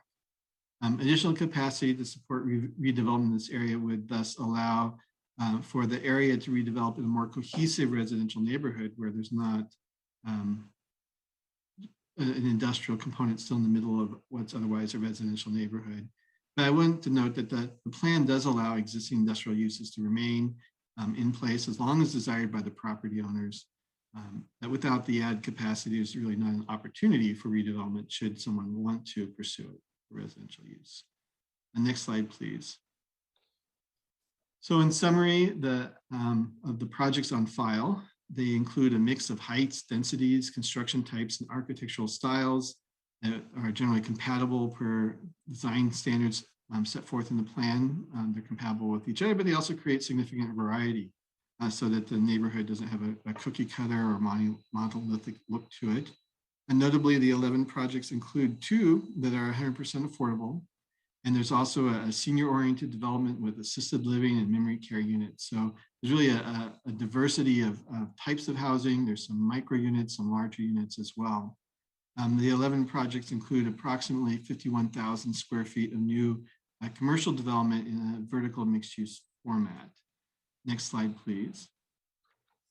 So just for a little bit of context as we work our way through this, the plan area is divided into the 5 districts that you see here: the Hill District to the north, adjacent to the City Place development, the River District to the east, adjacent to the Guadalupe River, the Station District on right across from Lick Mill Station, the Bridge District, which is where sort of Tasman starts to go up over railroad tracks and Lafayette Street. And then the Center District is the center of the plan area. So we're going to kind of walk through the projects in these different districts. Next slide, please. Starting at the northwest corner, we have the Summer Hill project, 347 units, type 3 construction, 7-story project at 113 units to the acre. And would note, you can see on the right hand of this rendering, the project includes 0.42 acres of parkland that's dedicated to the city. Next slide. So moving to the east from there, we have a project developed by Ensemble, which is 301 units, also type 3 construction, in this case 8 stories. And this is a micro unit project. So you see it has quite a high density at 316 units to the acre. And it includes 0.28 acres of parkland, sort of proportional to the lot size. This is a smaller lot than the Summerhill project. And so there was a proportional distribution of the parkland, and then but that's added on. So collectively we have a park that's about 3/4 of an acre. The next slide, please. And then moving to the east from there, the next site over is the one being under construction. This is a recent photo of the St. Anton project, which is 100% affordable project, 196 units. And this is type 5 construction. It's all wood frame, 5 stories, 172 units to the acre. And this project does include a classroom space, sort of training program space that they would use to provide services to the residents of the project. Next slide, please. Continuing to the east, we're now in the River District, and we have a project by Holland that's proposed 580 units. This one uses type 1 construction, so it's reinforced concrete, steel, and 14 stories in height, 145 units to the acre. And this project includes 1 acre of dedicated parkland along the river, which is the front. Next. And just south of there, we have one of our pending applications, a project by Related, also proposed to be type 1 construction, 939 units, 122 units to the acre. It's a mixture of 6-story and 21-story buildings. As you can kind of see in this rendering, it's a little more schematic. The application is still in the process. And this includes another 1.5 acres of dedicated parkland that would be combined with the 1 acre on the Holland project we just saw. Next slide. Working our way now west to east through the Tasman, the Center District. On Lafayette, we have this project also pending at the time. Type 1 construction, 271 units would be an 18-story tower, 301 units city acre. There is some amount of retail that would be included in the project that's still being determined by the developer. Next. And just approved a little bit to the north and east of that last project, another one by Ensemble, 8-story project, 110 units. This one's type 3 construction at 2 and 4 units the acre. Next, please. Also in the Center District, we have our second 100% affordable project. It's 150 units, 7 stories, 195 units the acre. And this one includes about 5,000 square feet of retail. And it would front onto Paseo. The council remembers the specific plan has a north-south street through one block of it, Calle de Sol, and the intent originally was to extend it as a street. After additional work, we decided that would be best as a Paseo. This fronts onto that Paseo. But there's still a plan to activate that Paseo with the buildings along it with retail, including the site. Next. And also in the Center District, we have a project by Greystar that's 360 units, 8 stories, type 3 construction, 178 units the acre. And that includes a greenway that's in the specific plan that you can see to the right here. There's 2 buildings that are identical, mirror image. And then in between them is the greenway. It's an important feature of the plan. Next, please. In the Bridge District, we have one project by Related that includes a couple buildings here, and 551 units. One building is type 3, sort of a phase 1, and the second phase is type 1. They're 8 stories and 22 stories respectively. Overall, it's 100 units to the acre. It includes 22,000 square feet of retail. There's a small park, plaza, or sort of urban plaza park that's part of this site, as well as greenway. And I'm sorry, I'm talking about, I said Ensemble. This is a Related project. And this was the one that includes the assisted living and memory care. And this is in the Bridge District. I think I may have said Station District. Next slide, please. And then across Calle de Sol from that project, we have the Ensemble one, which has the 2 phases. The first being the 8-story in the foreground, the second, the 20-story in the background of this photo. It does include about 24,000 square feet of retail. The developer said that their intent is to include a grocery store in this project. It does include parking greenway as well. Next slide, please.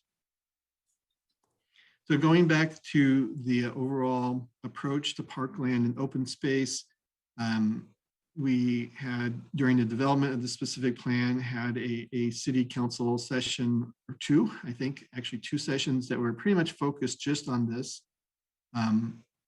The question of how much parkland and open space to include within the specific plan. And we received direction from the council to proceed with this strategy of 10 acres total, of which 5 acres would be dedicated parkland and 5 acres would be open space that could be satisfied through a variety of different options, including the greenways, privately owned plazas, or to a degree, a private rec included within development projects can help to meet that for the plan.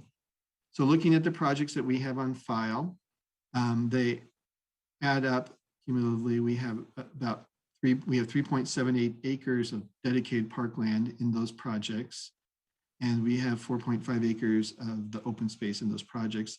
And I would say to that because there's a sort of a geographic component of this, some of the parkland has not yet been achieved. For example, the Center District, there's a 1 acre park plan that we do not have development yet where that's planned. So that has not come in with the projects on file. And some of the greenways have not been implemented yet either. So they're not reflected in this, even though we're close to the 10 acres with about 2/3 of the plan area developed. It's reasonable to expect that if we develop the other third, we would meet or exceed the 10 acre number. Next, please. This is just a diagram that shows how our projects overlay on the aerial photo to try to illustrate how the open spaces worked. You can see in the top center, there's parkland between the two projects that we talked through. There's a river park on the eastern side. You can see that the paseo that feeds into that. We have two projects that include parts of that paseo that kind of goes through the center of the central district, east to west.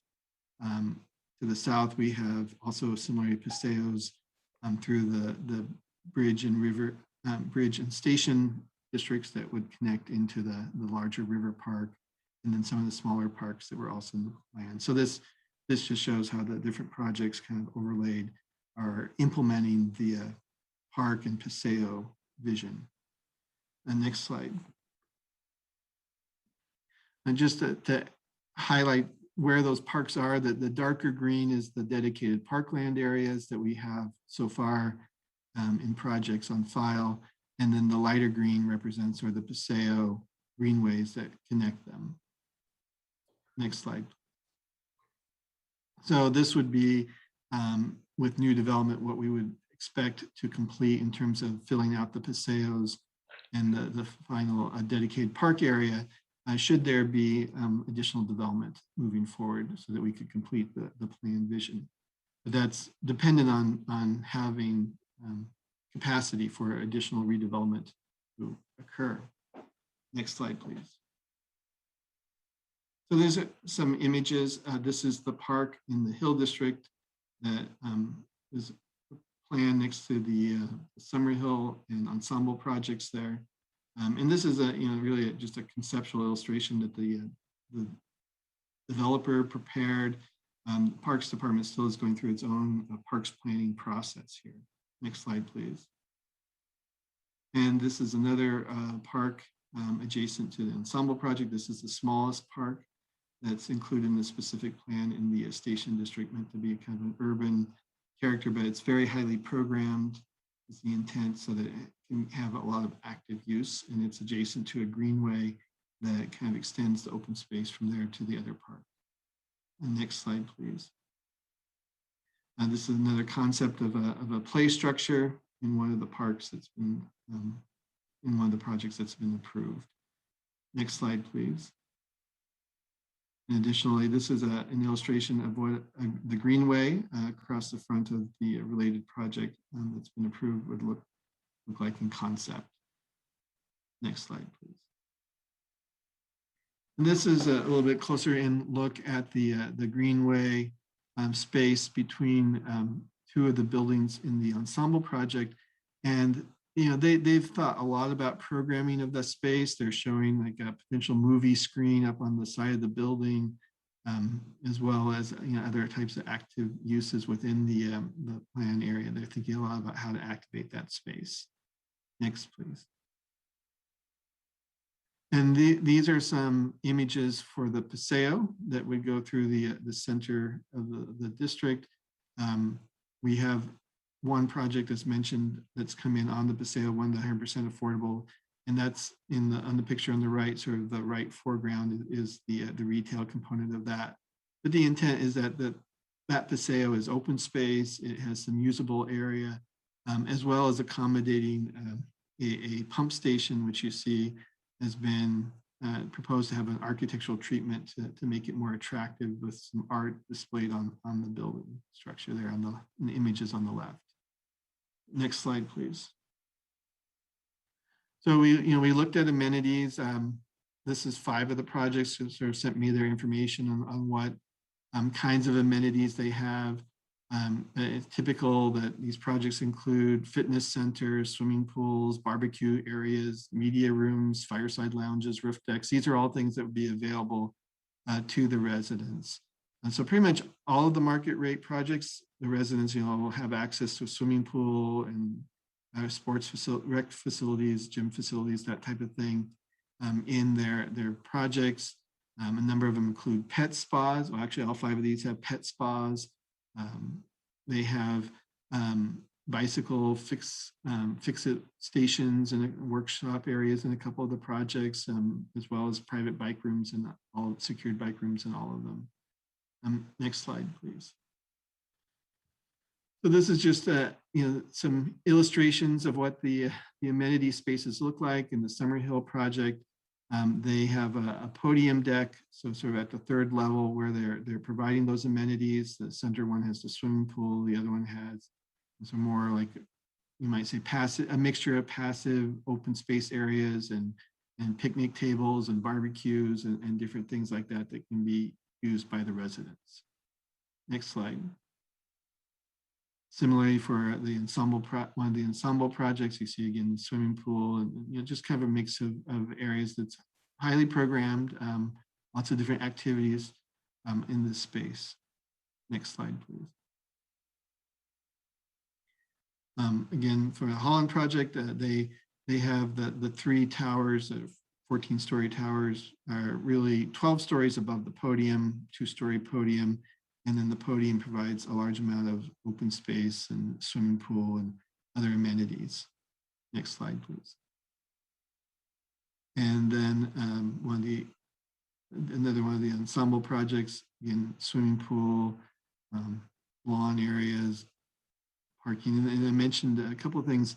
Ensemble is an interesting company. It started as primarily a hotel developer, and they bring some of that same attitude towards the project. So like they intend to have a bartender staffing a bar next to their pool deck, for example, and to have happy hours and things like that that would be part of their programming for future residents. Next slide, please. And then this is the related project. Again, significant amount of open space and landscaping throughout the project.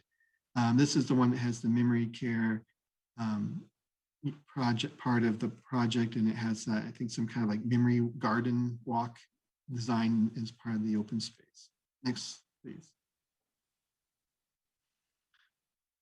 And kind of just an illustration of some of the landscaping and the intent of having as much green space around the building as possible. Next. So I want to talk a little bit about access to open space from the project site. And this was a diagram that we had when the specific plan was being adopted, but it shows that we have this kind of network of parks and greenways within the project area, but we also have access to other amenities that the future residents will benefit from. They have good access to the Guadalupe River Park Trail, which is a major sort of regional amenity. They have access to the Yuletstack Natural Area. They are close to the Santa Clara Youth Soccer Park. There's a park over in Catherine Hughes Elementary, Fairway Glen Park. And then the related project as part of that development, ultimately, there's a 30+ acre park to the north of that that would get developed as what might be called Central Park North. So they would have really within walking distance access to a lot of these different amenities. Next, please. And there was a question I know from the council about various types of retail and grocery in particular. As part of the preparation of the specific plan, there was an economic analysis done to determine what ability the specific plan would have to support retail development. The specific plan ends up supporting about 100,000 square feet, which I think of retail, which is probably about the high end of what could be supported. The study did say that with the addition of 4,500 units, a grocery store could be feasible. And it made I think the important comment that retail in this area would have to have really a different character than what's happening at related Santa Clara, which is adjacent. In order to be viable, you could not try to compete with the related Santa Clara project. So I think the analysis is going to be more of a quiet type of retail, a little, more of a calmer neighborhood setting. And next, please. And I already recapped this, but the recommendations were for 106,000 square feet supported by the plan, which could include a grocery store of about 25,000 square feet. And the concept is really to create this sort of main street through the center of the Tasman East neighborhood. The southern half of that is a street, Calle del Sol, that's existing street. And then it's extended northward from there as a paseo. There's really not a need for vehicle traffic to go through that. And for other, with the primarily the pump station constraint, it was decided it was better that that be a paseo, but that could still be lined with active retail uses. And you see that here as well as the open space. Next. And again, it's sort of overlaid the three projects that have come in that abut this planned street all have the retail frontage shown here in red as the specific plan calls for, and that's bringing us up to about 51,000 square feet of retail. Presumably, if the plan is amended and ultimately the other sites redeveloped, we would get probably in the neighborhood of another 30,000 square feet of retail at least to kind of complete that retail street corridor. And I would note too that the one project here, the one at the northern one of the three is the 100% affordable project, but still includes about 5,000 square feet of retail. Next slide, please. And this is just an exhibit of sort of the area, the broader area in terms of existing commercial restaurants, shopping opportunities that was put together by a broker and really shows kind of that there are other amenities and services in the area. Next slide, please. And then, of course, the project is adjacent to the related Santa Clara project on two sides. It's very close in, and the related Santa Clara project, as it's building out, will be a very big retail destination. So lots of entertainment and restaurant options there for future residents that will be, right across the street from them. Next slide, please. And so our recommendation tonight is that there are two parts to it. First is that the city council would do the budgetary action to add in the $310,000 grant that we received into our budget so that we could use it for the purposes of preparing an amendment to the plan. And then next slide, please. Part two is to authorize the city manager to execute an amendment to our contract with the consultant who helped prepare the plan to go forward with an amendment that would allow us to add up to 1,500 additional units in the plan area. And so with that, staff's available for questions. Councilmember Jane. Yeah, thank you, Andrew. I guess what I'm trying to understand is that we're just authorizing the funding to prepare the amendment, but for the Perkins and Will to decide what's going to be in the amendment, when do we provide direction for that? That's sort of an overall thing. Then I have a bunch of specific questions. So, there was the intent to add the residential capacity was basically reviewed by the city council in the past. And when the council approved our sort of application for the grant. So that's one step, but the council can give us additional direction tonight in terms of things you would like us to explore with the planning process. And then the intent would be over the next year as we work with the consultant, we would check in with the city council and after we hear their professional input, hear their recommendations on what would work from their based on their land use expertise, what we could do with this remaining part of the plan area. We'd come in front of the council and report out on that and get additional direction. So We haven't put together a schedule yet for the preparation of the amendment, but I would expect there to be 1 or 2 check-ins at least with the city council before we bring forward a final plan for council adoption in terms of an amendment.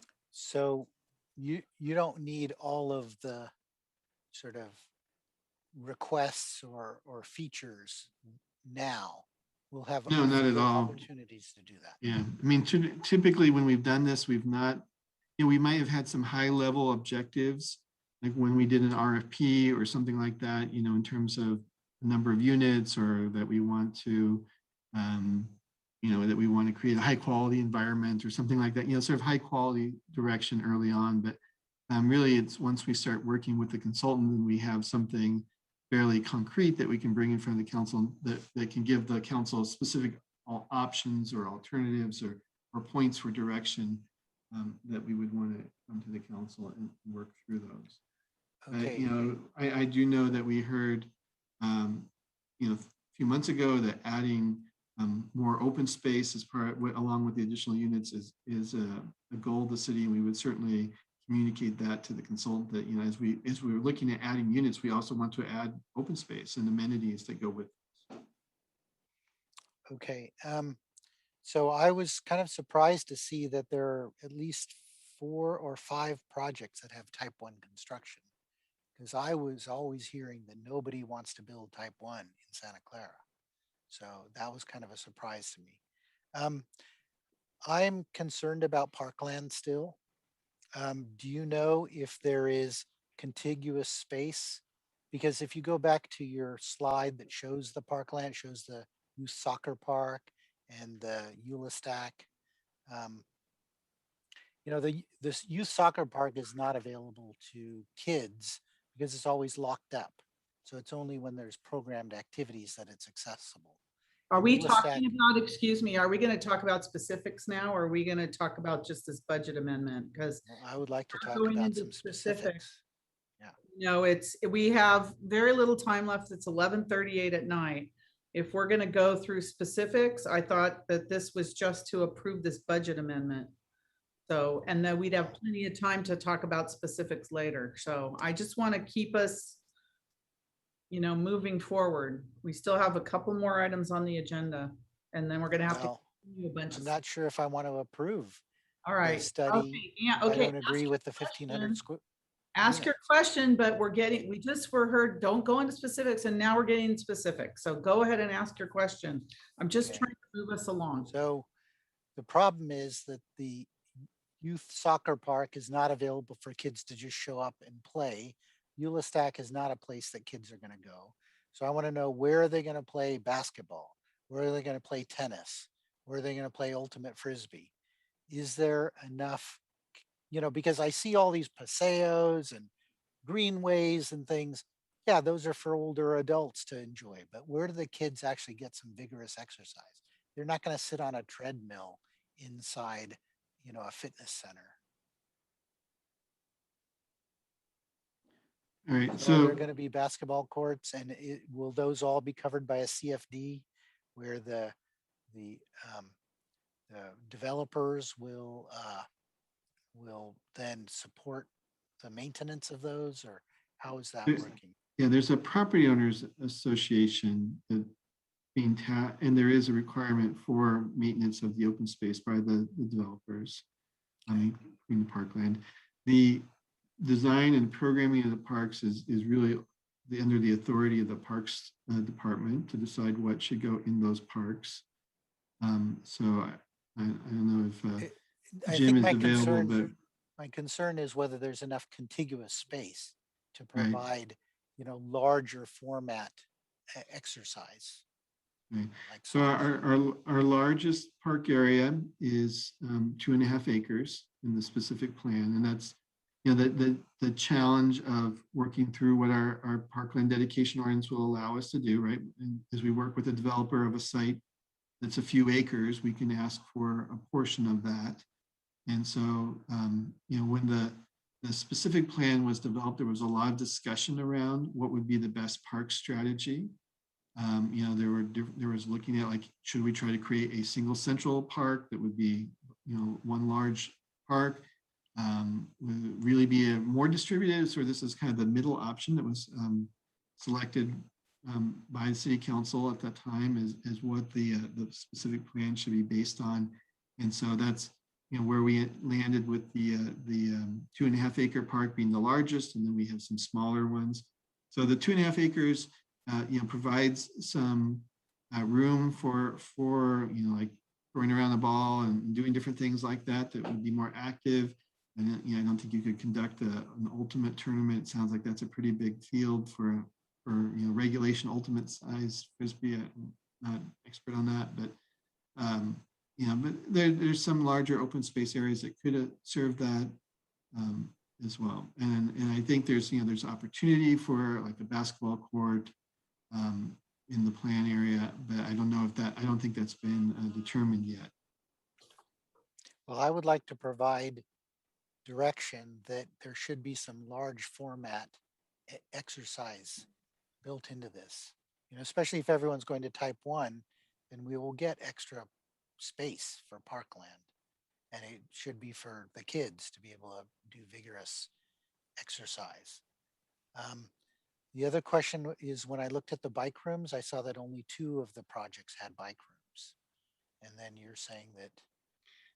Yeah, so I think you're referring to the little table of amenities that I included, and you know, I just asked the developers to send me their amenities lists and what they decide to include as amenities. So I reached out to them today, and I heard back from 3 projects that they absolutely had bike rooms.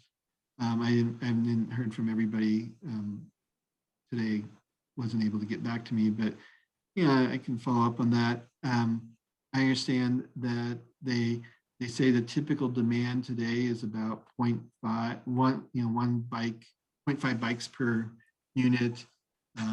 They are providing like 1 space, but within the bike per unit overall, but within the bike room, it's somewhere in the neighborhood of 0.5, as they say the current demand is what they experience. So they're meeting that demand in these projects. And okay, well, I don't think that they have very active TDM programs for these buildings. So I'm curious to see whether they're requiring enough. Yeah, there are TDM requirements for the projects. Okay, well, that's all I had. Thank you. Councilmember Watanabe. Thank you, Mayor. Thank you, Andrew, for the updated report on this project. Oh my gosh, it's really coming along. I just want to point out that I know a lot when we were initially looking at this project back in 2018, there was a lot of discussion about making sure that there was going to be open space and finding ways to, you know, accomplish, you know, 10 acres of good space for folks to be able to spend time. But, you know, I just want to point out there are, and I think I've said this before, but I'll say it again, in the area within walking, biking distance, we have Live Oak Park, which has some great fields where people play soccer. There's basketball courts, tennis courts open to the public. Lake Mill Park, same thing.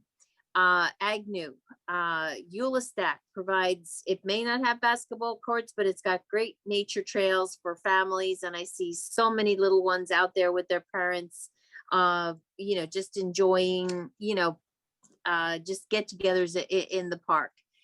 North First Street has quite a few basketball courts as well. And I can tell you too that people travel from all over to be able to use these parks. I know even up in Live Oak Park on the weekends, you see people coming from San Jose to play volleyball in the park. So our parks are well utilized, and there never seems to be an issue with nobody not being able to access them. So until, like, you know, Central Park North gets built out, you know, there are a lot of great amenities in the area. for residents. So I don't see that as being a problem. One question I have, and I hope this is appropriate, you know, seeing, you know, how, I mean, it's great to see how the project is coming along, but when you really see like how tall some of these buildings are, and we've got 21, 22 are floors, do we know if we've heard anything from any concerns like from the FAA or anything about the heights or The tallest project you saw was the related project, and they've told us that they've gotten the FAA approval for what they're proposing to do. So, okay, great, okay. That's all I have for now, Director Crabtree. Thank you very much. thank you. Do I have a motion from anyone on the budget amendment, the item on the agenda? Are we going to Councilmember Watanabe? Sure. Let's see. I am happy to, let me see, go back here. To study the additional 1,500 units. Yeah.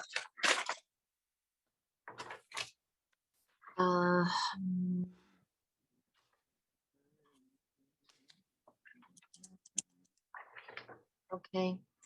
The recommendation, well, there's two parts, right, consistent with the city charter 1305, that at any meeting after the adoption of the budget, the city council may amend or supplement the budget by motion adopted by the affirmative votes of at least 5 members so as to authorize the transfer of unused balances appropriated for one purpose to another purpose or to appropriate available revenue not included in the budget.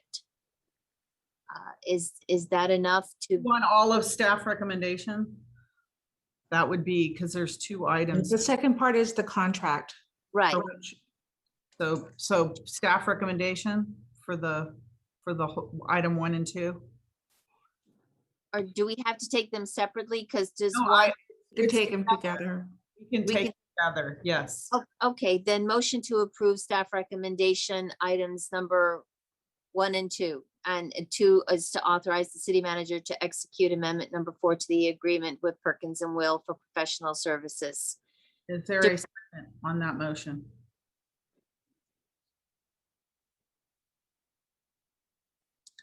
Okay, fails for lack of second. So are we done with this item then? We're not going to study it? No, I'll second it. Okay, second by Councilmember Jane. Vice Mayor Chahal. Thank you, Mayor. I know this is a grant money, and so I'll support it. But at the same time, I do share some of the concern with Councilmember Jane mentioned, like quality of life for residents. So I think we should give some detailed guideline when we are asking the consultant to come up with 1,500 units, but also emphasize what are the quality of life issues they can be accommodated within this area, basically. So that should be one of our priority too at the outset. Thank you. Thank you. Councilmember Park? Yeah, I do agree with Councilmember Jane's request for large areas for people to play, especially kids. But I'm going to disagree with him on one point. Greenways are for everybody. After experiencing heat for the last couple of weeks, I noticed a few things about the places my family went to keep cool. And in general, we look for no air conditioning and no frivolous uses of water. And all the places we went to had 2 things in common, which is shade, and specifically shade from trees, and places to sit.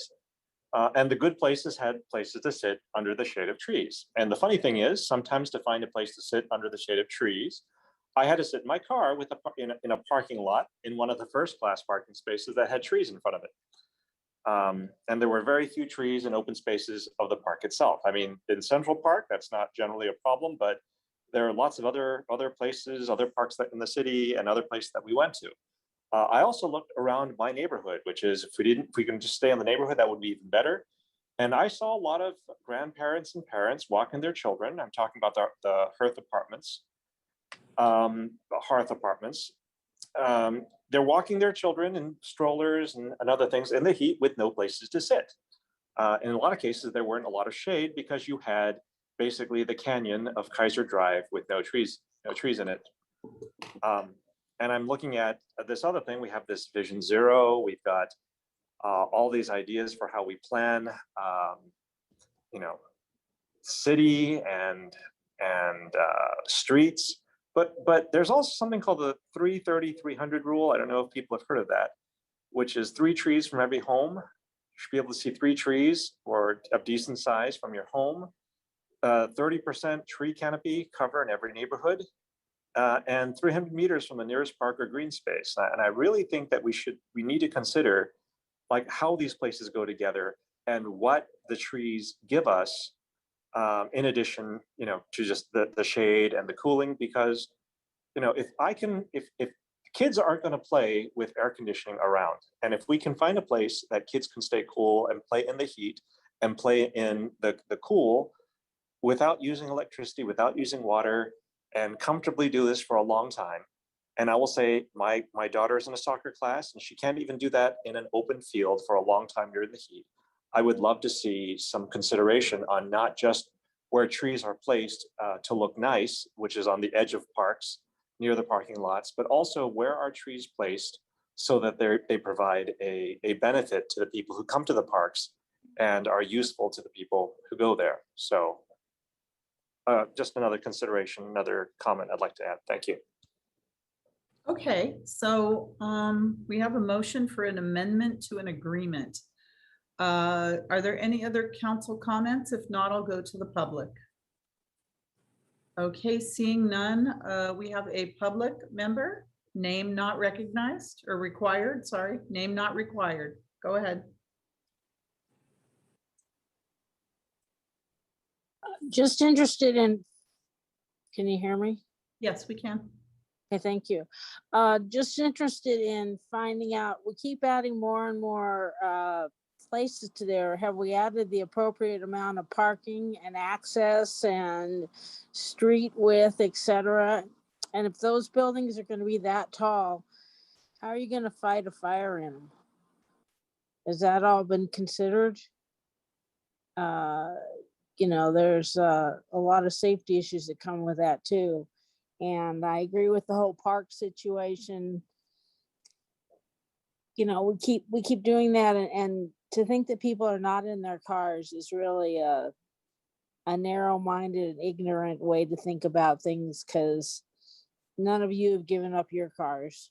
And to think that somebody else is going to give up theirs is really a dumb thing to assume. And you don't assume anything, because that makes an ass out of you and me when you start assuming things. So please think about parking. People will have their cars and they're going to be overflowing into anybody else's neighborhood. And unless you want to invite them to park in front of your house, stop putting in front of everybody else's house, please. Thank you. Thank you. Is there any other public member that would like to speak? Okay, seeing none, we have a motion on the second and a second for this agreement number 4 to the agreement with Perkins and Will for the Tasman East specific plan. Councilmember Harden. Oh, I'm sorry. I didn't raise my hand. I see a yellow thing in the corner. I don't know what that is. Anyways, okay, sorry. I'm seeing things now. Okay. Assistant City Clerk, vote please. There's a small yellow thing on top of your name, above your name. So I'm sorry. Councilmember Watanabe, Yes. Vice Mayor Shahal, Yes. Councilmember Hardy, Yes. Councilmember Park, Yes. Councilmember Jane, Yes. Councilmember Becker, Yes. Mayor Gilmore. Yes. And that passes unanimously. Thank you.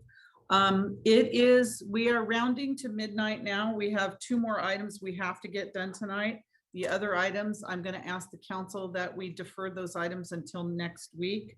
City Manager, I think it's, correct me if I'm wrong, but I'm looking for a motion for item 7, 8A, 8B, 3E, and 3H to July 13th. I'm also going to ask the council if we could start the meeting earlier. Because that's our last full meeting before the break.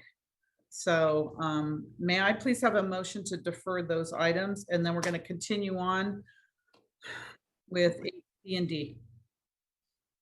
Vice Mayor Chahal.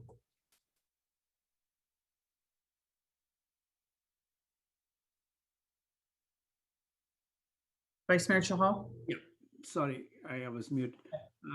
For item 8A, they waited, I think, long time for the last meeting, and a lot of members are waiting right now too, and just to put in on a future agenda. Unless the council is just okay with making a motion to put on a future agenda, we can do that, but it's midnight. We've been going for 8 hours. It's not fair to have our staff. We still have 2 items that have to go tonight. So unless we just vote to put it on a future agenda, we can't keep the staff. We just can't. It's midnight and we're not finished.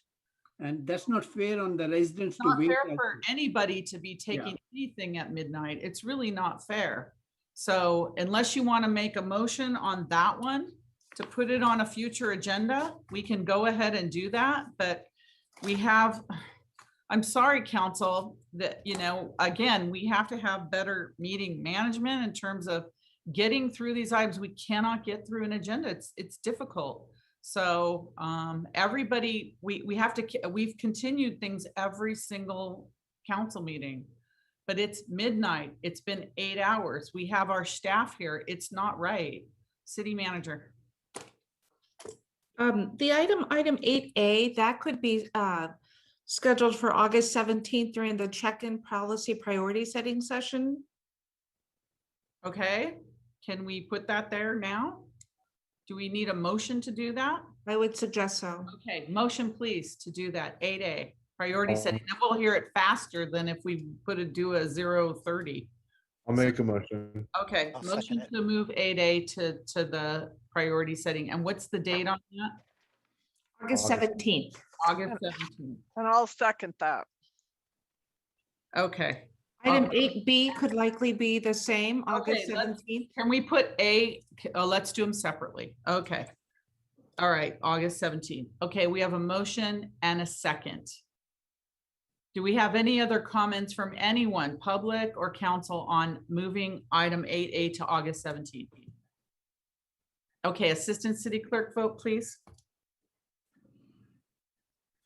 Councilmember Watanabe, Yes. Vice Mayor Shahal, Yes. Councilmember Hardy, Yes. Councilmember Park, Yes. Councilmember Jane, Yes. Councilmember Becker, Yes. Mayor Gilmore. Yes, that passes unanimously. Can we do the same thing for 8B to August 17th? Councilmember Becker. Yeah, sure. I'll make a motion for it. I just wanted to confirm that this is agreeing that we will hear the written petitions, correct? Yes, at our priority Okay. session. Okay, Is that a motion for 8B to August 17th. yes, I'll make a motion for 8B. Is there a Second. second? Okay, we have a motion and a second. All right, anybody want to discuss that? Any member of the public? Okay, Assistant City Clerk, go ahead on that. Madam Mayor, I didn't hear who seconded that. Was that Councilmember Jane? Councilmember Jane. Ah, yeah. Thank you. Councilmember Watanabe, Yes. Vice Mayor Shahal, Yes. Councilmember Hardy, Yes. Councilmember Park, Yes. Councilmember Jane, Yes. Councilmember Becker, Yes. Mayor Gilmore. Yes, thank you, and that passes unanimously. Could I please have a motion to move 3E and H to next Tuesday? Councilmember Becker? I'll make a motion to move 3E and H to next Wednesday, you said? Tuesday. Tuesday, sorry. Madam Mayor, what about item number 7? 7, 3E, and 3H, I'm sorry. Is that okay, Councilmember Becker? 7, 3E, and 3H. Is there a second? And we have a second by Councilmember Jane. Any discussion on that? Okay, may I have a roll call vote, please? Councilmember Watanabe, Yes. Vice Mayor Shahal, Yes. Councilmember Hardy, Yes. Councilmember Park, Yes. Councilmember Jane, Yes. Councilmember Becker, Yes. Mayor Gilmore. Yes. And that passes unanimously. City manager, can we work with the council in terms of starting the meeting earlier next Tuesday? Or Yes, do- I think for next Tuesday as well as August 17th, we will need to add more time. So I'll be working through Julie to get an earlier start time. Thank you. Okay, thank you very much. All right, next on the agenda, we have written petitions. We're gonna go item number C, and that's 8C. Action on a written petition, Council Policy 030, submitted by Anna Vargas Smith on June 28th, 2021, to add an agenda item to consider financial and in-kind support for the Santa Clara Parade of Champions, either Plan A, a live parade, or Plan B, a virtual parade. And this is just an action to put it on the agenda for, is it next Tuesday? So this action is time sensitive in that if it doesn't come before the council before recess, then it automatically would remove the option to do it in Plan A, an in-person parade, and would have to default to a virtual parade. The numbers, we still need to get the numbers better firmed up so that we can represent to the council the request for in-kind services as well as a direct financial contribution. And so we would not be able to put a report together. We would be able, though, to put a PowerPoint presentation together that would outline all the different numbers and support services that we understand are being requested of the city. I would also just add that this would also need to be integrated into the policy priority setting session with respect to workload capacity and the redirection of staff resources. So that's the purpose of it being time sensitive, is that there is a request for a financial contribution request that we need to firm up so that the council could consider if this is the direction of the council. Councilmember Becker, I wanted to go to Anna Vargas Smith, the petitioner first, if that's okay. All right, Anna, I know you've been waiting all night long, so sorry it's so late. You guys are amazing. Wow. You know, we've got the whole crew here watching you. We're cheering you guys on. Send coffee, please. And coffee, lots of coffee. Well, hi, everyone. Thank you for listening to us. We're really excited that we get to be on for next week. It's that time of year. We've been planning to celebrate our community and frontline heroes, of course, in person. I first want to thank you and City Council for considering our petition and for funding city services that brought back our 52-year-old parade in 2019. I mean, after 24 years, we made history. It was pretty amazing. The last 15 months of COVID in isolation, the community's pretty ready to go and ready to celebrate our heroes and unsung heroes in person. So consider it a victory parade is what we're proposing. Plan A, of course, is live, is what seemed like what the community really is dying for. I know everyone here, I don't know who's in the audience, but the history of the parade is that we've been around since 1945. I mean, we have 52 years behind us here. They were our first champions. They're World War II vets. We were also, it ran for 50 years by the Marsali family. We were the second largest parade in the state of California at its peak, and also the longest unifying event in the history of Santa Clara. So there's a lot to be proud of. Our grassroots team, along with the city community, all the sponsors, we brought back the parade to a crowd of 10,000. Judging by the feedback, it seems like it'd be a lot bigger this year. We're hoping the broad appeal about the parade is really there's no other parade like us in the state. I mean, who else is celebrating champions in the middle of the holidays, right? We're the pretty much representative of what's possible, the center of what's possible. We're multi-generational. We love that. We're multicultural. We're very inclusive. We're diverse. A lot of the benefits of the parade that keep shining through is that it really shows the quality of life in Santa Clara, our little small town vibe. It builds goodwill, and a lot of community relationships have come from this parade. And it showcases a lot of what the community does positively for its city. Academics, the kids are involved in sports, arts, music, everything. I mean, look at Vanguard, look at our Olympians at Aqua. It's phenomenal. And really importantly for us is it nurtures the next generation of Santa Clarans. We really want them to carry the torch on for the next 50 years. We figure we indoctrinate them now. We have a parade for forever if we could. And it teaches civic pride, volunteerism, leadership, and social responsibility, all the things. We've worked with a couple kids from the DECA team for 2 years now. They're just amazing. And lastly, funding the parade will effectively pretty much fund every nonprofit in Santa Clara because they all pretty much participate in the parade. So it's like, two birds, one stone. Everyone in the parade enjoys their company and together and celebrates our city. So there's a lot of positive for having this parade this year, especially. Plan B would be a virtual parade like last year.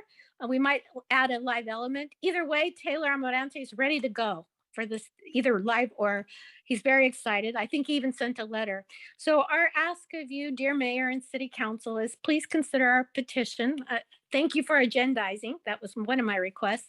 And yes, Deanna, it was very time sensitive. So the plan A, I think is 60,000 K, possibly, I don't know.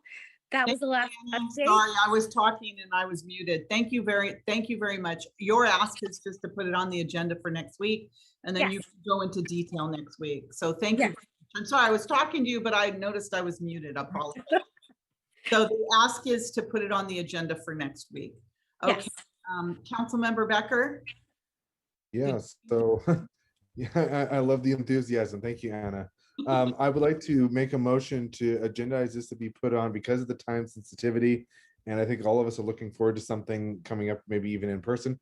Whatever we decide, I'm looking to make a motion to add this to the agenda next week. Second. Okay, there's a motion and a second. So I'll go back to the public now. Mary, go ahead, Mary. People that have waited all night. So go ahead, Mary.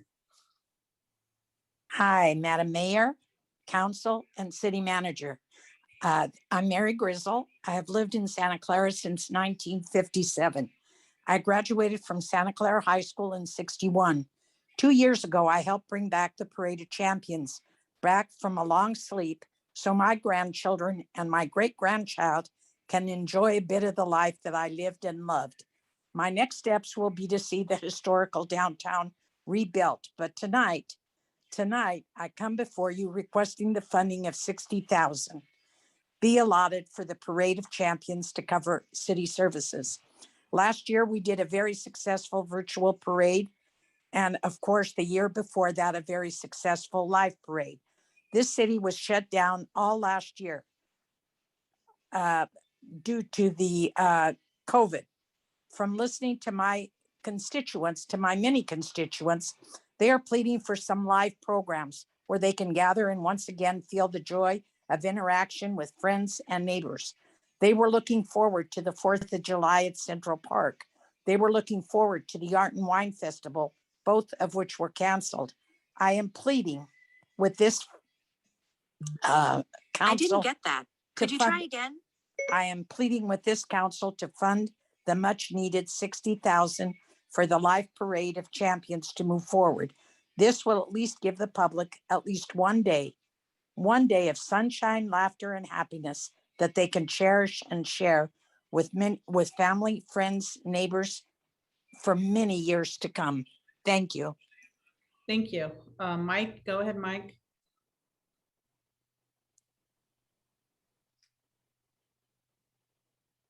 Hello. Hello, Honorable Mayor, Council Member, and City Manager. I would like to encourage all of you to support the City of Santa Clara's Parade of Champions again this year. After over a year of lockdown due to COVID, the parade is an outstanding means to bring all citizens of Santa Clara some normalcy filled with citywide pride. We all know that the normal citywide activities like the July 4th fireworks, the All-City Picnic, the Art and Wine Festival did and will not take place again this year due to the budget constraints COVID placed on the city. The parade is a fantastic, inexpensive event that would help to return Santa Clara back to a city that supports its citizens who volunteer hundreds of hours to make Santa Clara the center of what is possible. We have grassroots effort people like Anna and Mary who have brought this back, and to coin what the city manager said earlier, let's vote for this and get something positive coming out of COVID going. Thank you for your time. Thank you, Mike. Anyone else want to speak? Madam Mayor, I do have a couple of public yes, could you read comment emails. Comments, please. Sure. First comment is from Taylor Amorante. I'm writing this letter today in support of the Santa Clara Parade of Champions, a very special, memorable, and unifying yearly event that has played a major role in bringing Santa Clarans together for a very long time. Many cities like ours continue to grow bigger and at times can feel less recognizable, but it's yearly event like this parade that makes our town feel small again, or at least have the close-knit feel of a small town. This parade is special because it introduces us to our neighbors, our businesses, our schools, our ethnic groups, our athletes, frontline workers, and heroes. The Parade of Champions shows you exactly what kind of people make up this great city. You may not see them every day, but they're out there. And on this day in particular, they inspire all of us, from the hardworking people who organize it to those rewarded with marching in it, and all the way down to the little girl on the corner of Monroe and Benton, watching the marching bands and thinking, one day I'll learn to play the clarinet and I'll march too. It's a special day. As someone who marched in the parade with his pal soccer teams as a kid and now 30 years later has the honor of serving as parade MC, I can tell you firsthand that participating in this parade gives me immense pride for my city, a pride I reflect on and try hard to channel as I announce each group or individual that marches by on parade day. The feeling I get hasn't changed. After the very challenging 16 months that we all just experienced, it seems like a safely organized outdoor event like this one would make for the perfect prescription. Our city is about every last person, and with this event, there truly is something for each one of them. Keep going, keep supporting, keep funding. Our community thanks you for it. End of comment. The next comment is from Andy Ratterman. I wish I could attend tonight's meeting. Santa Clara citizens have endured and prevailed a horrific pandemic. The Parade of Champions is a chance to celebrate our heroes, from the nurses and doctors, the public safety, and the everyday citizen who wore their masks, quarantined, and supported our business during the difficult times. It is time to celebrate our heroes and ourselves. Please let the Parade of Champions shine a light on all the heroes in our community. Thank you. The next comment is from Skip Pearson. I am Skip Pearson and wanted to say that 90 years ago, Gertrude Stein said of Oakland, there's no there. For almost 60 years, the same could be said of Santa Clara. All great American towns have an annual parade for its citizens to celebrate local heroes. 12,000 people participated in the rebirth of the Parade of Champions 2 years ago. As downtown is resurrected, let's make sure that the Parade of Champions continues to demonstrate that there is a there. End of comment. And our last one is from Nancy Biagini. I was born and raised in Santa Clara, still here almost 70 years later. I have found memories of our Parade of Champions and all the work my relatives engaged in to make it a reality. We shared the trials and tribulations of putting on such a huge affair, surpassed only by the fun and excitement of the event itself. It was a time of coming together, cheering our local champions, and just enjoying our community. To call it a community builder is an understatement. It was what made Santa Clara unique in the South Bay, a community with a small town feel in the middle of an expanding area. 2 years ago, the new SCPOC brought it back. I'll never forget the look on participant faces, either remembering what was and thrilled to see it return or enjoying it for the first time. We've endured a tough time these past several months. With the council's support, we can reverse that with the 2021 Parade of Champions. Let's cheer our heroes and each other in a community-wide live, hopefully celebration. It may well be the only one of its kind this year. I urge your financial support. Thank you so much for your consideration and hope to see you all on October 9th, 2021. End of comment. And that's all I have, Mayor. Thank you. So we have a motion and a second to place this on the agenda for next Tuesday. All right, and seeing no other comments, Assistant City Clerk, roll call vote.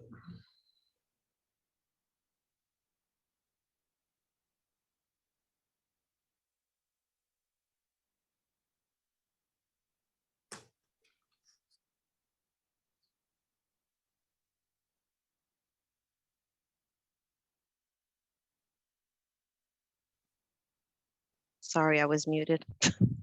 Councilmember Watanabe, Yes. Vice Mayor Shahal, Yes. Councilmember Hardy, Yes. Councilmember Park, Yes. Councilmember Jane, Yes. Councilmember Becker, Yes. Mayor Gilmore. Yes, thank you. And that passes unanimously. And luckily, the people that are here tonight can come back with us next week. So thank you for staying so long, and we'll see you next week. All right, thank you. The next and last item we have is action on a written petition, another council policy 030, submitted by Councilmember Watanabe, requesting to place an agenda item at a future meeting, which I don't know if it's next week or a future meeting, to discuss preparation of a letter from mayor and council to the California Citizens Redistricting Commission. Councilmember Watanabe, did you want to say something about this? And remember, just to place it on a future agenda, and I don't know what the timeline is on this. Yes, thank you, Mayor. Yes, they actually, as we are looking at redistricting in the city of Santa Clara, the congressional districts will be looking at the same issue. And actually, the public meetings started today. If anybody's interested, they can go to wedrawthelines.ca.org and see what the upcoming public meetings are regarding this topic. And also, there is a period of time where people can submit support regarding the districts. And that time period is actually until the end of September. And then they will actually have the line drawing meetings starting in September through December. So there is a time,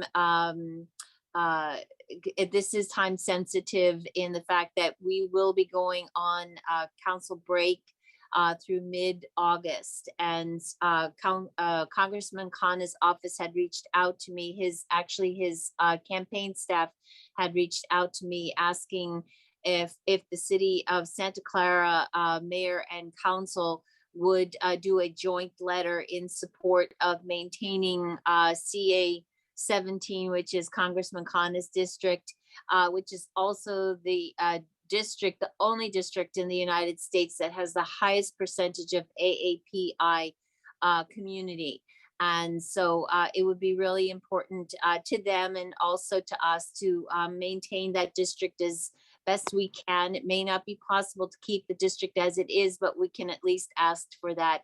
And so I've asked, there is a draft letter that's attached to the petition, and if council would consider that in the letter and to be able to put it on the agenda, agenda for next week, and so that we can get the letter out in a timely fashion before we go on council break. So that is my request. Is that a motion? Yes, it's a motion. Yes, Okay. thank you. And the key is this, just to place it on the agenda. And Correct. Also keeping in mind that we want to keep Santa Clara together as one city and not be chopped up in congressional districts as well. Yeah. So, okay. So we have a motion, and Second that. I thought Councilmember Becker, you seconded the motion, or no, who seconded the motion? Hey, I did, Mayor. let's see that. Okay. Oh, if back Either way, doesn't matter. I just got thrown out. I don't know if anybody else did. I heard Vice Mayor Shahal make a second. Okay, I got thrown out of the meeting and then came back. So anyways, okay. Vice Mayor Chahal, second, motion second to place this on next Tuesday. Whoa, next Tuesday is going to be a fun meeting. Place this on next Tuesday's agenda. Do I have, Councilmember Becker, do you have comments on this? Your hand was up. Nope, just I read Okay. it and I think that'd be a good discussion. Any member of the public have a comment on this? To place it on next week? Seeing none, Assistant City Clerk, roll call vote, please, when you're ready. Councilmember Watanabe, Yes. Vice Mayor Shahal, Yes. Councilmember Hardy, Yes. Councilmember Park, Yes.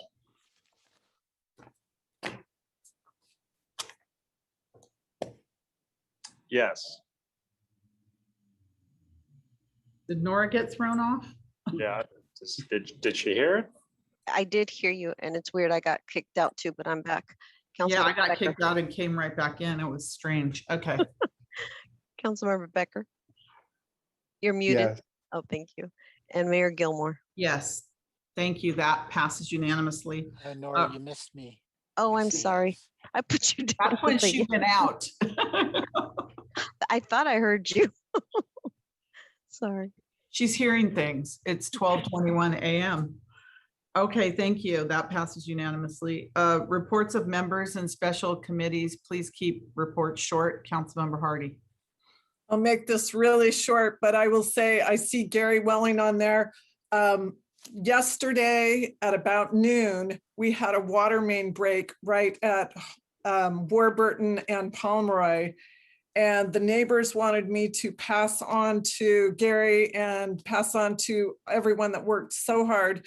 They were thrilled that their water was back on by 6 a.m. this morning, and they wanted to say thank you. And they felt the crew did an amazing job. They worked through the night. Thank you for that. And thank you to our water department, public works, and everyone else too. We got tired people today, that's for sure. They worked really hard. So thank you for bringing that up. Anyone else? All right, city manager, do you have any comments? City manager? Are you still with us? Yeah, I'm here. No comments, other than we'll be starting earlier next week on August 17th, and I'll work through Julie as I stated earlier. Thank you very much. May I have a motion to adjourn? So move. Second. Motion by Councilmember Jane, second by Councilmember Watanabe. Assistant City Clerk, roll call, please.